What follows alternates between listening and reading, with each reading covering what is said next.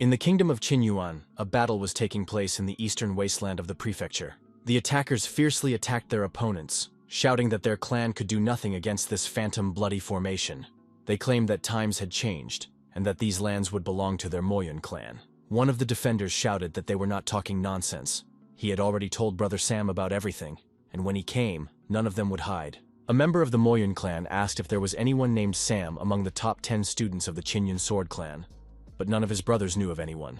He laughed out loud and said that Sam wasn't even in the top 10. Would he dare to fight the top 5 Moyuns? The attacker shouted to the defenders that their brother Sam should collect their corpses later, and began to accumulate energy for the attack.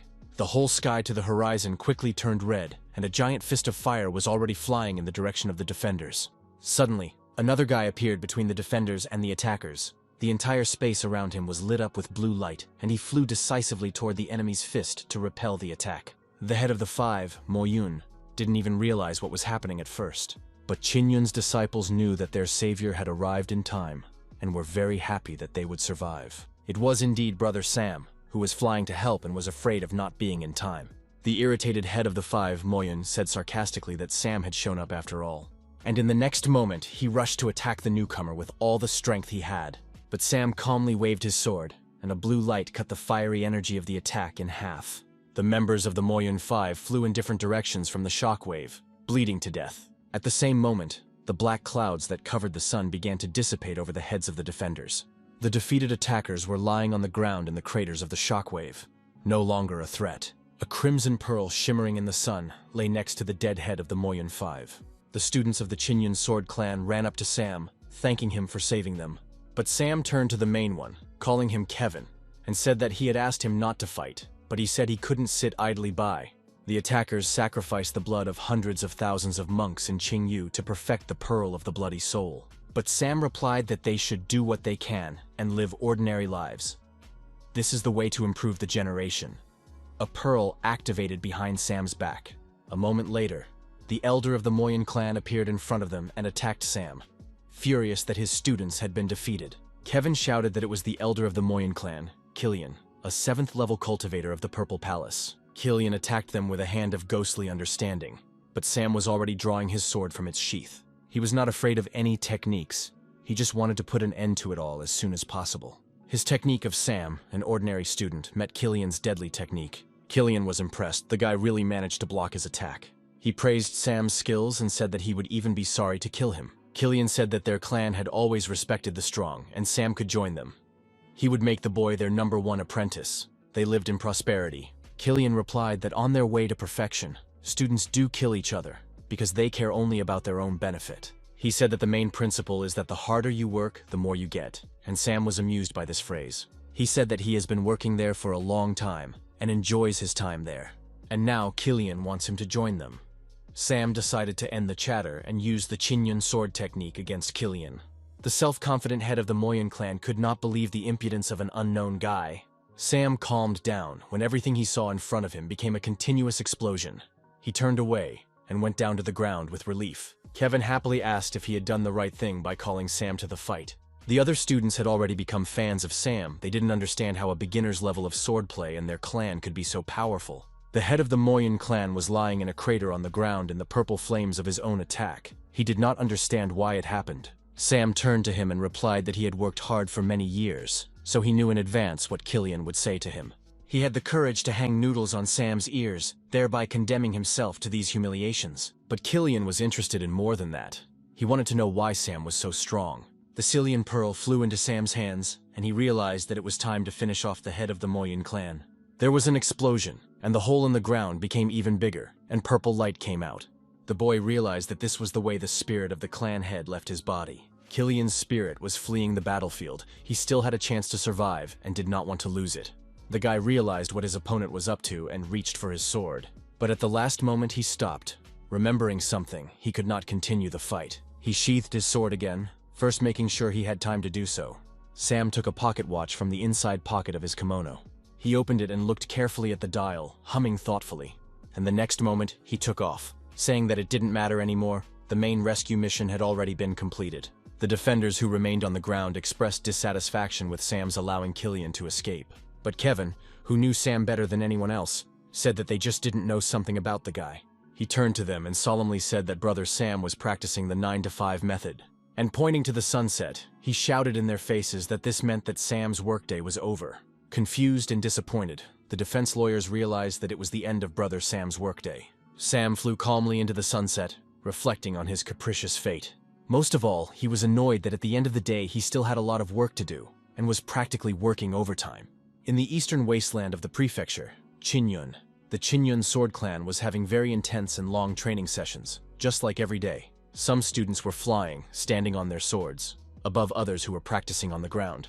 Everyone tried to do their best to get to the next level and become stronger, but every single one of them was annoyed that one of them, as always, was behaving like a lazy man. They didn't understand how he was accepted into this clan as a student, because he almost never trained. Sam knew that he was causing discontent, but it didn't bother him, and he lay in the shade of a tree and slept with a mask on his face. He woke up to a voice, and without taking off his mask, stretched to stretch his body, which was rubbed. Leaning forward, the guy groaned as his lower back crunched and relaxed. He lifted his mask from his eyes and looked around. Sam came back after midnight, and he hardly got any sleep. If he had known about everything beforehand, he would not have been the one to put such troublesome tasks on his shoulders. Until that moment, for 5 years, due to the incessant overtime of 996, he had not seen the light of day. The boss shook the soul out of him, and did not allow him to be distracted from his work in any way. And on the last day, he shouted, standing over Sam so that he would not be lazy and get to work. The colleagues standing around told their boss that Sam was dying, and that they should call 120, but he said that they had to save his project first. That's how he died unexpectedly and accidentally got into this fantasy world. Sam was reborn. Here, he was a simple disciple of the Qinyun sword clan, and he tried not to stand out in any way. He didn't stand out at all. Didn't even study once in a while. Everyone around him thought he was a lazy man the world had never seen. He decided not to repeat the mistakes of the past and never work overtime in this world.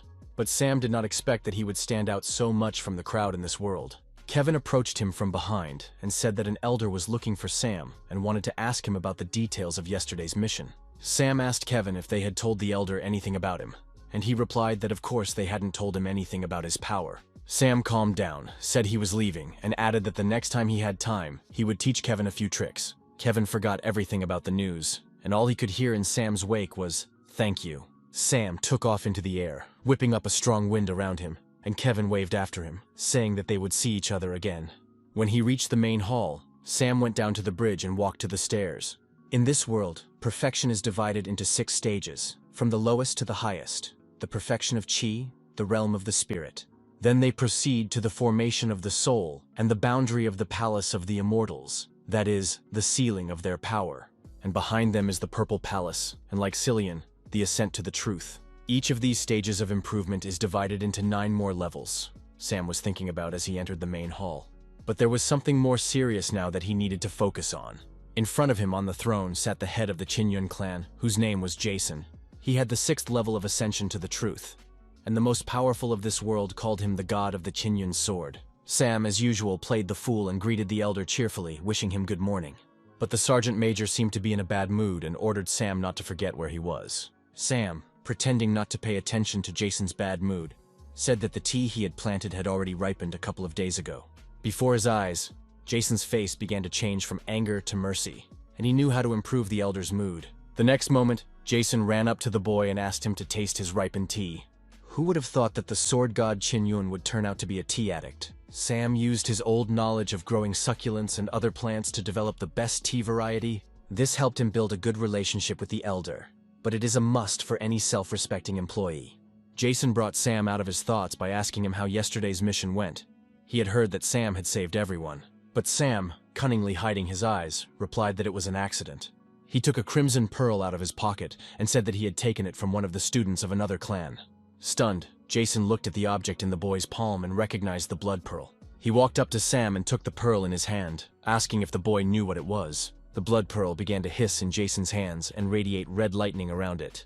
After a short pause, Jason began to explain what the members of that clan were planning to do with this pearl. But Sam interrupted him, shouting that he didn't want to know anything. He didn't want to burden himself with any obligations. Sam added that he would leave if Jason had nothing more to say and quickly stormed out, not waiting for a response. He wanted to live this life carefree. He didn't want any unnecessary hassles. but Jason stopped him at the exit. Jason was angry. He said that he was an elder. Even though Sam was growing tea, he could not remain so passive. Jason asked Sam why he didn't train with the sword last Sunday, and he replied that there was a very long line, and he had his own principles in training. Jason was very angry. He said that because Sam had missed class, the masters came to him with a request. They asked the elder to demote Sam from the disciples, and the boy froze in his tracks at the news. He turned his face toward Jason and asked if the masters had really said that. At the same moment, Jason realized that he had sounded rather harsh and wanted to soften his words. Sam turned around and shouted that it was wonderful, that if he was demoted to an inner disciple, no one would ever pick on him again. He did not wait for Jason's decision and began to beg for his level to be lowered to an inner disciple. And the elder was beginning to burn. Jason shouted that there was no such precedent in the history of the clan. If his level was lowered, it would be tantamount to slapping the elder. But Sam didn't listen. He couldn't believe that something so extraordinary would happen. Suddenly, a woman's voice interrupted their argument with her greetings, and Jason turned to the girl and thanked her for coming. The girl quickly came to Sam, saying that tens of thousands of students work long hours to become true disciples. And why is Sam ready to give up a once-in-a-lifetime opportunity? The girl's name was Mary, and she was the #1 true disciple of the Qinyun sword clan. In addition, she was a real beauty. Even in her early years, Mary achieved great success in cultivation, and has since been ranked first among students. Everyone around her called her the future of the Qinyun clan. She was an undisputed authority. Meanwhile, Sam himself was only ranked 55th in the Qinyun clan. To all the girl's questions, Sam modestly replied that she didn't know, but he had long been stuck on the Purple Palace. And that's why he wants to start all over again. As an inner student, he needs to strengthen his spirit anew, to break through the boundaries of the Palace of Immortality and become stronger. As they say, repetition is the mother of learning. She couldn't believe that Sam would be so progressive and thoughtful. It was so different from what she had heard about him. She bowed to him with respect and said that she was wrong about him, to which the guy replied that the girl was very good to him. Meanwhile, James turned to Sam and said that several masters wanted to address him with a request. The girl and Sam looked at the elder intently, waiting for him to finish his sentence. Sam must go with Mary on a mission and learn from the best student about hard work. Sam's jaw dropped in surprise. This was not part of his plans at all. Dripping with cold sweat, he asked Jason if he was laughing at him, because it was Mary who, through her hyperactivity, doomed the entire clan to conform to her standards. She and he were completely different, and the guy didn't understand how they could work together. Jason replied that Mary was the best student. Everyone wanted her advice, and Sam had such a great opportunity, and was still unhappy. Sam decided not to give up. He said he was just worried that he wasn't good enough for this mission, and would get in the way of the girl. He hoped that Mary was of the same opinion as he was about this, and he didn't want a boyfriend to interfere with her self-improvement. But the girl readily began to assure him that he shouldn't even worry about it. She said they were a family, and should support each other and make progress together. Sam can use this opportunity to prove himself and debunk the rumors about him that others are spreading. The guy thought that the girl wanted to scare him, not cheer him up, and wanted him to suffer as much as she did.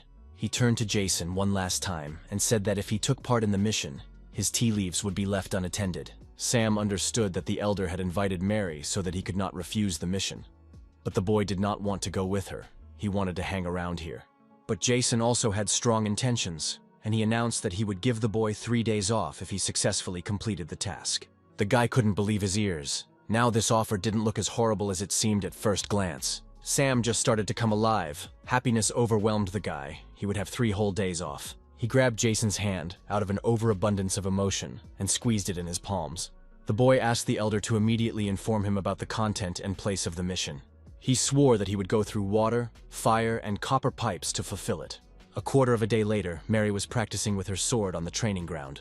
Sam, yawning, watched this from a distance. He was in no hurry to rush into work. Still, when he approached the girl, the guy complimented her on her hard work and perseverance. Mary did not react to this, but merely noted that Sam was late. The guy replied that if he didn't sleep in the afternoon, he wouldn't have any strength left. Mary replied that he should devote more time to practice, and she arrived on time and managed to make 3,000 sword swings. And it turns out that he needs sleep like an ordinary person. He is too weak. The guy replied that Mary was right. He would think about it and do his best in training. But he thought to himself that she was like an old woman. The girl interrupted his excuses, saying that it was too late and they had to go. It lifted off the ground, shrouded in a blue glow, and Sam flew after it. On the flight, she asked him what he thought about the mission. Jason sent them to investigate the disappearances in the Tianyun Mountains. And this ridge is next to the one that Chinyan was sacrificed. Sam said about his suspicions that it was not a coincidence at all. Mary was of the same opinion. The girl assured Sam that he had nothing to worry about, given his level, and that she would protect him. Sam was very happy about this. He didn't want to show his abilities to Mary. He didn't think she would be a person he could rely on.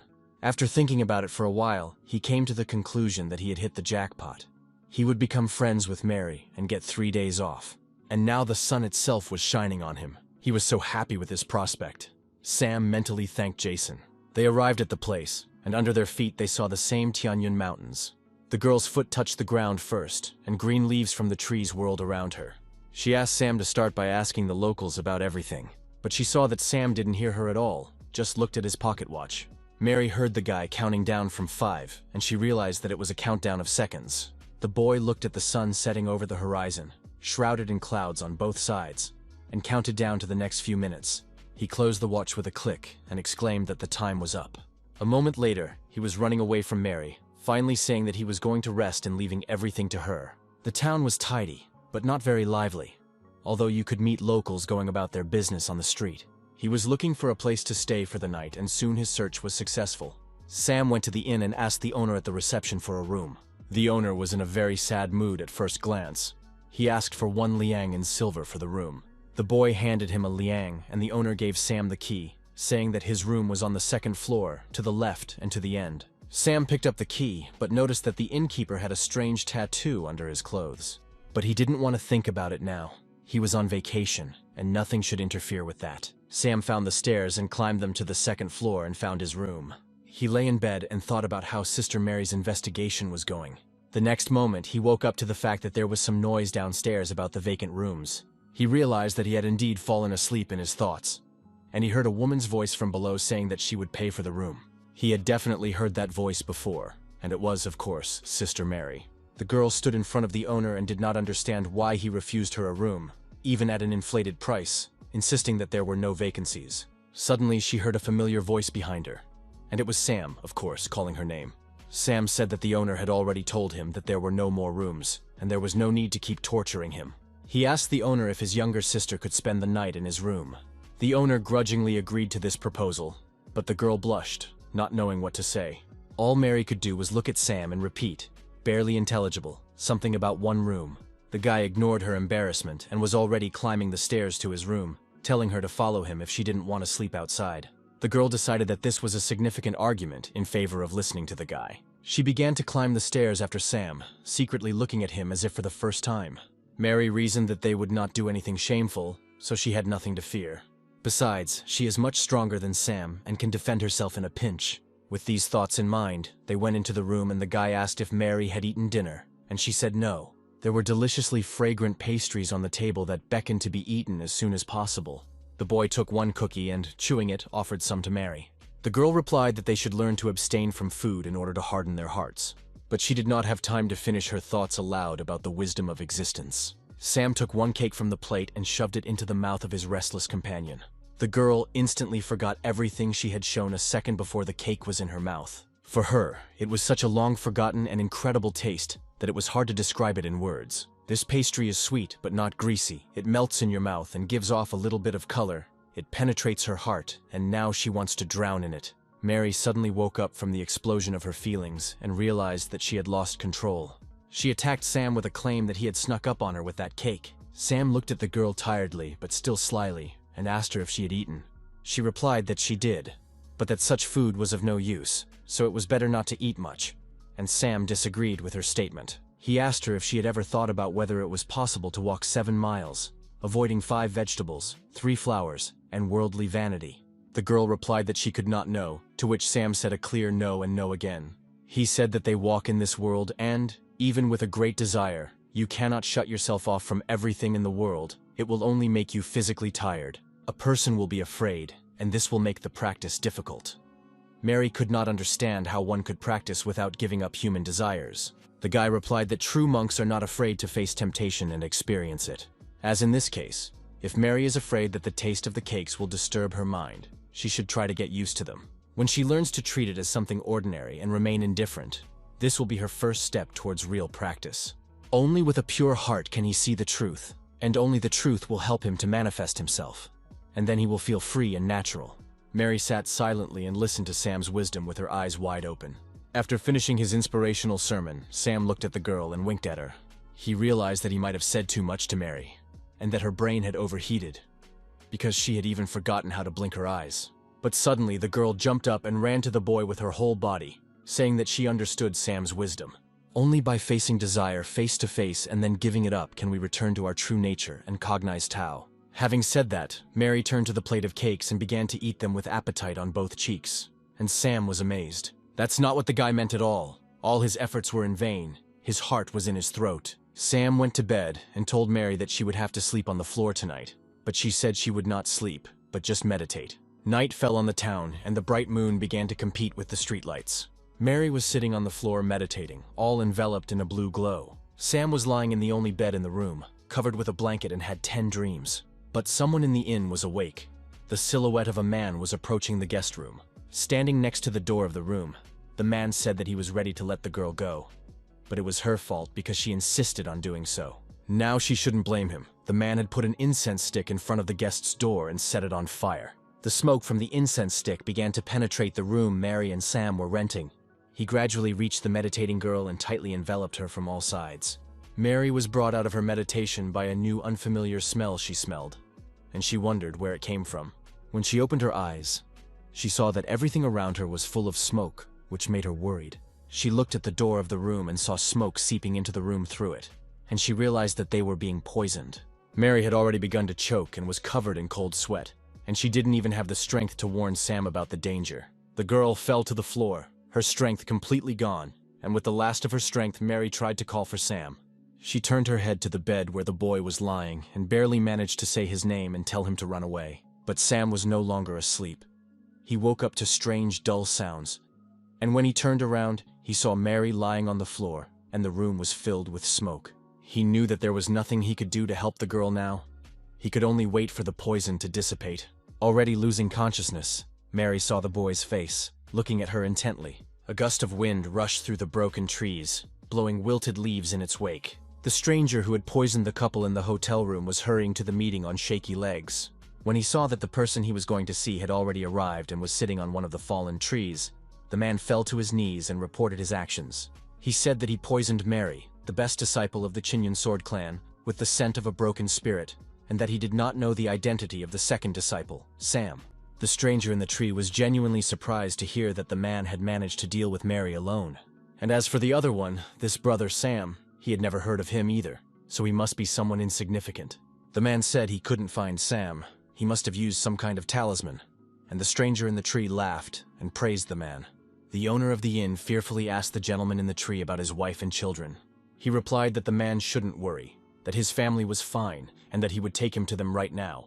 The owner of the inn was over the moon. He would finally see his family, and everything he had done would not be in vain. But in the next moment, he was pierced by a fiery light. Drops of his blood scattered in all directions, and the man died quickly. The murderer also got drops of the innkeeper's blood on his hand and simply licked them off. He was incredibly excited. It would be the last victim and everything would be over soon. He went down to the ground and called his third and fourth assistants. He ordered them to fly to the inn and capture 2 disciples of the Qinyun clan.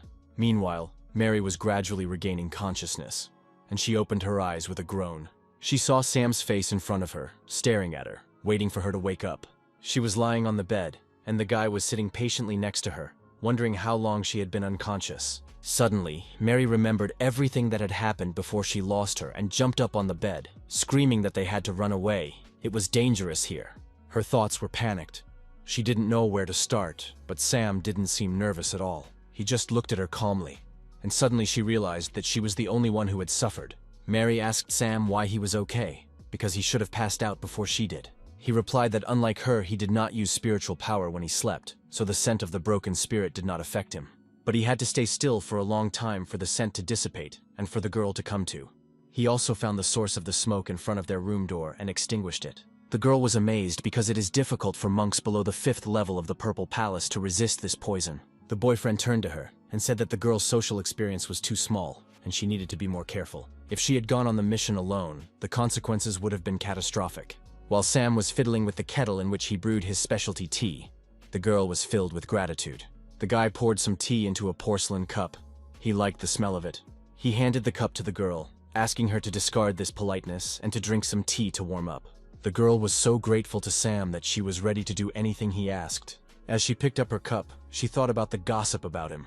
Everyone around her saying that Sam was just a lazy bum. She did not expect the guy to reveal the secrets of improvement to her, and not just say a few words. All this time, Sam was so important to everything and even saved her life. The girl, unbeknownst to her, began to appreciate the guy from all sides.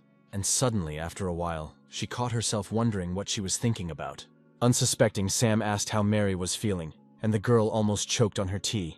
After she had composed herself, she thanked him for his concern, and said that everything was completely fine now. Purple lightning flashed in the sky above their inn. They were approached by an uninvited guest who clearly had bad intentions.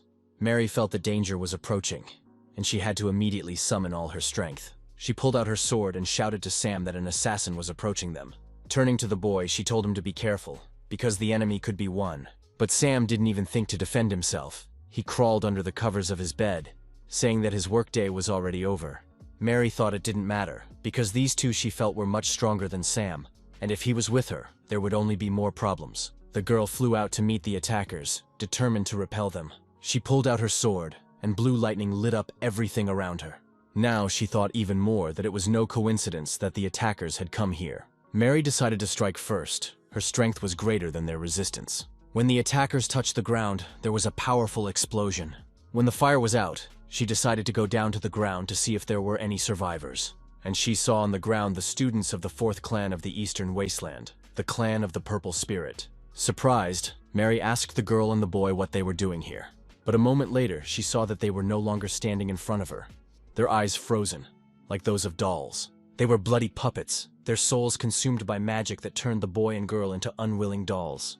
It was the magic of the demon sect, and the disappearance of the whole village was definitely their work. The power of these two disciples was equivalent to the 3rd or 4th level of the Purple Palace. The girl was confident in herself. She was stronger than both of them, and she was very upset. She pulled her sword out of its sheath again and prepared to strike using the Qinyun sword technique. But to counteract her technique, the attackers used the technique of moon-breaking clouds. The puppet's girl and boyfriend quickly jumped up and ran to attack Mary. But it was very difficult to approach Mary. She had almost perfect sword technique. She pointed her index finger at the boy and girl and ordered them to disperse. The next moment, a blue glow of lightning struck the ground between the two attackers, throwing the boy and girl into the air. Both puppets were very badly injured by this blow. They were bleeding. Unconscious, their two bodies fell to the ground, creating sinkholes with their weight. Although Sam did not go to fight with Mary, he could not deny himself the pleasure of watching this battle. It was much more convenient for him to watch the battle. He didn't even have to open his eyes. When he saw the puppet girl regain consciousness, he realized that the two definitely did not plan to give up so easily. The girl puppet approached her wounded comrade. The guy was bleeding, and she was filled with rage. Mary saw that these two had not completely become puppets. They still had a trace of self-awareness inside them. The attacker, having reached the critical point of her anger, turned in Mary's direction and attacked, shouting that she would kill her. She was running on the ground, and purple flaming flames were bursting from under her feet. The ground gave way beneath her feet as the girl pushed off to fly into the air to attack. The girl was flying at Mary with both hands above her head, holding her weapon. Mary blocked her blow with her sword, but in her rage, the puppet was a strong opponent. Mary couldn't understand how this girl could own such a weapon. It was out of her class. The fight was swift and powerful. Everything around both girls turned into purple and blue flames.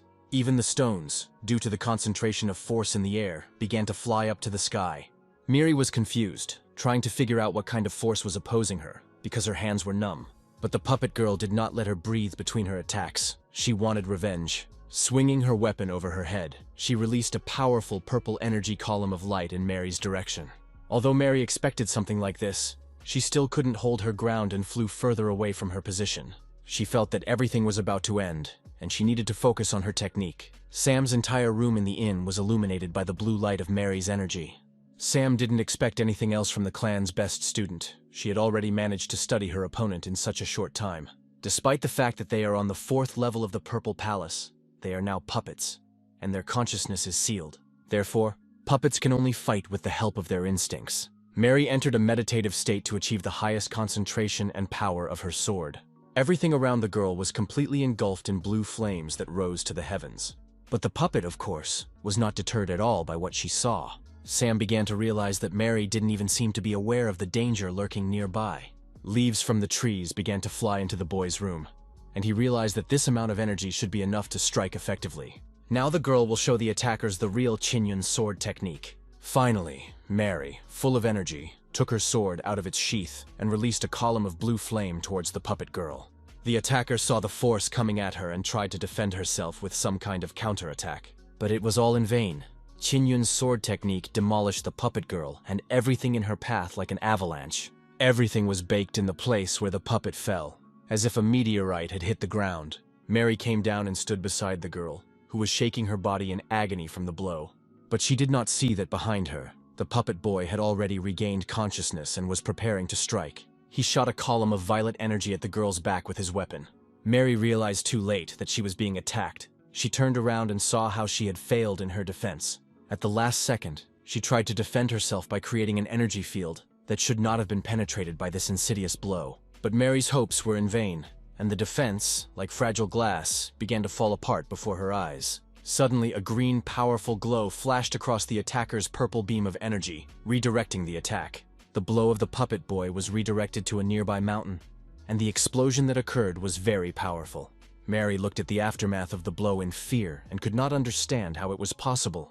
If she had missed this shot, her injury would have been extremely serious. She attacked the puppet boy before he had a chance to get his bearings. She wondered what kind of green light had come to her aid, as if it were a leaf.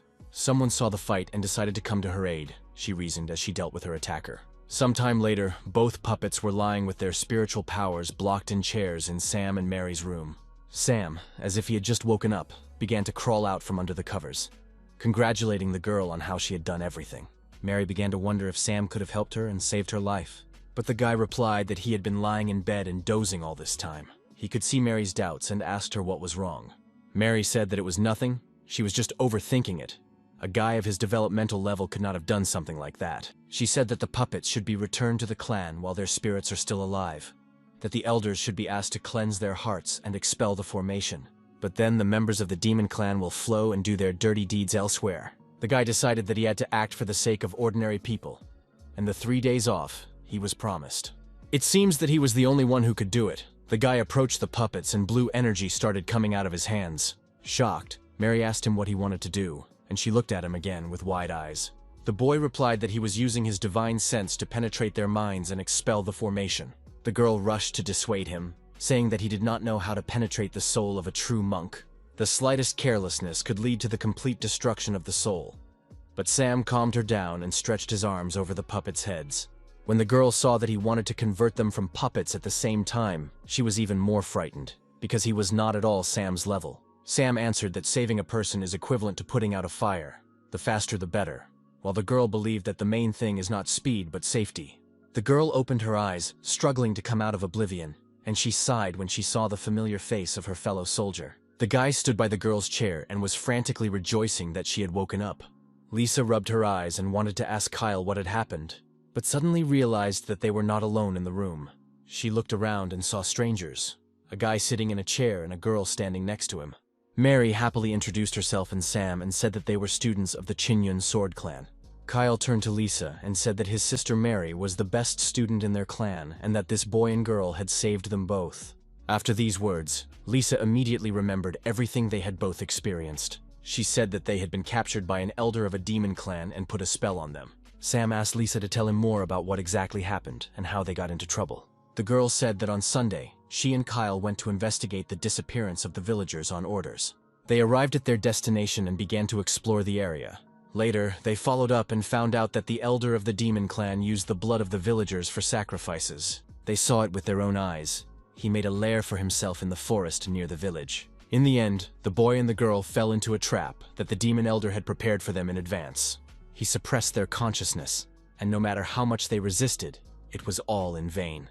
Lisa never imagined that they could turn into crooked puppets. After finishing her story, the girl got up from her chair and bowed low to the rescuers and thanked them for saving her.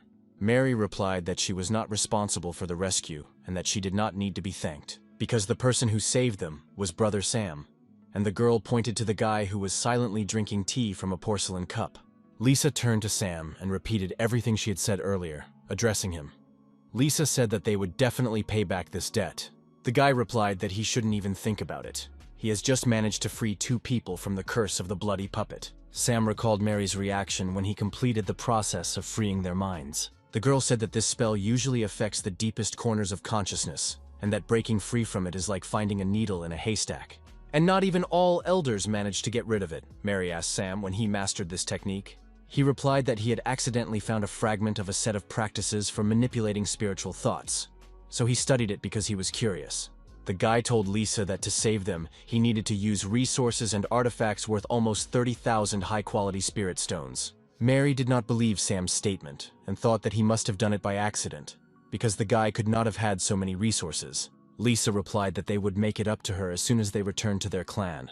Shocked, Mary was speechless. She couldn't understand how Lisa and Kyle had agreed to this so quickly. Sam knew that a heart purification and evil destruction formation capable of dispelling a spell required at least 50,000 spirit stones. 30,000 is a discount on account of friendship and a loss to himself. So the guy replied politely that they should take their time because their clans are friends. He asked me to remember and tell the details of how Lisa and Kyle were captured. Lisa said that the attacker's name was Freddy. His fighting power was not very strong, and the girl could have dealt with him alone. But he is very good at using formations and poisons, and that's what caught the boy and girl. Sam said that he had an elixir that could make a person immune to poisons for 3 hours, and asked if they were confident in their abilities. The girl confidently replied that if she was immune to the poisonous incense, she would beat the demon to death in a matter of minutes. Only after saying this did Lisa realize that the boy was not going to go with them, and asked why he did not want to do so. Sam replied that he actually needed too much spiritual power to save him and his brother, and he just needs to sleep, not fight, to regain his strength.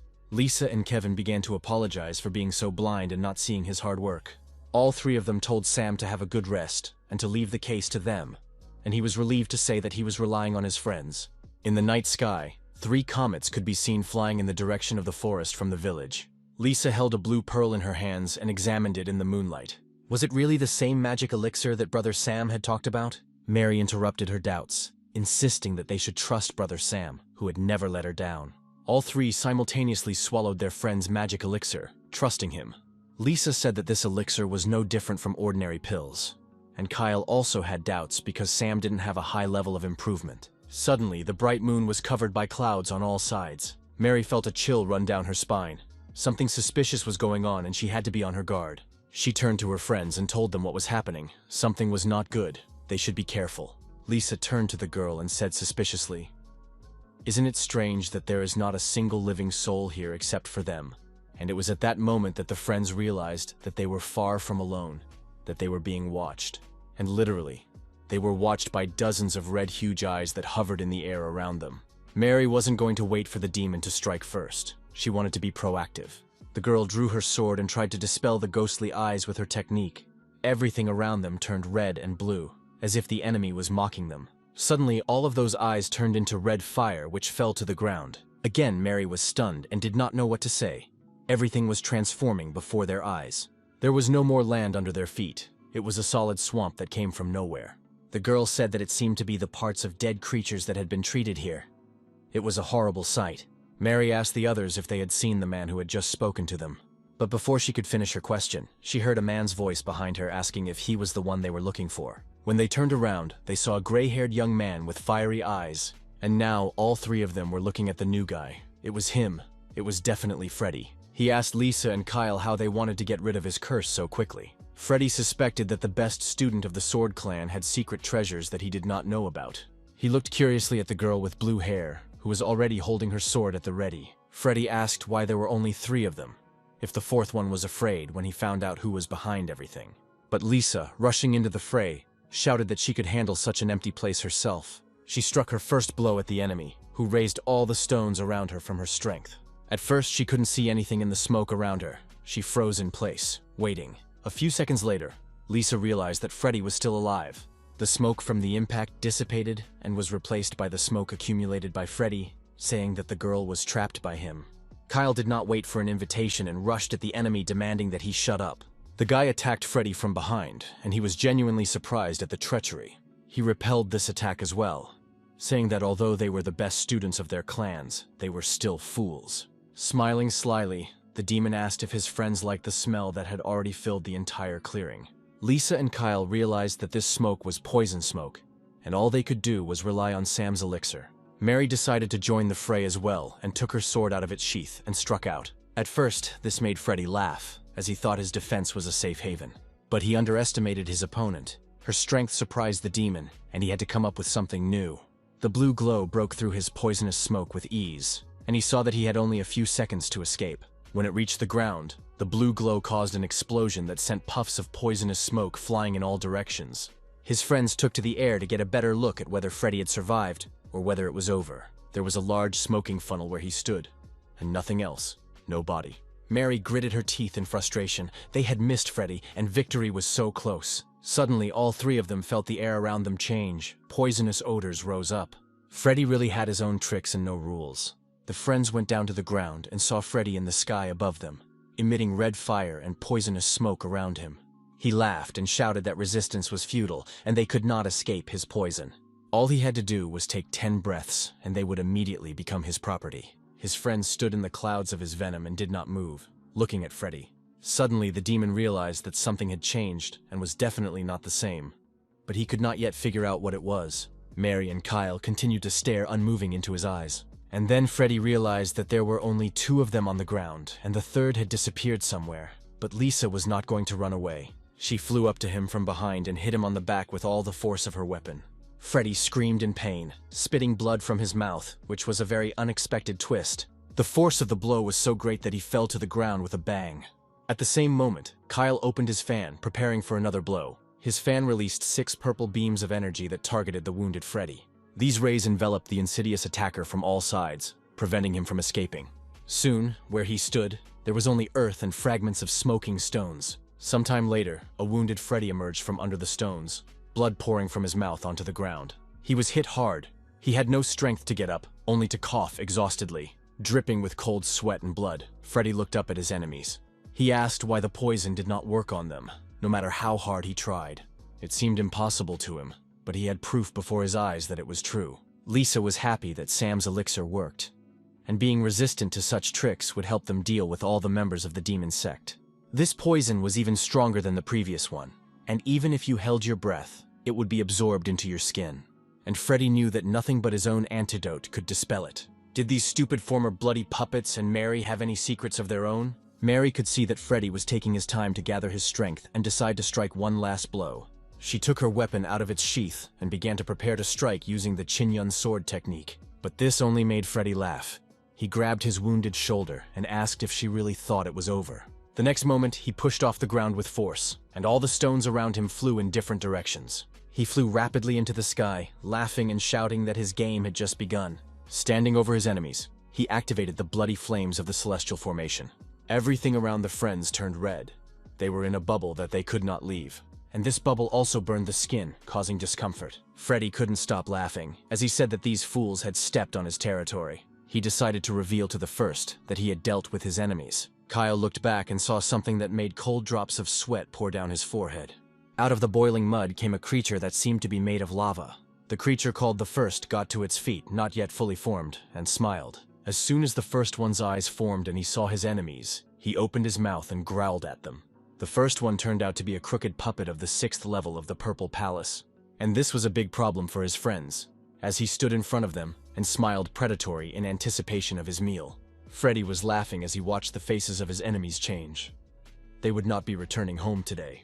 Including the coward who was hiding from him in the village, he sent the second to the 5th level of the Purple Palace. When Mary heard this, she was genuinely afraid for Sam, because he was in danger and she could not help him, even though she promised to protect him. Sam was sleeping peacefully in his bed under the covers, seemingly unaware of anything. The window of his room was quietly opened by long red fingers with the claws of a predator. The next moment, the sash of his window opened with a noise and the second climbed onto the windowsill. But try as he might, he could not understand what was going on here. The bed was empty and there was no one in the room. The coward he was sent for had hidden somewhere else. Sam was prudently lying quietly on the bed in the next room, not wanting to work overtime. But his hopes were interrupted by an explosion behind him. The wall between the rooms exploded, as if from TNT. When the fire went out, The boy felt through the smoke that the second entered his room. The second one growled triumphantly because it had finally found its target, and now it would follow Freddy's orders. Irritated, Sam got up from the bed and asked if the other one could turn around without grabbing him. But he already knew the answer. Did they all have to drag Sam into this mess? In the woods, not far from the village, we could see a huge dome of fire, in which, for sure, a battle was taking place. Mary attacked the bloody puppet with the Chin-Yun sword technique, thanking herself for not being lazy in her training for a single day. The bloody puppet did not attack, but waited for the girl's move, who had already sent her blue energy rays in her direction. The lava monster stretched out his palm in front of him, on which a stream of red fiery energy began to emerge. He stretched his arm forward, and this energy deflected the girl's attack like a makeshift shield. But Lisa didn't waste any time either, and decided to help her friend cope with the puppet. She flew up behind the lava monster and tried to strike it, but the monster was able to foresee this turn of events, and turned around and grabbed Lisa's weapon with his own hand. He threw the girl away from him with great force, causing Lisa to lose her balance and fall face first to the ground. Mary and Kyle saw that the girl was badly hurt by this counterattack, and something had to be done immediately. Kyle waved his fan, ordering the Jian chain to form, and at the same moment, purple chains broke out of his fan towards the puppet. They entangled the monster, leaving it unable to move at all. This hellish puppet began to get very angry, trying to break the chains that barely restrained her. Mary decided not to waste a minute, and to strike him with her sword. And the second the puppet managed to break the chains that entangled it, Mary's blue energy beam cut it in half. Kyle and Mary saw the body of the bloody puppet break into two parts, but Mary suspected that this was far from over, and that anything could be expected from Freddy.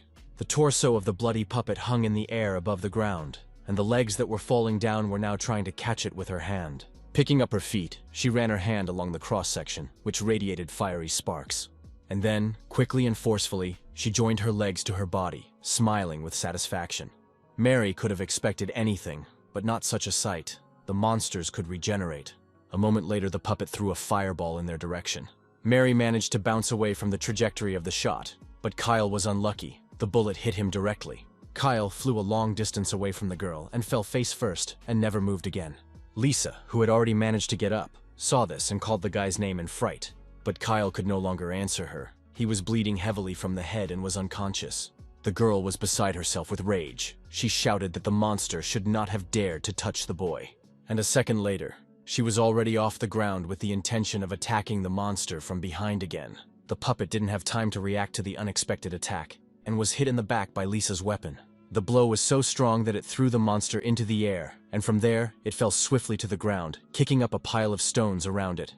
Mary hurried to her friend, because she realized that fighting the monster like that was a path to nowhere. Mary said that this guy is so strong that with his endless regeneration, they will just eventually run out of steam. Lisa turned to her and said that she knew a way to wipe him off the face of the earth. Mary asked if this was true, and Lisa said she needed time to gather her strength to attack. She asked Mary to buy her some time and keep the puppet busy. Mary firmly told the girl that she could rely on her there. Freddy looked down on it all and said that it was his masterpiece of a collection of bloody techniques, and they would not survive no matter what they did. Suddenly, he was surprised to feel the second approaching, and looked in the direction of the village. He was surprised that number 2 finished his task so quickly, and it turned out that he was really good at it. Meanwhile, the second one was sitting on what was left of the floor in Sam's room, bound by energetic blue chains. Sam almost fell into a trap, and the elders must not find out about it under any circumstances. He just wanted to sleep peacefully. But the monster decided to interfere with that and made a lot of noise. He asked the monster to stop making noise, and if he did, the boy would give him something in return. But the second one, of course, could not shut his mouth, because he had a task that he could not fail to fulfill. And so Sam grabbed him by the hair and dragged him out of the inn room.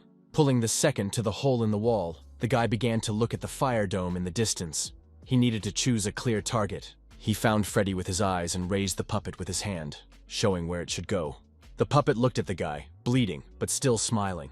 The boy looked her in the eye and angrily told her to get out of his room, and he threw the bound monster forcefully toward the fiery dome above the forest. The puppet was melting from the speed at which it was flying at the target. Sam didn't want her flight to be simple, so he gave her a couple of pirouettes in the air, which made the bloody monster vomit.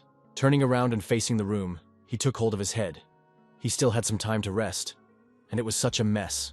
Realizing that he would not be able to go to bed here, he decided to look for free rooms. He needed sleep. Bloody Puppet 1 became even stronger after being wounded, attacking Mary with giant fists of fire. It was getting harder and harder for Mary to resist these attacks, but she promised Lisa to hold on as long as necessary. The girl was thrown a long distance by another attack from the first, and threw a pile of stones into the air. She would have flown even further if she hadn't stopped herself by grabbing the ground. It was very difficult to maintain a puppet of this level on her own, even for her. She looked at the puppet and did not understand why it was getting stronger and stronger. The first one was already twice as big as at the beginning of the fight and continued to gain strength. Freddy, who was watching, appreciated Mary's strength. She was called the best student of the Qinyun Sword Clan for a reason. But it all comes to an end when he commands the first to attack. The first one obediently flew in the direction of the girl, its mouth gaping. Mary took up her sword, preparing for what might be her last battle. In an instant, she forgot all the guidelines she had been living by, and animal fear replaced everything. Freddy watched this scene, not paying attention to the fact that a red star was approaching him from behind. But still, hearing a strange sound, the member of the demon clan turned around. He could not understand what this strange thing was flying rapidly in his direction. He still didn't understand anything, and the bound second had already broken through the dome of Freddy's spell.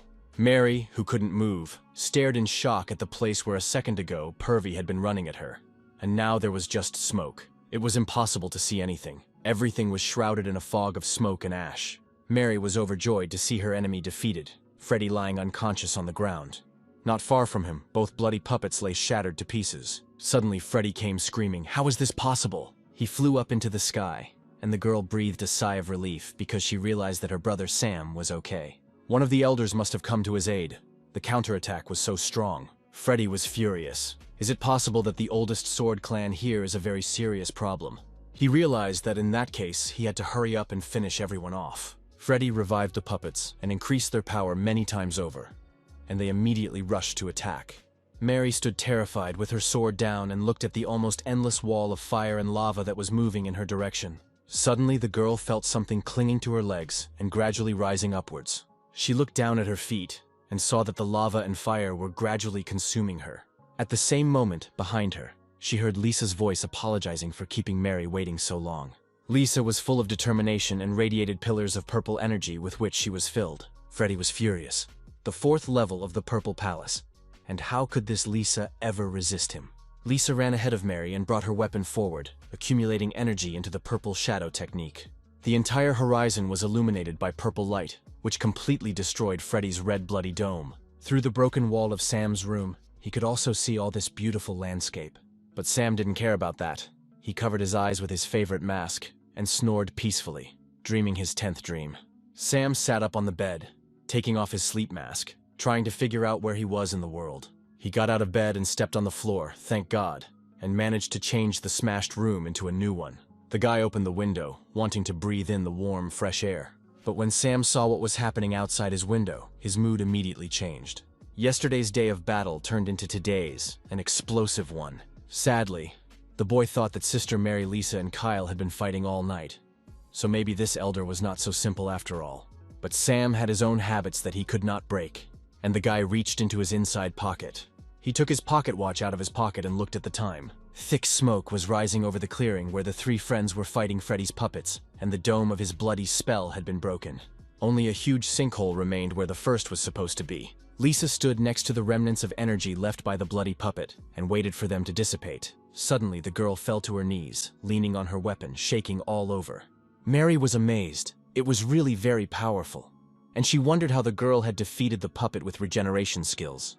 Kyle, who had finally regained consciousness, said that this was their secret technique, the accumulated power being released in one breath. But the lack of equipment is obvious, and this battle was too energy-consuming for Lisa. The girl got to her feet with Kyle's help and said that this time they had succeeded only because of her sister Mary. Mary blushed and said that she was just doing her job and that she shouldn't be praised. Freddy, who was still flying above them, interrupted the friends' chatter and was very angry. Lisa was so angry that she forgot that she was not feeling well. She wanted to deal with Freddy immediately. A representative of the demon clan said that his friends had practically destroyed his first, whom he had spent several decades creating. Lisa didn't want to hear it. She grabbed for her weapon, but Kyle stopped her, saying that her spiritual strength was almost exhausted. Mary asked her friends not to interfere. She wanted to deal with Freddy alone. The girl confidently and decisively took off from the ground and flew in the direction of the enemy. Freddy, on the other hand, was increasing his energy and shouting that today the three of them would be buried on this lawn. He generated huge fiery arms that reached out to meet Mary. The girl took out her weapon and used the Chinyan sword technique. The blue light of her energy pierced the bloody tentacles that reached out in her direction and struck Freddy directly. She lowered her sword calmly and concentrated, knowing that this was not the end. Everything in the world just went silent for a moment, and only light remained. Mary looked up at Freddy, her eyes full of anger, and he would never break her. The wounded member of the demon clan was amazed by the girl's strength. He had not expected such a fight back. Freddy doesn't want to waste time and immediately started generating a new spell. He wanted to see if Mary could handle it. The girl did not move. She just opened her mouth and coughed out loud. At the same moment, the remnants of the bathing pool on which Freddy was standing began to crack and break under his feet. A second later, they came crashing down to the ground in an avalanche, while Freddy himself remained in the sky. The demon realized that the girl was aiming at the previously made gap in his spell. He never thought that Mary would have the strength to do such a thing. These actions annoyed him greatly. Freddy had been dealing with these clueless clan members for so long, and he decided that it was time to end this fight. The demon had gathered enough energy to create a powerful spell. Mary realized that things were bad, and Freddy wanted to use some secret fighting technique. But before she could do anything, she was covered in red energy spots all over her body. She realized that the enemy had sealed her acupuncture points to release spiritual energy. Hearing the strange sounds, Mary turned around and looked at her friends. They were frozen in place, their faces covered in flames. Freddy was triumphant. He said that his technique of bloody puppets could not be dispelled so easily. Waiting for his spell to take effect, the demon ordered the third and fourth to grab Mary. He told the girl that although she was talented, she was like a small child compared to him.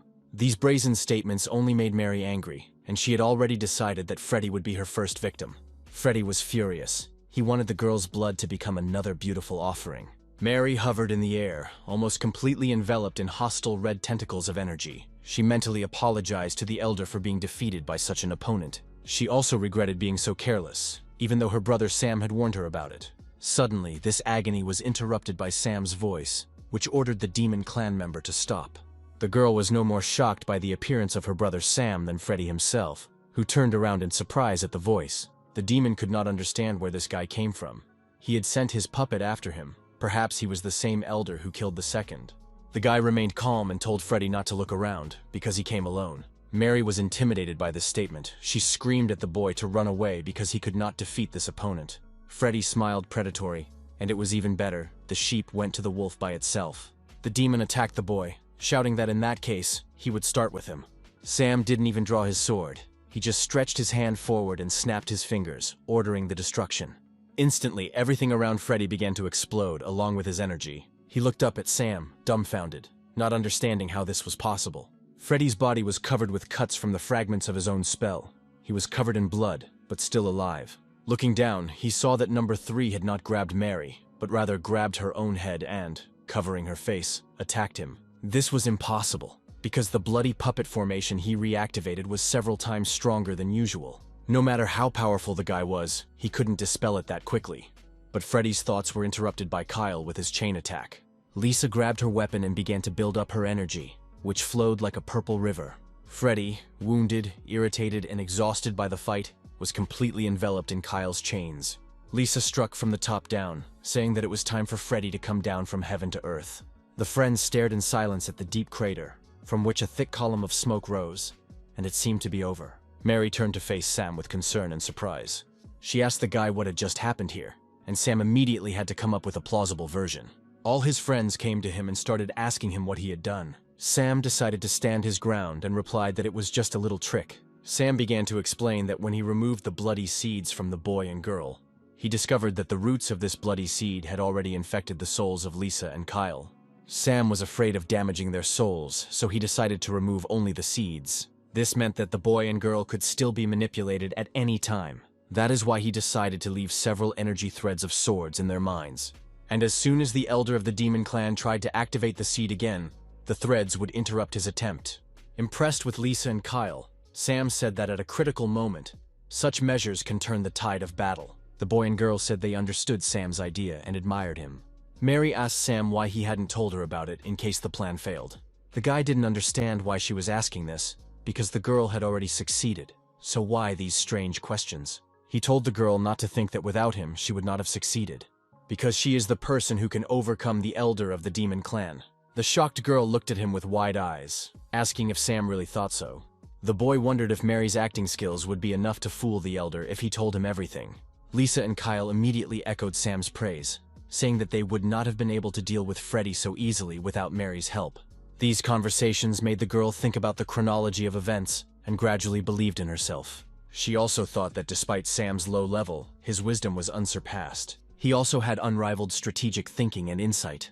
Sam was deep in thought about whether he would be able to take an early vacation if he completed this mission as soon as possible. These reflections were interrupted by a sound from below, as if the battle was not yet over. Freddy was still alive. The friends looked down and saw that something strange was happening. Was the bloody formation activated again?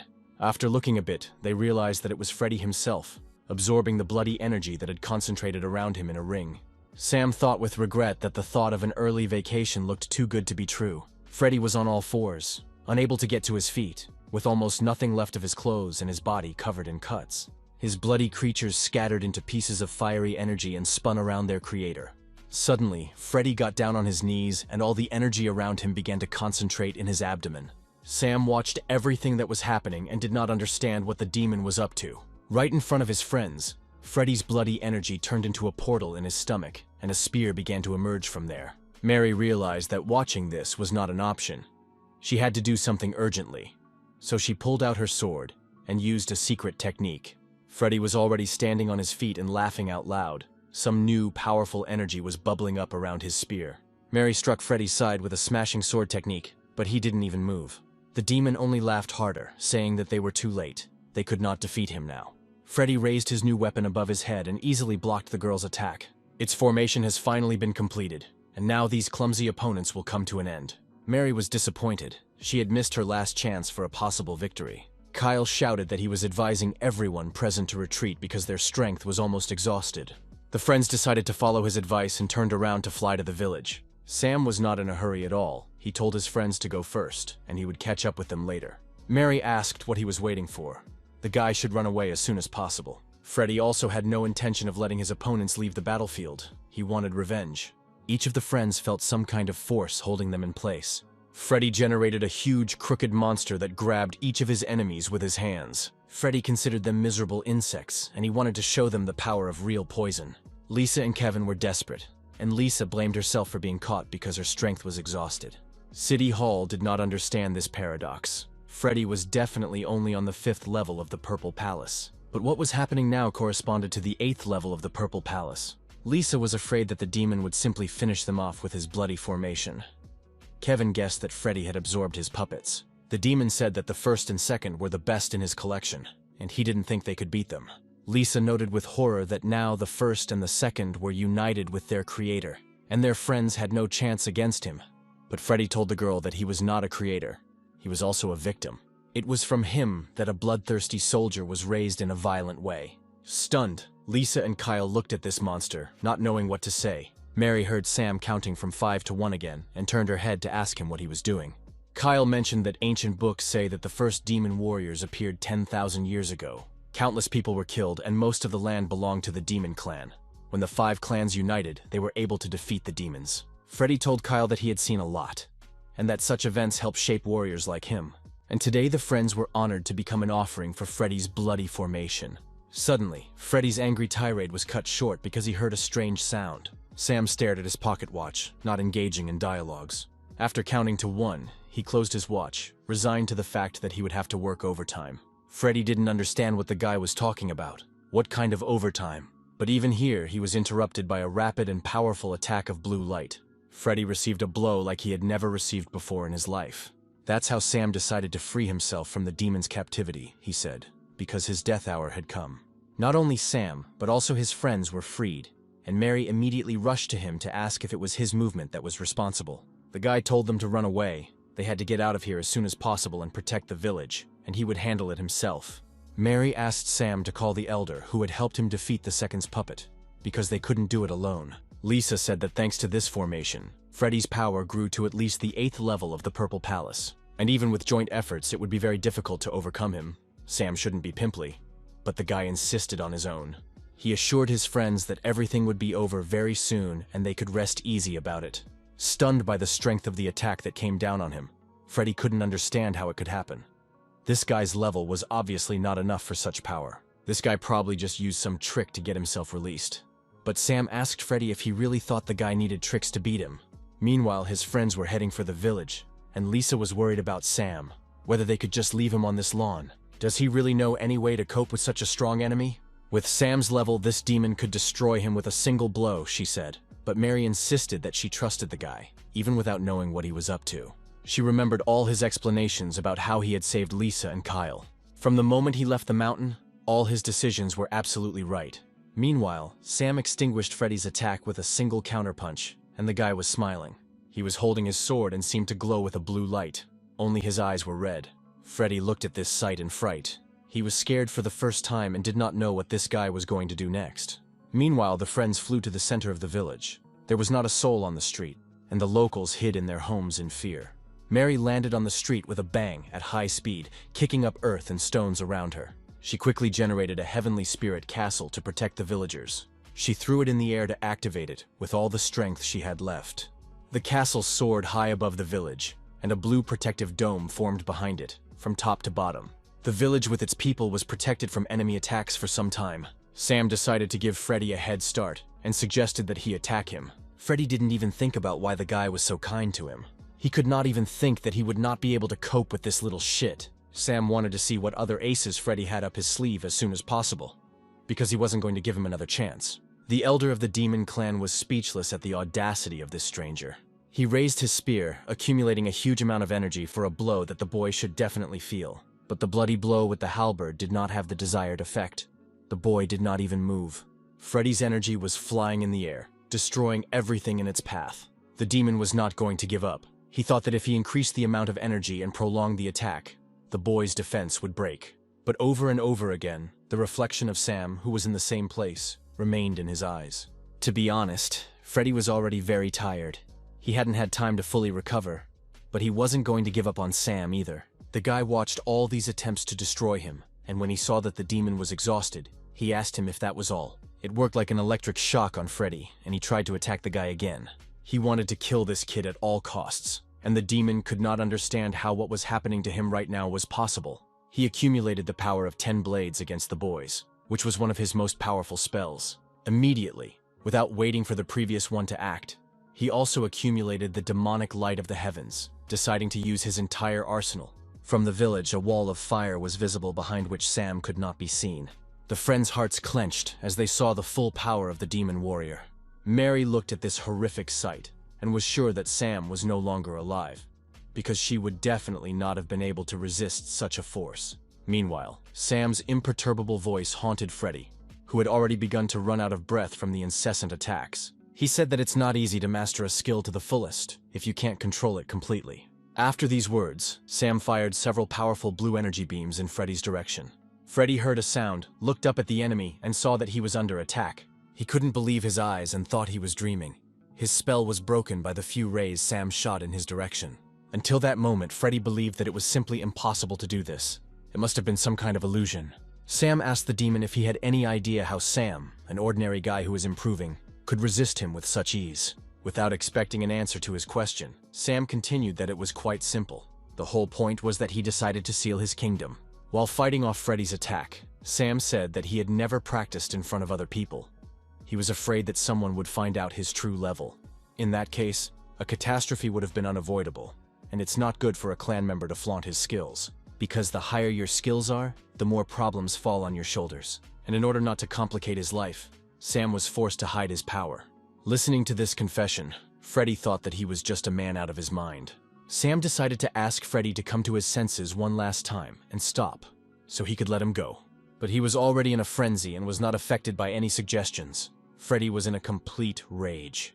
And the guy, realizing that his persuasion and confession had no effect on the enemy, pulled his sword out of its sheath. He said that Freddy had harmed his comrades, interrupted his rest, and forced Sam to start working ahead of schedule. Freddy just didn't need to be here at all, especially to play with Sam's schedule. This was a sin that Sam could not forgive anyone, so Fred was about to be redeemed. He accumulated the energy for the Chin-Yun sword technique and directed it directly at the demon. When the boy's energy hit Freddy, he realized that his hour of death had come.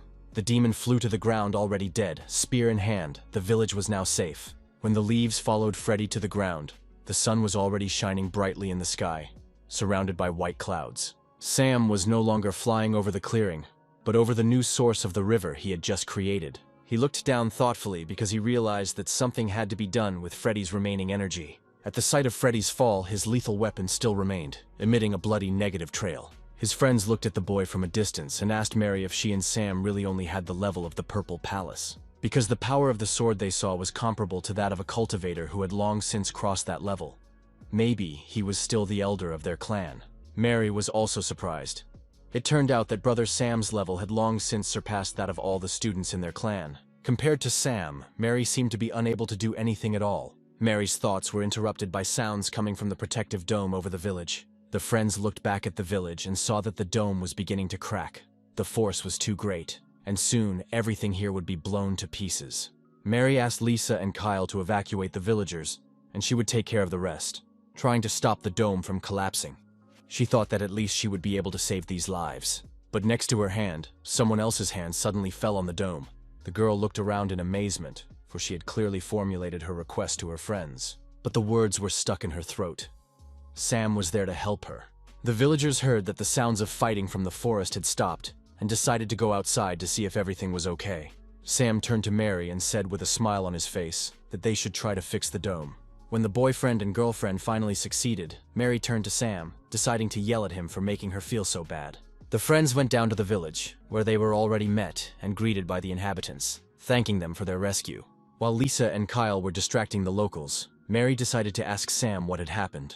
She asked the boy why he hadn't told her earlier that he had such power. Sam decided to play the fool and asked the girl what she meant. Thanks to a talisman he received from an elder, he was able to overcome this demon. Impressed, all his friends turned to him, not understanding how he could lie like that. Mary asked if the last sword was not thrown by Sam, to which he replied that of course not. He could not have had such power at his level. Thanks to their desperate resistance, the boy managed to activate the power of the talisman given to him by the master. In addition, it was they who exhausted the demon, and Sam's sword only finished him off. They do not understand. Sam was just lucky, neither more nor less. It was all a complete accident. But Mary still didn't understand how the boy managed to resist the demon's attack so skillfully. She was also annoyed by the way Sam answered her questions quickly, as if nothing out of the ordinary had just happened.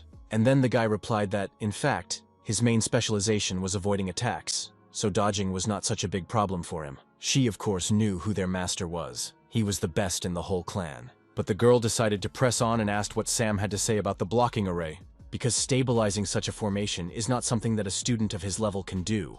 The guy paused for a moment, took a green stone out of his inside pocket, and said that he had used it. My friends were even more impressed. It was a jade of the hidden spirit. It was able to store spiritual power and activate it at any time. A rare thing. The girl thought that Sam's story was quite logical at first glance, but her intuition told her that something was wrong with the story. She thought about what she could ask the guy, what she could catch him on. But Sam deprived her of this opportunity, came closer, and told her not to let her imagination run wild.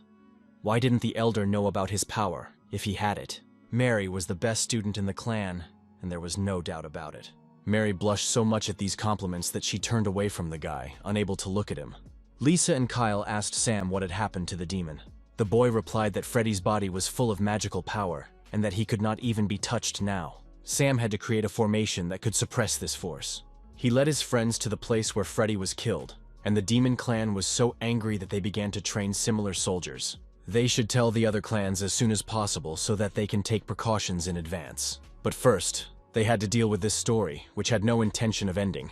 Sam's formation was destroyed by the flames that began to emerge from the tip of Freddy's spear. He realized that something was wrong and something ugly was going on. In front of his friends, the spear began to form a kind of portal above him. Sam decided not to wait and struck directly at this portal to suppress its activation. The two energies, positive and negative, simply absorbed each other and melted into the air. Sam and his friends stayed on the lawn, over the debris left by Freddy's fall. Lisa said that it seemed that the demon elder had decided to take his ward away from here, and Kyle was in complete agreement with her. Mary realized that their energy was almost exhausted and his friends could not stop him. Sam thought that he should never let Mary know how strong he really was, but the next formation in which he places Freddy's spear must be strong enough to stop the elder. Meanwhile, back in her palace, the demon elder was recovering from her last fight. It absorbed the negative energy that flowed from all sides to it. He remembered his unexpected opponent well, and vowed that he would tear his body into 1,000 pieces next time. Suddenly, the elder heard one of his bloody soldiers approaching. The soldier hovered on the ceiling and addressed her master with respect. She noted that he had finished improving his body. But the elder replied that he had not finished because he could not do it without the help of his servants. The soldier paused, after which he told the elder about Freddy's death. Before he died, Freddy completed the formation and created a demon embryo. But when the soldier tried to take it away, another force prevented him from doing so. He was a master who had no equal, and now the fruit is in Chinyun Prefecture. The elder ordered his ward to return it. He accumulated energy and generated 3 treasures that were supposed to help the soldier, because last time he lost the bloody sphere. Finally, the elder said that if the ward came to him again with a defeat, he would have to answer for it according to his own merits. Lisa and Kyle were about to leave and said goodbye to their new friends. Mary and Sam watched them go and wished them a safe journey and to be careful. The brother and sister flew to their clan and talked about how no one could have expected this from the demon clan. Given that such things are far beyond their abilities, they are very lucky. But Kyle was most concerned about the situation with his brother Sam. Lisa turned her face to her fellow soldier and asked what was wrong with Sam. Kyle asked if the girl had noticed that Sam was the one who controlled everything that was happening, starting from the moment he gave them pills that made them immune to poisons. And another good example is what happened to the crooked formations during the battle. They were ready to accept defeat, but Sam appeared and took control of the situation. If not for him, the formation would have covered them all. The girl thought about Kyle's words and replied that he was probably right. Kyle decided to add more data to his analysis about the pills they had taken. He said that he checked his body with the inner vision technique, as if it was enveloped from the inside by a protective sword technique. He believed that what they had swallowed was not an antidote, but a pill filled with a beam of sword energy. This is the only reason why the poison could no longer affect them. The energy of the sword breaking all the toxins that got inside. If the sword skills are high enough, then theoretically, such abilities are possible. If Sam is so powerful, why is he trying so hard to hide it? Lisa wondered. Kyle replied that he thought the boy was something of a secret weapon of the clan, but he wondered if they should tell their head. After thinking about it, the guy replied that if Sam wanted to hide his abilities, then they should keep quiet about it, since he had saved their lives. They couldn't believe that the Sword Clan had such talent. The clan meeting next month will be very interesting. Mary's yellow stone on her belt lit up, and she realized that the elder was calling them. She called out to Sam, who was looking thoughtfully after his friends, and told him that they had been told not to delay their return home. All the while Sam was eavesdropping on Lisa and Kyle's conversation, he realized that they were very smart. Mary asked who he was talking about, but the guy said it didn't matter. He decided that it was urgent to dispel the energy of the sword inside the boy and girl, because if the head of their clan noticed her, a rather unpleasant situation would arise. They were flying next to each other, and suddenly Mary called Sam's name. She decided to ask again if the boy had any hidden powers before they came to the elder, but the boy replied that he was just a beginner of the 6th level of the Purple Palace, and was still far from being a genius like her. The girl felt that the guy was lying to her again and again, and she was tired of putting up with it. She stopped abruptly and suddenly pointed her sword at Sam, and the boy didn't even think to defend himself. He just looked at Mary in surprise, not understanding why she was going to attack him. But the girl decided to go even further and pierce the boy's clothes with her sword. She tore both her outer garment and the shirt underneath, and a book was visible between the cut pieces of clothing. The book could not stay behind Sam's sinus and slipped out through a new hole in his clothes. The girl managed to grab it on the fly, thinking it was some kind of diary of a guy with secrets. She smiled and turned the binding to her face, anticipating new discoveries. But from there, she was looking at a rather explicit cover with an almost naked girl. Mary couldn't believe her eyes. Did Sam really like looking at magazines like this? But a second later, the guy snatched the book out of her hands and begged her to let him explain everything. He said that this is a very popular book. It's a novel, and the picture on the cover is just to attract attention, but it's actually very serious. He said this as he quickly flipped through the pages, and Mary's eyes caught another, more explicit illustration, which she pointed to. The guy said that it was just a misunderstanding, that these illustrations were needed to attract attention. This is a story about a young man who was part of a clan and his relationship with his female comrades. It is an orthodox adventure story, very popular among monks and commoners, with updates coming out every 3 months. For this limited edition, he had to stand in line all night, because it is very difficult to buy. In Mary's eyes, the boy rehabilitated, and she apologized for the ruined clothes, saying that she would compensate for everything. Mary believed that he should read less of this kind of literature, which is forbidden in their clan because it distracts from spiritual practices. The girl said that the conflict was over and that it was time to move on, and Sam thought that her doubts had finally evaporated. And as soon as he moved, holding his precious book in his hands, Mary attacked his treasure again. He could see the energy beam from her sword about to touch his new issue, and he hadn't even had time to read it all the way through. Sam didn't think. He decided to act on his instincts and protect what was important to him. He stretched his arm forward and deflected the girl's attack away from him. Both of their energy beams crashed into the rock and shattered it to pieces. Realizing that he had exposed himself, Sam asked Mary if she could pretend that she hadn't seen it.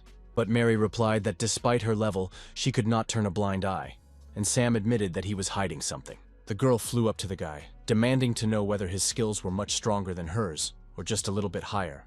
Without waiting for an answer, she said she would keep his secret if he promised to do something for her. The guy's heart is heavy, and he thinks he'll be able to avoid responsibility this time.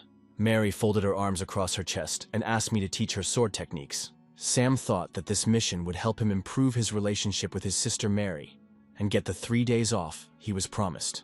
But Mary had other plans now. She persisted in her request and asked the boy what he thought about it. Sam felt that he had somehow screwed up and that it would be possible to teach the girl. Mary agreed not to tell anyone about his abilities and said that he didn't even have to worry about it. He had no choice, and realizing this, the girl turned in the direction of home and called Sam with her, not waiting for him to answer. He flew to the palace and thought to himself, why did everything turn out this way? And why did it all fall on his head? The boy and the girl walked determinedly into the clan, and Mary cheerfully greeted the elders and masters who had gathered there. Everyone turned to them, and one of the masters hurried to congratulate the girl, saying that she had done a very good job. He thanked Mary for her hard work and asked if she was injured. Not paying attention to the guy standing next to her, Sam decided to interrupt this ostentatious ignoring and greeted everyone present. The masters paid attention to him, looking at the boy as if they had just seen him in the room. They asked Sam if he had bothered his sister Mary, if she had been hurt defending him, and expressed hope that he had learned something from the girl. Sam thought to himself that they were two-faced. If it weren't for him, they wouldn't have the best student anymore. Suddenly, this banter was interrupted by an elder who stood up from his throne and shouted for everyone to stop attacking the boy. If Sam hadn't activated the talisman in time, no one would have been able to defeat the elder of the demon clan. Sam looked at the elder with love. It was not for nothing that he gave him so much of his tea. The elder insisted that it was Sam who had been given this talisman, and that it was he who activated it. And so it turns out that his master, who gave him this talisman, is the real hero in this story. The master, who stood modestly aside, said that it was only natural that he gave the talisman to his student for protection. Other craftsmen began to say that they would never have thought that the master's skills were so amazing. The master, in fact, also had his doubts. He remembered for sure that the talisman he had given Sam was slightly higher than the first level of the Purple Palace. Believing the gossip, the elder of the demon clan was at the 5th level, and the master doubted which one had given the talisman to the boy. The clan elder interrupted the discussion again, saying that they had gathered here for one reason. Their world was about to face a crisis. He asked Mary to tell him everything that happened after they met the elder of the demon clan. Happy Sam walked out the door of the main hall. Finally, it was all over, and he could rest. Starting tomorrow, he will finally be free to do whatever he wants, so he needs to plan his weekend carefully. His thoughts and reverie were interrupted by Mary's voice, who was standing next to him. Mary said that Sam had promised to teach her. They had made arrangements and she was waiting for the first lesson. The guy replied that he had plans in the coming days, but Mary said she couldn't wait any longer and wanted to learn from someone like him as soon as possible. Sam insisted that they were both exhausted and needed to rest before he started teaching the girl. Mary manipulated by saying that while Sam was sleeping, she fought all night and did not complain, to which the guy replied that he had contributed a lot to the victory. Realizing that the plan hadn't worked, the girl attacked Sam and began to blackmail him into telling the elder and the masters about their relationship. Sam didn't understand what kind of relationship Mary was talking about. It was nonsense. But they were in front of the main entrance to the hall, and the girl was screaming that he was a fraud. So to stop this blackmail and yelling, Sam agreed and asked Mary to come to class tonight. But after this lesson, she has to promise that she will leave him alone, which Mary gladly agreed to. In the end, Sam reminded her to keep his secret and not to be seen by the clan brothers. At the specified time, the girl landed in the yard in front of Sam's house, who was reading a book while sitting at a table. When he saw Mary, the guy was disappointed to see that the girl had come after all. Mary saw his mood and asked him why he was so serious. If it was because of her, she must have added to his troubles. but Sam replied that he had just learned something very important to him. The girl, beginning to worry more and more, asked what exactly Sam had learned.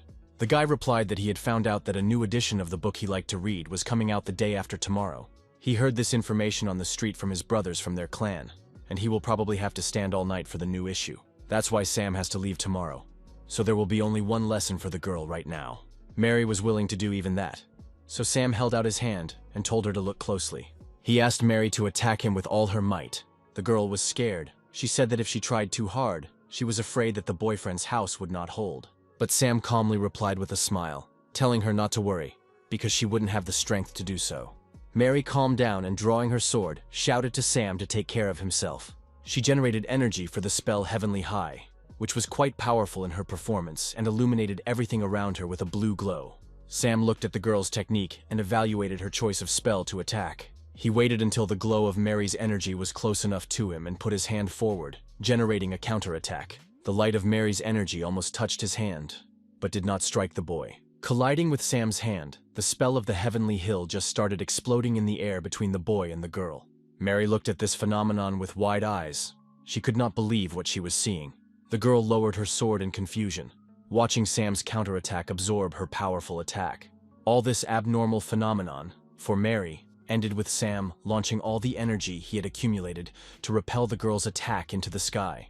The girl fell to her knees in shock in front of the boy, who stood with his hands folded behind his back and looked at the sight with a smile. Sam told Mary to realize that this world was far from perfect, and so was her technique. He had just found a flaw in her technique and destroyed it with his spiritual power, and the girl should continue to work hard on her shortcomings, because when she works through them, her skill will have no limits. If she manages to do this, all obstacles will cease to exist for her. Mary couldn't believe what she was seeing and hearing now, and she was overcome with annoyance. She joined this clan more than 20 years ago. She trained every day and became the best student in the clan. But Mary couldn't even think about something like what she was seeing now. Sam told Mary to look at him closely and kicked hard at the tiles that covered the yard outside his house. The tile flew up from under his foot and Sam waited, arms crossed, until it reached the height he needed. Suddenly, he stretched out his left hand and generated energy that enveloped the tile and exploded on its surface. When the boy was done, he asked to see the marks left by the sword on this stone, which was supposed to help the girl improve her level. Sam threw the tile toward the girl and she, still confused, caught it. Mary, her hands trembling with excitement, turned the tile around to see what was on its surface. The word sword was engraved on the tile in a filigree handwriting. Finally, Sam reminded the girl that no one should see the stone but her. Mary held the stone to her chest in reverence, and looking into Sam's eyes, agreed with his wish. She took off and thanked me for my advice and said she would return to training immediately. Sam looked at the blue star, which was moving away from his yard at a high speed, and couldn't believe it. Mary was practicing all night. He realized how stubborn this girl was, and he could only wish her to be more careful. It was still so early that the fog had not yet cleared in Sam's yard. But the guy was already awake. He was standing by the shelf with his treasure of collectible books. It was time to fly. Suddenly, Sam heard someone flying outside and turned around, hoping it wasn't Mary coming back to him. On the horizon, he saw a powerful blue beam taking off at high speed from their settlement. It was his master, and he was also leaving the church this morning, which surprised the boy. Having already flown a considerable distance from the temple, the master realized that someone was next to him. He stopped and asked his pursuer if he had been here for a long time, probably tired of waiting. First, a demon face with a predatory smile appeared in front of him. And behind his face is the demon himself, who said that the master aroused his curiosity, whether he really has the power that is said to be his. Having fully materialized, the demon said that he could see that he had probably come in vain. Stunned, the master realized who he was. It was the head of the demon clan, Gareth. The master asked how Gareth knew he would be here, and the demon replied that perhaps someone had told him. The master realized that there was a spy in their clan, and that the demon clan was really up to something. Gareth said that their goal remains the same, and maybe they shouldn't put it off any longer. Because, since their clan learned about the demon's plans, they began to secretly assemble a coalition. He was sure that the coalition was almost ready, but the master did not plan to answer his questions, calling Gareth overconfident. While generating the energy for the strike, the master told Gareth that overconfidence would drag the demon to the grave. The enemy replied that if such a day ever came, he would accept it with dignity, but that day was not today. Gareth was also preparing for the attack, wanting to see how much stronger his opponent was and whether he could withstand his attack. Sam could finally see the city of Yongqing under his feet, and he was excited about new discoveries. He stepped onto the pavement of the city's main square, blowing some green leaves from the trees around him. Finally, he reached his destination. The guy wanted to see where the meeting would be held, but his good mood and reasonable thoughts were suddenly interrupted by a very strong and disturbing signal. He felt that a beam of energy from the sword, which was hidden in the master's jade pendant, had been triggered. But the master was on the first level of ascension to the truth, and no one could match his sword technique, so what kind of danger was there? Looking through the space, Sam saw that the master's opponent was indeed very strong. Drops of blood were already dripping onto the ground from the body of a man he cared about. Garrett grabbed the master's amulet hanging around his neck, asking if it was really his weapon.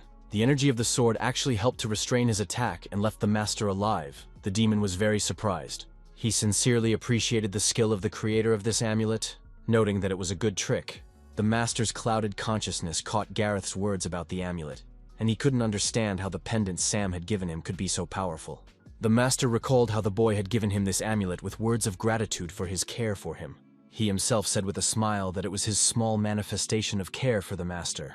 Gareth threw the amulet and, saying that this time he would not make a mistake, brought his fist in for the next blow. Sam saw this and generated symbols on his chest for a remote attack of the required power. Because of the jade pendant he gave his master, Sam could direct his stroke. He flew high above the clouds so that he could not be seen from the ground, and created a protective field of great power, which turned into a portal. Gareth, who was holding the master by the neck, almost hitting him, turned around at a strange sound.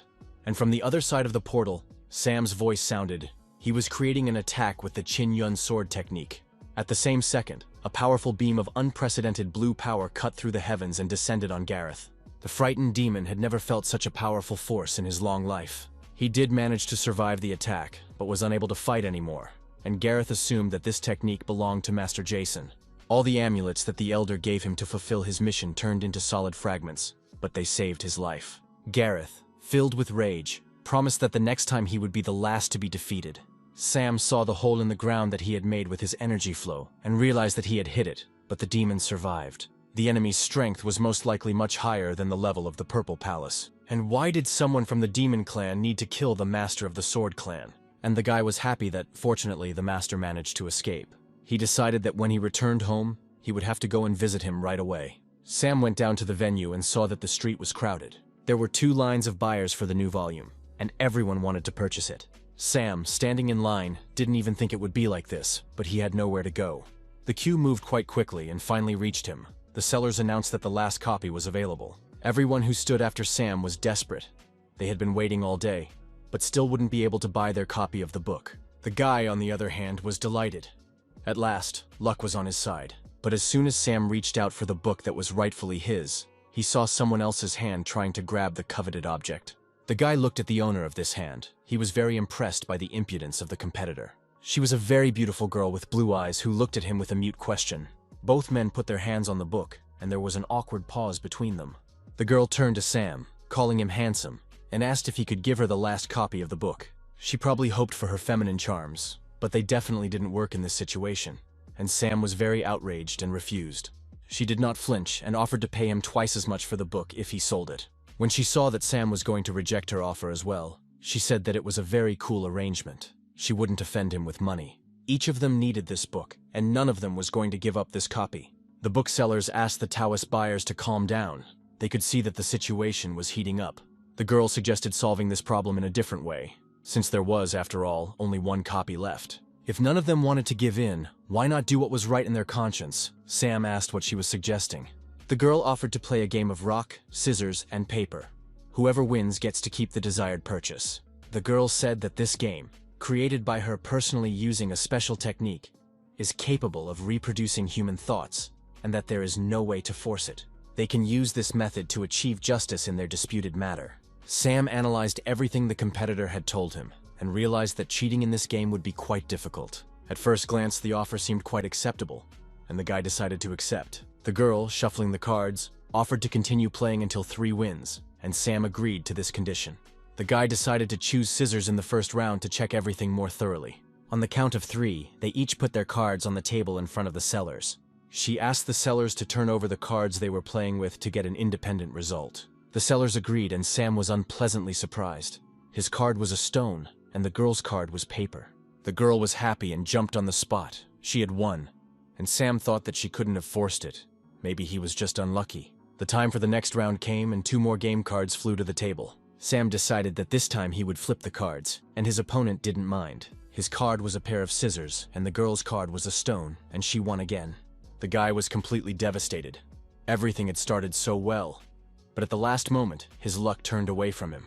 The girl rejoiced, saying that she was very lucky and had won again, and the stranger took the book and said goodbye. Sam could not move. The sellers said they had to go home, but they could call someone from his clan to help the boy. Sam tried to find a moment where the stranger could have forced her hand, but everything was clear. He had wasted so much effort, but she got the book. He walked through the city and thought that he would try to buy a book next time. It was time to go home. His tea was ripe. He was flying over the city, absorbed in his thoughts, when suddenly he heard some voices on the street. People were quarreling with each other about the fact that one of them had cheated someone else. 2 guys demanded some kind of elixir from the girl because she cheated in the game many times in a row.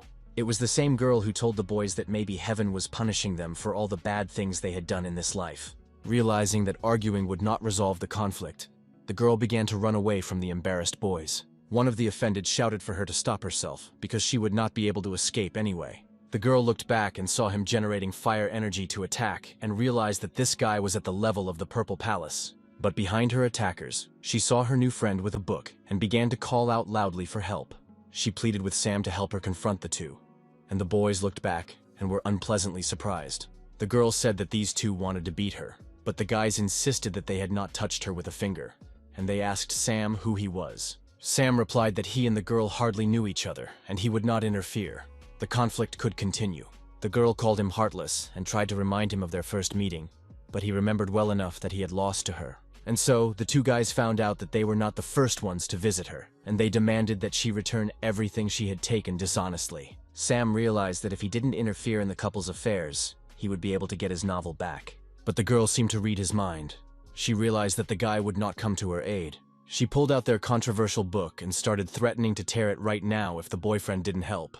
She took hold of both sides of the book with her hands and began to turn them in different directions, continuing to threaten. Sam realized that he was once again left with no choice. He was definitely in a dark place in his life. The guys said that after something like that, a girl shouldn't even think of accusing them of anything. They began to generate a fire dome for a powerful attack on the stranger. But their plan failed, because while they were throwing this stream of fire towards the girl, Sam stopped their attack with his energy. The next moment, the guy was standing next to the girl, showing with his whole body that he was protecting her. The attackers were amazed. They realized that their forces seemed to be blocked, because they thought that Sam was not going to help her. The guy apologized and said that his plans had changed and they should understand him. Realizing that the attackers were not going to fight, he turned to the girl and demanded that she give him the book. The stranger thanked the guy, but a moment later she stuck out her tongue and called him naive. Sam did not expect such a turn. He was used to honest relationships between people. The guy wanted to catch the liar, but he only managed to catch her energy trail, and the girl was no longer with him. His hand fell into a stream of blue energy, and he didn't even realize what had happened right away. But a few seconds later, a powerful blue beam rose from where he was standing into the sky, following the fugitive. Sam flew at a speed that the guys on the ground had never seen before.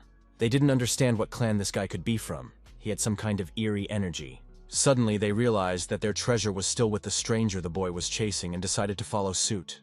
The scene of the conflict was moving away from the girl very quickly, and the city itself was slowly disappearing over the horizon. The fugitive was pleased with herself. Not for nothing had she been training for days on end. As soon as she decided to relax a little and slow down, she was horrified and speechless. Sam suddenly appeared in front of her, out of nowhere, asking her how she dared to lie to him. He didn't wait for the liar to answer. He knew he couldn't trust her, and he stabbed the fugitive twice in the checkpoints. The girl trembled with fear and anger at the same time. She realized that Sam had taken her powers. The guy was very angry. He picked up the stranger in his arms, saying that she deserved to be punished, and asked what clan she was from. According to Ken the farmer's law, the girl's power must be sealed, and she is reduced to a mere person who will clean pigsties all Sunday. The frightened stranger imagined her bleak future from Sam's words and shook with fear. The surprised, offended boys finally arrived at the 2 and looked on in amazement as the girl tried to break free from Sam's arms. To all the girl's objections, Sam replied that he could not let her go. She had to give him the book, saying that at this rate, Sam would spend the rest of his life alone. the stranger pulled a book out of her sleeve. Handing the book to the boy, she demanded that he immediately return her spiritual strength. Sam fulfilled her request only after he took the coveted trophy in his hands. Finally, he threw a stone at the girl, saying that it was a stone of her spirit, but he was still curious how she managed to cheat so skillfully.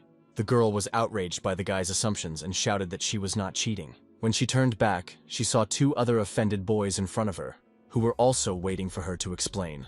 The girl replied that she had just used a small illusion, and the boys shouted that this was cheating. Sam didn't get hysterical, but simply asked to clarify what kind of illusion the stranger had used.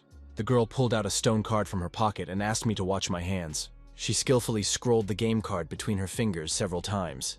A few seconds later, she showed the amazed boys a playing card with a picture of scissors on it. The guys realized that this illusion could be used to adjust round after round for their own benefit, and it was no wonder they lost. Sam decided to clarify and said that when they were competing, he decided to flip the girl's cards himself. So how did she manage to win? The girl replied that it was a simple cognitive modification. While he thought he had lost, the picture before his eyes changed in the way she needed. All three guys were amazed. Cognitive modification is an advanced method of illusion that includes the laws of cause and effect. All three were immediately eager to find out who this stranger really was. The girl smiled and proudly said that she was Maggie from the Palace of Heavenly Illusions. The guys realized that she was from a well-known ancient clan that voluntarily isolated itself from others. They did not join the alliance, but they should not be underestimated. The two offenders also introduced themselves to the girl. They were Dean and Humphrey from the Moyun clan. They decided not to spoil their relationship with Maggie, and said that the thing she had taken from them was something she could keep. Dean asked the girl if she would like to fly with them on a treasure hunt. Her illusions would be useful if they encountered danger. The girl even asked again, not believing her ears, if she really hadn't heard about the treasure. Ding said that a few days ago, a red ray appeared over the Yungshin mountain range, and that perhaps a rare treasure could be found there. Sam listened intently to this explanation, which reminded him suspiciously of recent events. Dean continued to agitate Maggie to fly with them, saying that they would divide the treasure equally if there was a lot of it, or use one in turn. Sam couldn't understand if they were talking about what he thought they were, but he was tired of thinking about it. It was pointless. All these events could have been a mere coincidence. Maggie didn't think twice about it and agreed to fly with the boys, who were happy to have such company. The house asked Sam what he thought about it, whether there might be some rare treasure there.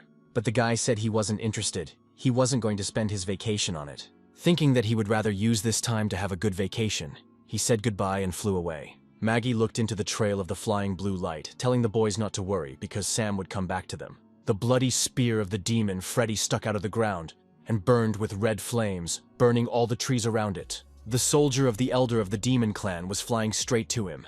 He had been looking for him for so long. The devil's fruit was finally in his hands, and the plan was almost ready to be executed.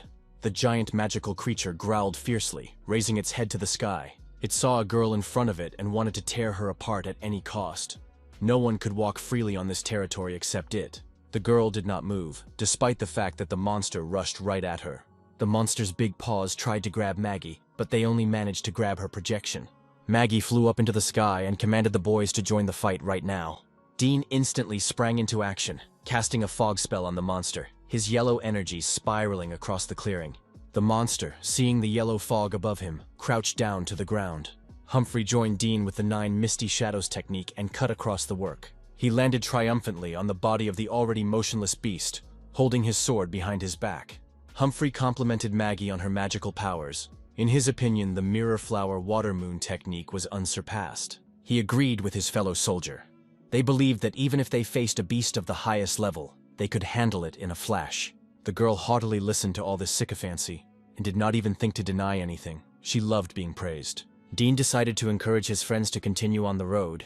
They had a goal. I asked if the boys were sure that the treasure was real, because they had been walking along this mountain range for half an hour. Dean told Maggie not to worry, that if I was right, the goal wasn't too far away. Meanwhile, Freddy's spear begged the Demon Elder's soldier to devour it. The soldier knew that if everything went according to plan, they would be able to get him in a few hours. His owner will be delighted that the spear has been found. It's great news. Suddenly, the demon soldier's thoughts were interrupted by the feeling of a magical aura. He turned back, sure that someone was approaching his treasure. Looking through the space, he saw 2 disciples of the Yungshin clan and another girl walking through the forest. If they find the devil's fruit and report it to their clan, they will get in trouble. The level of these 3 was not very high. and this treasure was surprisingly important. The demon was confident that he could deal with them with the help of bloody puppets, and fortunately, he had prepared for such an eventuality. Of course, he thought it would be better for the 3 tadpoles to run away, but he didn't want to spoil the surprise. The demon rang the bell and summoned one of the puppets, saying that he would stay in this place to guard the devil's fruit. He ordered the puppet to bring the 3 wanderers to him immediately, and rang the bell again. The creature listened to him in silence, not even blinking its eyes. Puppets had no voice. When the master's instructions were over, the puppet flew off to find the 3 adventurers. The demon laughed, knowing that he was in no position to leave behind 3 corpses. Meanwhile, Sam reached the city of Yongxing and decided to stay there for a vacation. He was sitting in his hotel room drinking tea and reading a book that he had gotten with great difficulty. He was so engrossed that he didn't realize he had reached the end of the book. The murderer, whose identity had been hidden all this time, was about to be revealed, and the boy was trembling with overexcitement. He has now reached the last page, where he finally learns the outcome of the novel. But the guy was in for a big disappointment. On the last page, instead of the ending, Maggie wrote that she would not reveal the ending to him. The guy lost his temper, and his angry screams caused an earthquake in Yongxing. The people on the ground floor of his inn were looking at each other in fright, not understanding what was happening. A second later, the city of Yongxin witnessed a blue comet sweep across the sky. Sam is determined to find Maggie, even if he has to destroy the entire mountain range. The friends were walking through the forest and did not understand what was happening around them. And the deeper they went, the more impatient they became. Maggie also felt as if someone was always watching her, with the strange man who took her book from her standing in front of her eyes. Suddenly, Humphrey turned to his comrades and shouted that something was wrong. Something was coming right at them. In the next moment, the guy was already falling to the ground. Some invisible force hit him in the shoulder. Dean ran to his fellow soldier, trying to bring yours to life, while Maggie stood at a distance, looking around. Suddenly, the girl turned to Dina and shouted at him to watch out. Dean suffered the same fate as Humphrey. An invisible force hit him in the shoulder. The 2 boys were lying unconscious on the ground, and Maggie was left alone in a strange and eerie forest. The girl looked around, trembling all over, and begged the invisible stranger to come out to her. The invisible man obeyed her, but not in the way she would have liked. Another blow to the shoulder made Maggie flinch in surprise. Before she lost consciousness, the girl was still trying to see who attacked them, but it was all in vain. Suddenly, Sam felt an explosion of spiritual power, and it was quite strange. He flew to the scene of the fight, but saw absolutely no traces of it. Everything had mysteriously disappeared, and Sam decided to go down to the ground to take a closer look, in case he had missed something. As soon as he got down to the ground, he immediately felt that someone was behind him, and that was probably the person who destroyed all traces. Sam decided to scan everything around him with the power of his spirit, because he felt more and more clearly that there was something in the air. The entity that had been sent for him was indeed nearby, trying to find the right moment to attack. When the puppet realized that the guy would not have time to repel her attack, she rushed at him. But her calculations were doomed to failure, and Sam was just waiting for her to attack him. With his strength of spirit, Sam held off the bloody puppet's attack in front of his face. He looked directly at her. He saw her and asked who she was and what she was trying to do. It was a tiny girl's creation holding a long needle in her hand, and she froze in place in shock. Realizing that she had been exposed, the girl lowered her weapon and showed with her whole body that she was not going to continue the attack. Sam leaned over the trembling creature to get a better look at her reaction, and he realized that she wasn't talking. The guy asked where the 3 people she had fought with earlier were, and if they were alive. He ordered the girl to take him to them, and when she showed him that they were alive, Sam added that he would not punish her in that case.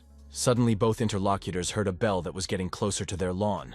This ringing made a very painful impression on the girl, and she grabbed her head with both hands, trying to endure the pain. Realizing that she could not stand this torture any longer, she turned around and flew away, leaving Sam alone on the lawn. After some thought, Sam realized that it was probably a soul control bell. The master told me that it was a spell that seals the soul of a living person into a bell, putting a curse on it. It was definitely someone from the demon clan. The 3 captive friends hovered over the clearing in the center of which was Freddy's spear, unconscious from the spell of the bloody puppet. The demon soldier was furious. The puppet hadn't had so much time, but it still couldn't grab another person. He rang the bell again with all his might, knowing that it was causing the girl terrible suffering. The demon pushed the girl and stepped on her with his boot, calling her useless garbage. Was this person really that strong? Maybe the puppet thought she could escape from him. The executioner continued, pressing his foot even harder on the girl's back. He said that if she tried to escape, he would make her life so horrible that she would beg him to die. The demon insisted that the puppet tell him where the person was.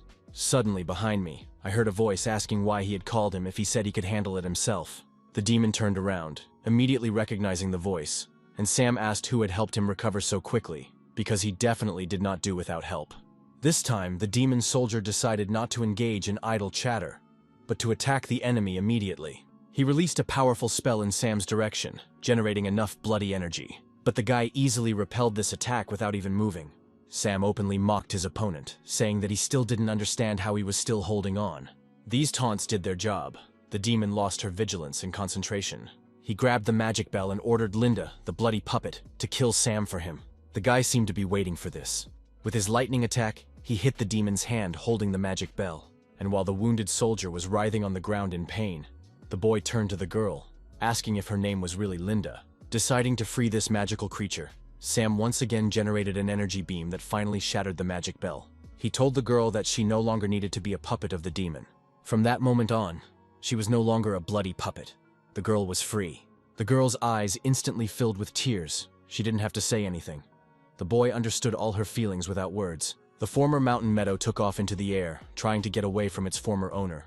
But he did not want to let it go so easily. He told her that even without a heartbeat, she could not disobey his orders. But before he could finish his next nasty assumptions, he received a powerful blow from his former puppet.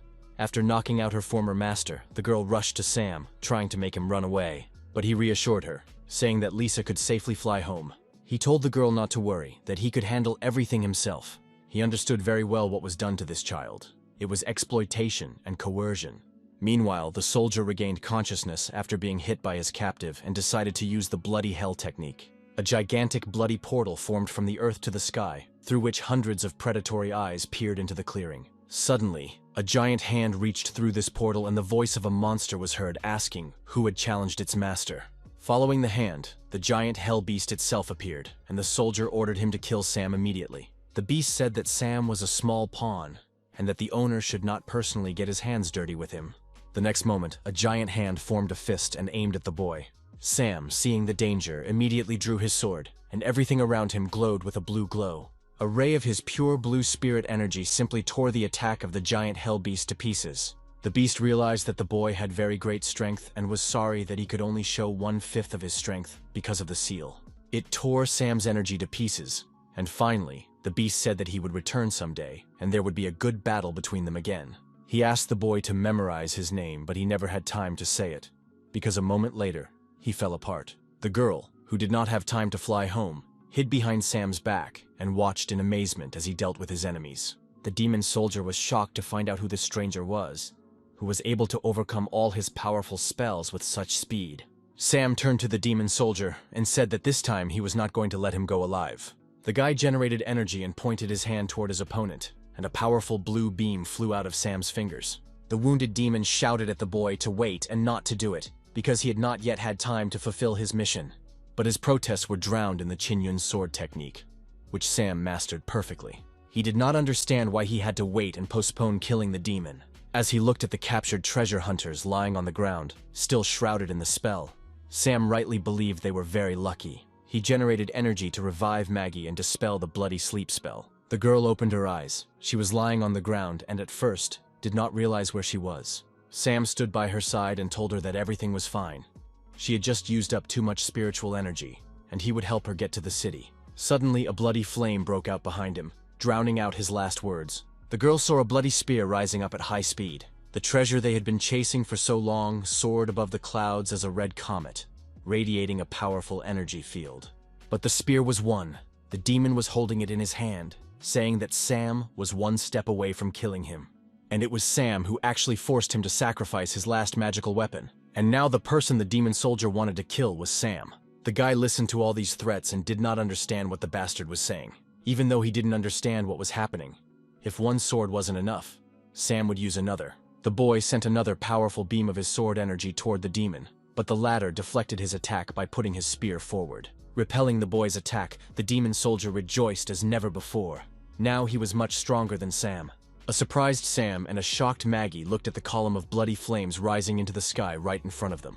Sam realized that things were about to get bad, and with his energy, he decided to hide the treasure hunters to save their lives. With his other hand, he was holding a sword, which he used to try to deter the enemy's attack. Sam did not understand how it was possible that the demon had been on the 7th level of the Purple Palace, and now had risen to the 2nd level of the ascent to the truth. Suddenly I remembered that the thing on the demon soldier's forehead was an ancient secret treasure of Tantianyu. He just smiled predatory in response, expecting a Qingyun clan disciple to be able to recognize the talisman. According to ancient legends, tens of millions of years ago, someone picked up this stone and activated it, becoming the most powerful ruler. After 5 years, he died cursing the treasure. Sam did not know how he ended up with the demon, but he knew that everything in this world must obey the law of Tao. Sam pulled a mirror out of his inside pocket and threw it at the enemy, surprised that the demon thought that this power had no price. He asked him to look at himself in the mirror and see what he looked like, and the demon had to stop living under false illusions. The demon soldier looked at his reflection and could not believe what he was seeing. He was at least 800 years old. He could not understand why he looked like that now. Unable to look at his reflection anymore, the demon broke the mirror. Sam replied that this treasure was a demon that sucked the life out of the host, and he always enjoyed opening people's eyes to the truth. The soldier replied that if he returned what he owed, his master would give him an elixir to restore his vitality. If you use this stone wisely, the whole world will be at your feet. Sam replied that the demon must have gone completely mad. When Sam remarked that the stone had brainwashed him, the enemy ordered him to shut up and bit his finger until it bled. He ran a bloody finger over the stone on his forehead, and it seemed as if it had been waiting for this moment. It was clear that dark energy was raging around the demon, and he was getting even stronger. Having generated enough bloody energy to attack, he threw it at Sam. Sam took his weapon out of its sheath and tried to block the enemy's attack with a sword, but the guy was very surprised by the force of the blow that his sword took. He realized that now the demon soldier's power had increased even more. Now it was not the 2nd but the 5th level. Sam realized that he would not be able to deal with his opponent using such methods, and he was already having to catch his breath. The guy loosened his shirt a bit and looked at the rune on his chest. It seems it was time to free himself. Meanwhile, Lisa, who saw that her defender was in trouble, decided to stand up for him and attacked his former master. The demon quickly dealt with her attack, and in his rage he completely forgot about the girl's existence. The demon screamed at Lisa. How dare she even rebel against him? Before she could realize it, her former master attacked her, but Sam managed to block his spear at the last moment. He asked her why she was still here, and Sam ordered her to leave. The guy realized that he had to act immediately and destroyed the rune on his chest. The demon soldier shouted at the boy to stay still and stand still, pointing a spear at him. But a moment later, when his list pierced the blue energy instead of the boy, the demon realized it was a trick. He looked up and saw Maggie flying over the clearing and casting her spell on him. The demon got angry and made a powerful energy shot at the girl, but his attack was suddenly interrupted by a powerful beam of white light that drowned his energy. Maggie looked up as well, shocked.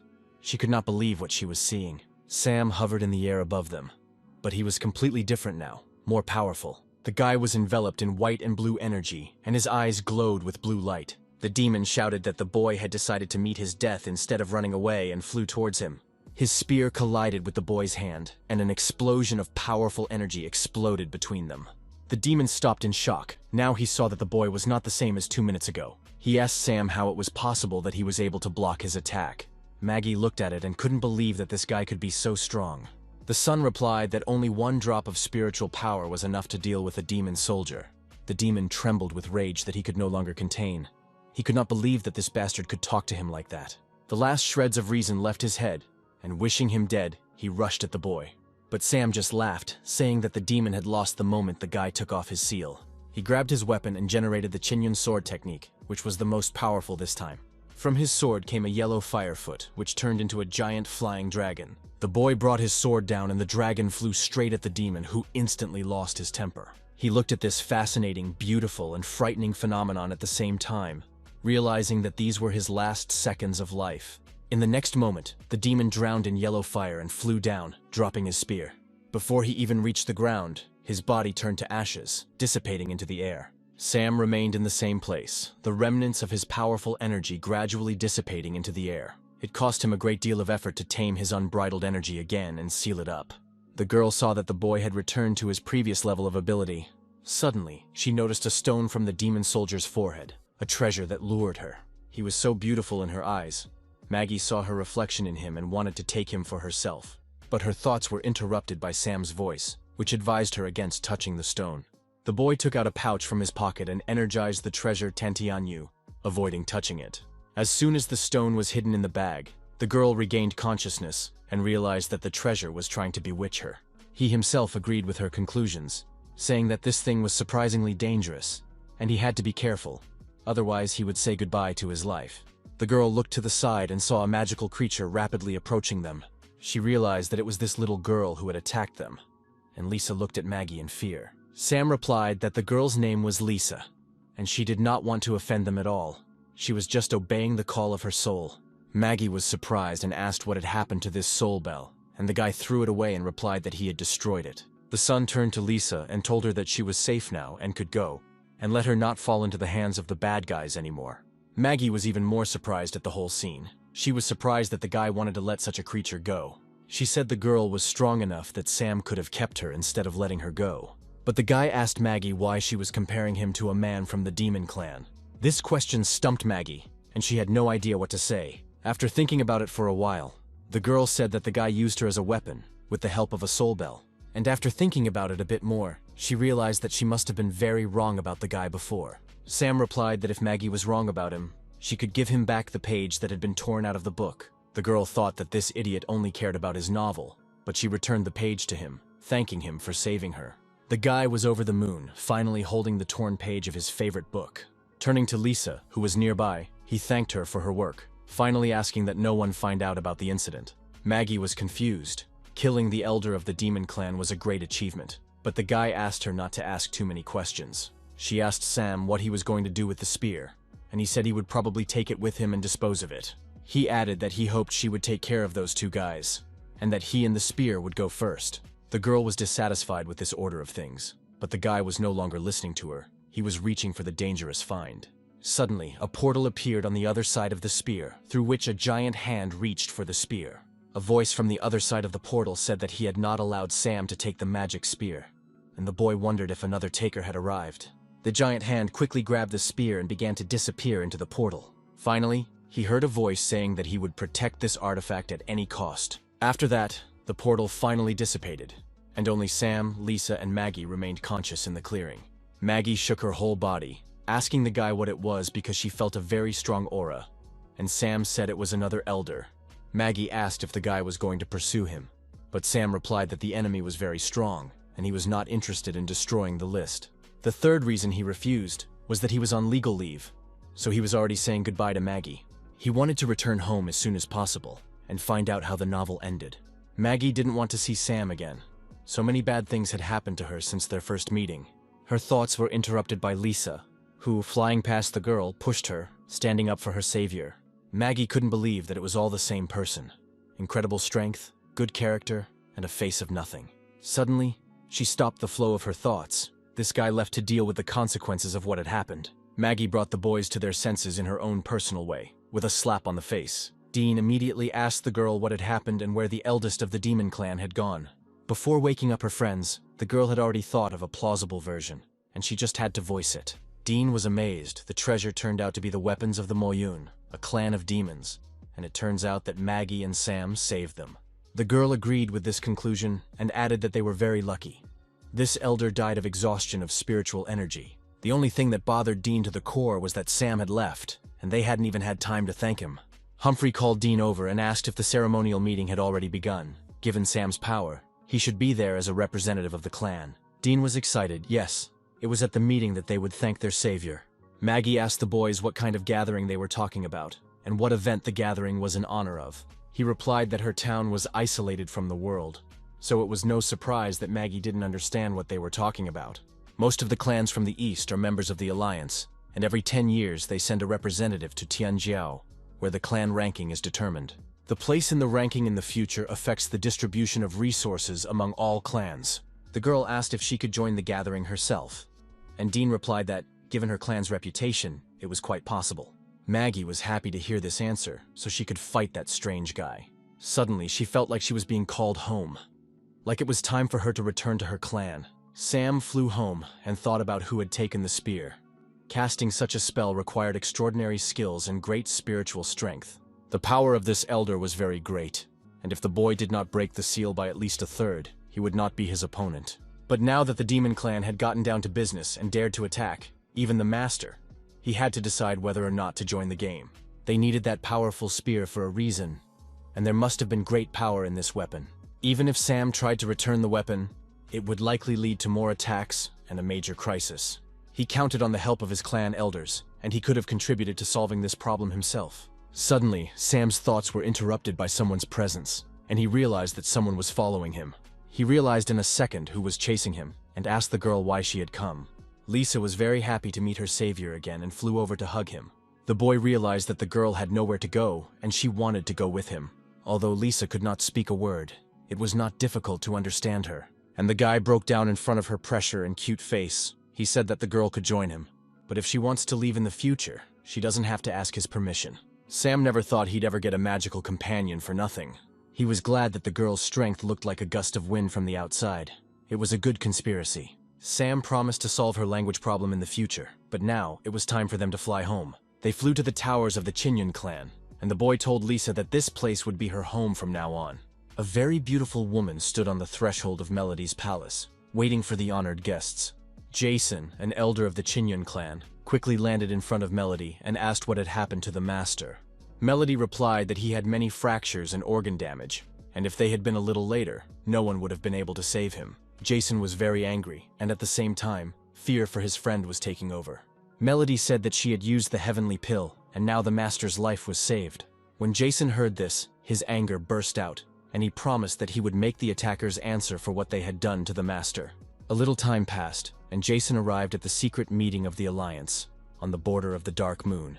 An elder of the Purple Spirit clan of the 4th level of Ascension to Truth asked Jason why he had gathered them all. Jason replied that it was no secret that the Moyen clan had become very active over the past few days. In addition, the elder of the Killian clan, he began to improve the formation of the Bloody Demon Warrior. Jason was confident that everyone present understood what this meant. Although the disciples of his clan did not return the spear, they did return the Pearl of the Bloody Soul, and he instructed Master Yen to personally deliver it to the Alliance. However, Yen was attacked by a person of the Moyen clan.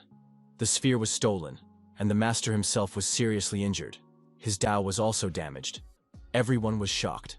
The elder of the Taishu clan, a 9th level ascendant to the truth, said that they probably have their own informant within the Alliance. And from today on, he recommends that all petty officers conduct a thorough check among their students to avoid a catastrophe. If Moyen finds out about their intentions, he is sure that the demons will not sit idly by. Jason asked a Taishu clan elder if he agreed with his proposal. He, as one of the elders, will willingly obey his order and personally conduct the inspection. An elder of the Yunshin clan, the 4th level of Ascension to the Truth, said that a few hours ago his students met the elder of the Moyun clan. He attacked them and deprived them of their spiritual power, but the elder became weak because of the ancient treasure that sucked his life force. A student of another clan and a guy named Sam joined forces to kill an elder. Jason was genuinely surprised by this information. The Yongshin clan elder saw his colleague's reaction and asked Jason if he knew a guy named Sam. Jason replied that his clan had a student with that name, but his level could not be that high. Sam was probably just helping out in that situation, but Jason promised to ask the guy after he returned. The 8th level elder of the Starry Sky clan of the Purple Palace said that because of the activities of the Moyun clan, they must take some measures. He believed that their charter needed to be changed somewhat to encourage the interest of students and clans. The elder of the Purple Spirit clan replied that since the alliance was created, the rules had been revised only 3 times, so is it really necessary now? But the starry-eyed officer replied that he should be sure that now was the time for change. And with the words that he would not skimp on motivating the students, he began to generate something that impressed everyone present. The elder generated a golden key and asked if the audience would mind using it as a reward. Sam finally arrived home, and the first thing he did was to visit his master. He asked how he felt and asked to examine the teacher, and the guy did not come empty-handed. The master was sitting on the bed and said that thanks to Melody's care he felt much better, but he still needs some time to recover his energy. The boy was laying out his gifts, listening to Master Yen's explanations, and now he could be calm. He brought a box of his precious tea with him, and Sam was sure that it would do the patient good. The guy poured some tea into a porcelain cup, saying that he had carefully cultivated these tea leaves, but he won't pour plain water over the tea. Sam brought water from a spring with him. A cup of this tea is supposed to restore Master Yen's spiritual strength. The boy approached the master's bedside and handed him a cup of his healing drink, offering him a taste. The master did not refuse. He knew the quality of the tea his apprentice grew. And after taking the first sips of the drink, Master Yen realized that it was surprisingly good tea. He told Sam that he should use his time growing tea for his own development, as his level was still too low. Among all of Master Yen's students, Sam was probably at the lowest level. Sam realized that the persuasion had begun again, and he needed to release some of his spiritual power to calm everyone around him. And having done so, Sam demonstrated his energy flows and said that he had risen to the 8th level recently. Master Yen was genuinely surprised by this turn of events. He hadn't expected the boy to work on his own to improve himself. Master Yen told everyone that 5 years had passed since his last breakthrough. He asked me to look at Sister Mary, how she trains hard to achieve her goal. The boy promised Master Yen that he would train harder, but the teacher asked him to stop making fun of him. As Sam's teacher, he knew that he didn't like to hear about such trivial things, and most likely visited him for a reason. Sam didn't want to talk about serious topics, so he immediately turned to the exit, saying goodbye to his teacher. But the teacher stopped him.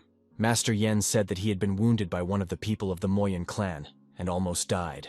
But the jade pendant Sam gave him protected him from a deadly attack. After that, there was a flash of light that wounded the attacker and allowed the master to escape. He asked if the guy was hiding his true level, or perhaps he sealed his power, or invented something like that. Sam laughed and asked the master if he was serious, if he could hide his level from him and the chairman. Master Yen thought about these words. The boy really wasn't very diligent. He couldn't have pulled off something like that. He repeated his question about the jade pendant, and Sam replied that he had just found it in a treasure chest outside. The boy said that he felt that this pendant radiated an unusual aura, so he decided to give this precious thing to his teacher. Master Yen was amazed. The boy had picked up a real treasure by accident, and the energy of a sword of extraordinary power must have been sealed in this pendant. If not for Sam and his gift, Master Yen would no longer be alive. Sam finally relaxed, forgetting about attentiveness, and the master called the boy, and when he turned to him, he did not expect any surprises. But at the same second, he received a punch in the face from Master Yen. Sam asked the teacher what he was doing, thinking that the master wanted to test him. The master laughed and said that the boy's reaction was not sharp enough for the 8th level. The boy relaxed, realizing that it was a small test of his new strength, and said that he was certainly still far from his teacher. The teacher's blow caused his robe to open a little and released the book, which the boy still could not finish. The book slipped behind his bosom and fell on the sick teacher's bed. Master Yen was interested in the beautiful cover and reached out to pick it up, but Sam was faster than his teacher, and with a lightning-fast reaction, was the first to grab his treasure. He said that this book was just a small hobby, hiding it behind his back. The master tiredly and a little irritated told the boy that he could leave. The main thing is for Sam to remember to practice more and read less nonsense. Sam was frozen in his tracks, unable to believe that his teacher would not even scold him for this. The only thing that brought him out of his thoughts was the voice of Master Yen, who asked why the boy was still here. When the boy left, the teacher turned on his bed and lifted one of his pillows, under which was a copy of the same book. Master Yen would never have thought that Sam would like the piece he had written. Given that it was a limited edition book with an autograph, one could conclude that Sam spent his vacation on it. The teacher put the book back under his pillow, confident that it was better for the boy not to know that he was the author of these books. There was a meeting in the main hall, and Jason said that everyone there had probably heard that the rules of the Alliance would be changed. One of the masters tried to object, saying that they had discussed this at the last meeting, so is it really appropriate now? Jason replied that it was the right time because they needed to test their students and began to list the new conditions. A new non-aggression rule was introduced, which gave more maneuverability and did not leave students with no choice. The second amended condition was the need for written consent to participate in the battle. The last condition was a prohibition on revenge for someone who died in battle by his brothers and sisters in the clan. There was a long silence in the hall as the masters digested the new information. The master of the Blue Moon Hall said that all the students who will take part in the competition are true geniuses, and their deaths will be a great loss. Jason replied that their concerns were unfounded, but the attacks by the Moyan clan had increased dramatically. To cope with a possible crisis in the future, the younger generation must learn from their experience as soon as possible. The head of the Lanson Hall said that if someone from the Moyan clan tried to threaten the lives of the students, they would have to engage in direct confrontation. Master Yen agreed with this statement, but noted that it is better to face the crisis with a sober mind and decisive action. Finally, Yen, the master of the Liuyan Hall, added that the rest of the audience should not be concerned.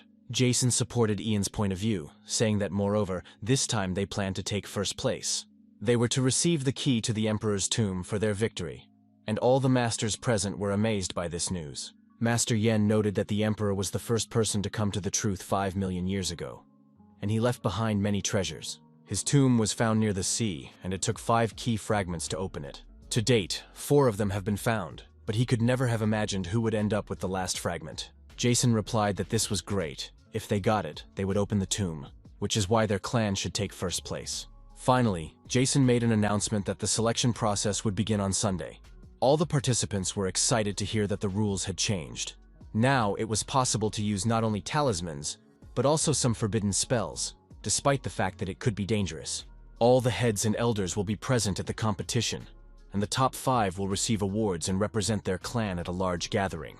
All the clan members were in a hurry to register for the competition, all except Sam. The guy was annoyed that everyone around him seemed to have gone crazy. The clan members were very nervous these days. The guy remained calm. He had prepared for the competition in advance, and his goal was different from the other participants' goals. His thoughts were interrupted by Kevin, who suddenly jumped out from behind the tree Sam was leaning on. Sam asked the boy why he was here and not in the shop and what he wanted. Kevin haughtily replied that he didn't need anything when he had the technique Sam had taught him. Sam replied that he could not be so carefree because it would lead to defeat, but he was sure he could win.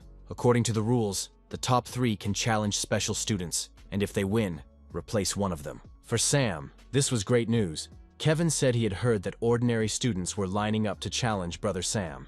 The boy has a plan to let himself be defeated and transfer back to a simple student, so that his responsibilities will be even less. Kevin wasn't surprised by Sam's reaction. There was no sign of panic on his face, and everyone who devalued him would pay for it. Suddenly, their conversation was interrupted by a talisman hanging from Sam's belt, which glowed yellow. This meant that Master Yen was urgently looking for the boy, so we had to hurry. In the end, Sam told Kevin to train harder and flew off to meet his teacher. A few minutes later, the boy was standing on the doorstep of Master Yen's house, greeting him. The master asked the boy to do it, saying that it was mandatory, given the upcoming competition. Anticipating something bad for himself, Sam nevertheless asked what the demand was. Master Yen replied that the boy did not need to restrain his strength. He had to get into at least the top 20 students of the clan. Sam was shocked to the core by these conditions. He considered them completely unacceptable, and he told his teacher. The master replied that there were 55 true disciples in their clan, and it would not take much work for the boy to get into the top 20. Over Sam's objections, Master Yen asked him if he remembered how he had accepted him as a disciple. The teacher still hasn't been able to forget the sword technique that the boy used in the ring. The boy's strength was not inferior to that of a true disciple, he was sure of that. Sammy still blames himself for not restraining himself, because he didn't think that 10% of his true strength would cause such a wave of destruction. The guy said that it was just an accident, and now, even if he had to, he wouldn't be able to do it again. Master Yen asked if Sam really wanted to refuse his master's request, but Sam insisted that he really couldn't fulfill such conditions, thinking to himself that no one could stop him from becoming an ordinary student. Master Yen was tired of listening to these cunning excuses, and decided to play the trump card by putting his book on the table. He pushed the book closer to Sam, so that he could look at it closely and recognize his favorite book. The boy stared at the master, not realizing what was happening now. With the help of his energy, the master threw the book directly into Sam's hands, and the boy asked if the teacher also reads such things. But when he saw the signature on the last page of the book, all the questions exploded and crumbled in his head. It was his master, Master Yen, who wrote this book, and the boy looked at him with wide eyes, wide with surprise. The teacher put his hand behind his back and pulled out a stack of paper. Showing the scribbled sheets of paper, Master Yen told Sam that this was the 12th volume of the book, which was not yet on sale. Sam couldn't believe his luck. His favorite author had been by his side all this time, and he was also his master. Suddenly the boy realized that there was a condition behind it, and asked the master to refute his guesses. Master Yen kept a long pause for several seconds, and then, with the help of energy, returned the book to his hands. He was right. His condition was that the boy should be among the top 20 students, and if he does not agree with this, the teacher will kill the main character in the next part of the book. Sam could not believe such cruelty from his teacher. This heroine was his favorite character. He attacked his master, saying that he shouldn't decide the fate of the character so hastily, and that he didn't feel sorry for the fans. But Master Yen heartlessly continued, saying that the protagonist's older sister would marry another man. Sam, at one point after these words, thought he was going to have a heart attack. It was his second favorite character.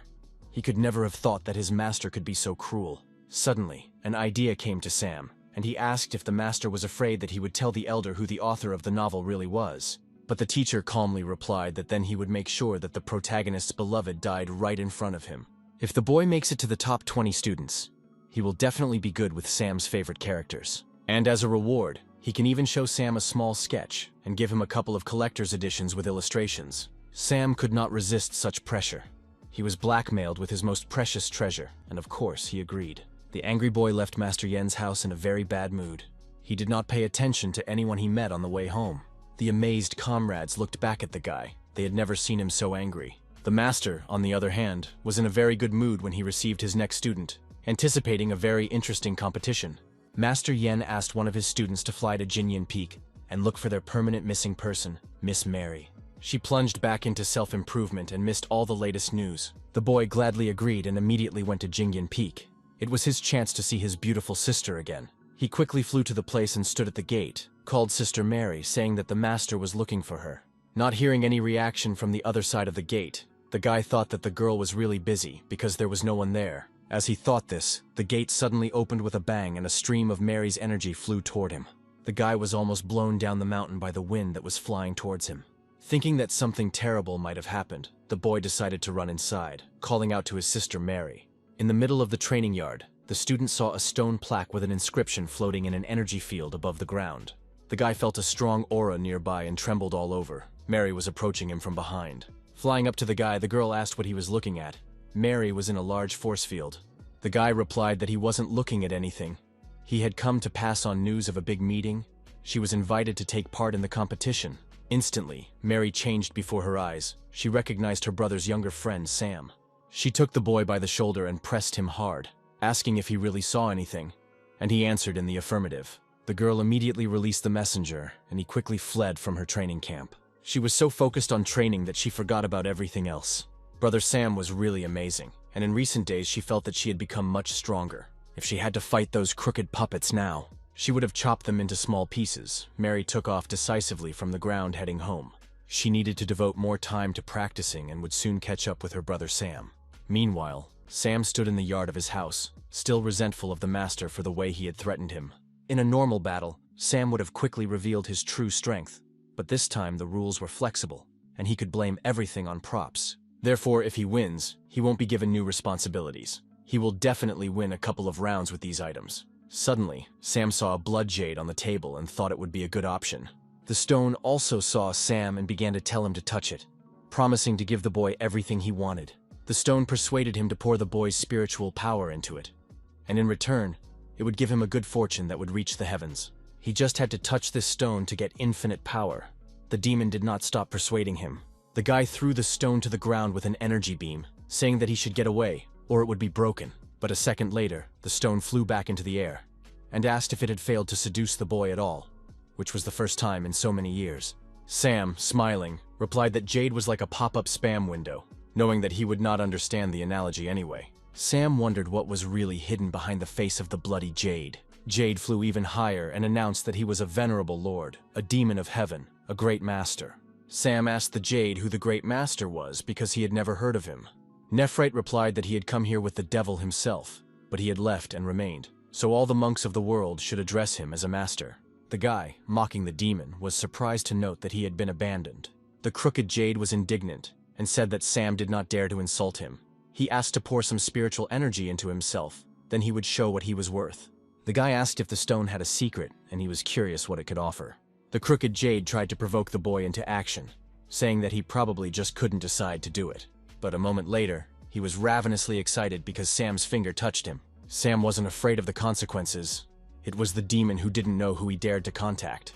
As soon as he touched the stone, he found himself in a heavenly jade wasteland.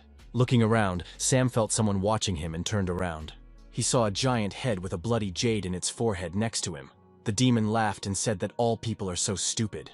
But the hope that Sam would be afraid was dashed when the boy said he thought he was pathetic because he didn't even have his own body. The demon was furious and shouted, "How dare the human trash talk to him, to Jim, like that?" The guy asked him why he decided to change his name, but Jim replied that Tianmo is a race, Mozun is a position, and Mr. Tuntianyu is an honorary title. But all these explanations made Sam very tired, and he yawned widely in Jim's face, saying that it was all very complicated. If his body is purple and he is a demon, you could simply call him a purple demon. The purple demon Jim got very angry and demanded that we not call him that. The guy agreed with a smile, adding purple demon at the end of his address. Jim said that Sam wouldn't have much longer to act so arrogantly. Did he really think he could do whatever he wanted here?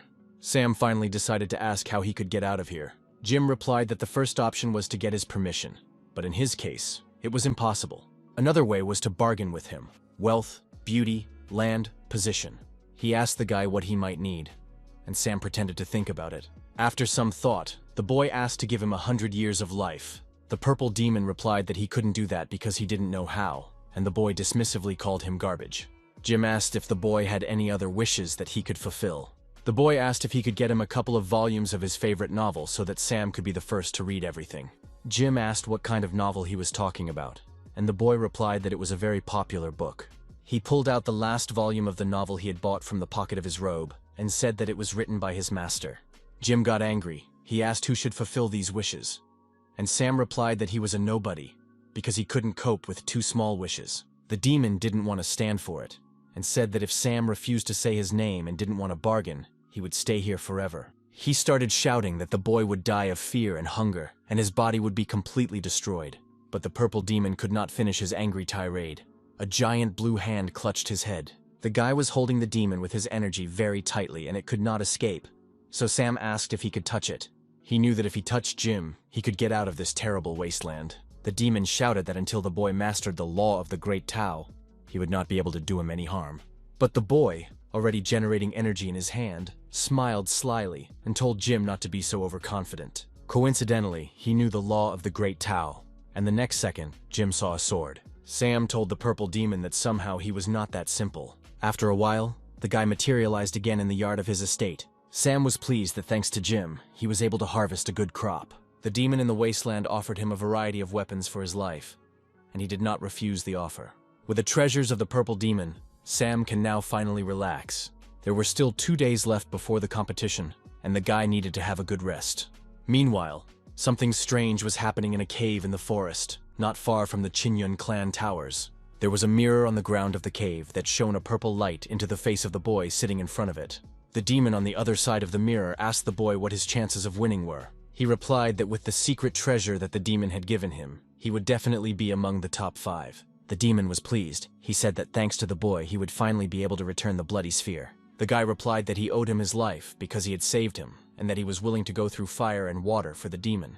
The demon replied that he had a good heart, and when he was allowed to participate in a large gathering, he would take him away from the Chinyun clan.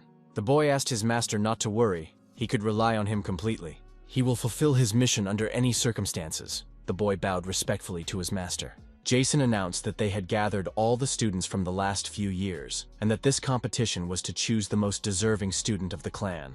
Unlike in previous years, you can use talismans, elixirs, spiritual formations, and other things during the fight. Students will need to defeat their opponent and get a higher score for the match. But the participants, no matter what, are not allowed to hurt their opponents for no reason. Jason and the other clan masters will be watching over them. After completing his introductory speech, Jason solemnly announced the start of the competition. The students looked up and saw dozens of blue lights above them. These lights turned out to be plates with engraved serial numbers. A jade plate in the hand of each student will show the number of their opponents. Plates with numbers embossed on them landed in the hands of all the participants, and everyone began to look at them. Jason announced that if the jade plate lit up in the students' hands, it was time to enter the arena and take part in the fight. The first was a pair of students from the Lansing Hall against a student from the Blue Moon Hall. The masters began to talk among themselves, speculating about how many of the ordinary students would turn out to be outstanding. Master Yen also decided to join the discussion of his colleagues, saying that with the spiritual energy that these students have, one battle will take no more time than it takes to make a cup of tea. The other masters looked in surprise at Master Yen, not immediately realizing what he meant. So, Master Yen believed that they would see the results of the competition by the end of that day. The competition had been going on for some time, but Sam had just arrived at the training grounds. The next pair was a student from the Blue Moon Room named Garth and Sam's old friend Kevin. This was the last round of internal trainees that had just started. Sam watched the fight from above, realizing that it was almost over. He even felt proud of his younger brother Kevin, who was able to hold out until the end and reach the final. The opponents fought fiercely in the ring, but Kevin's technique was significantly different from Garth's.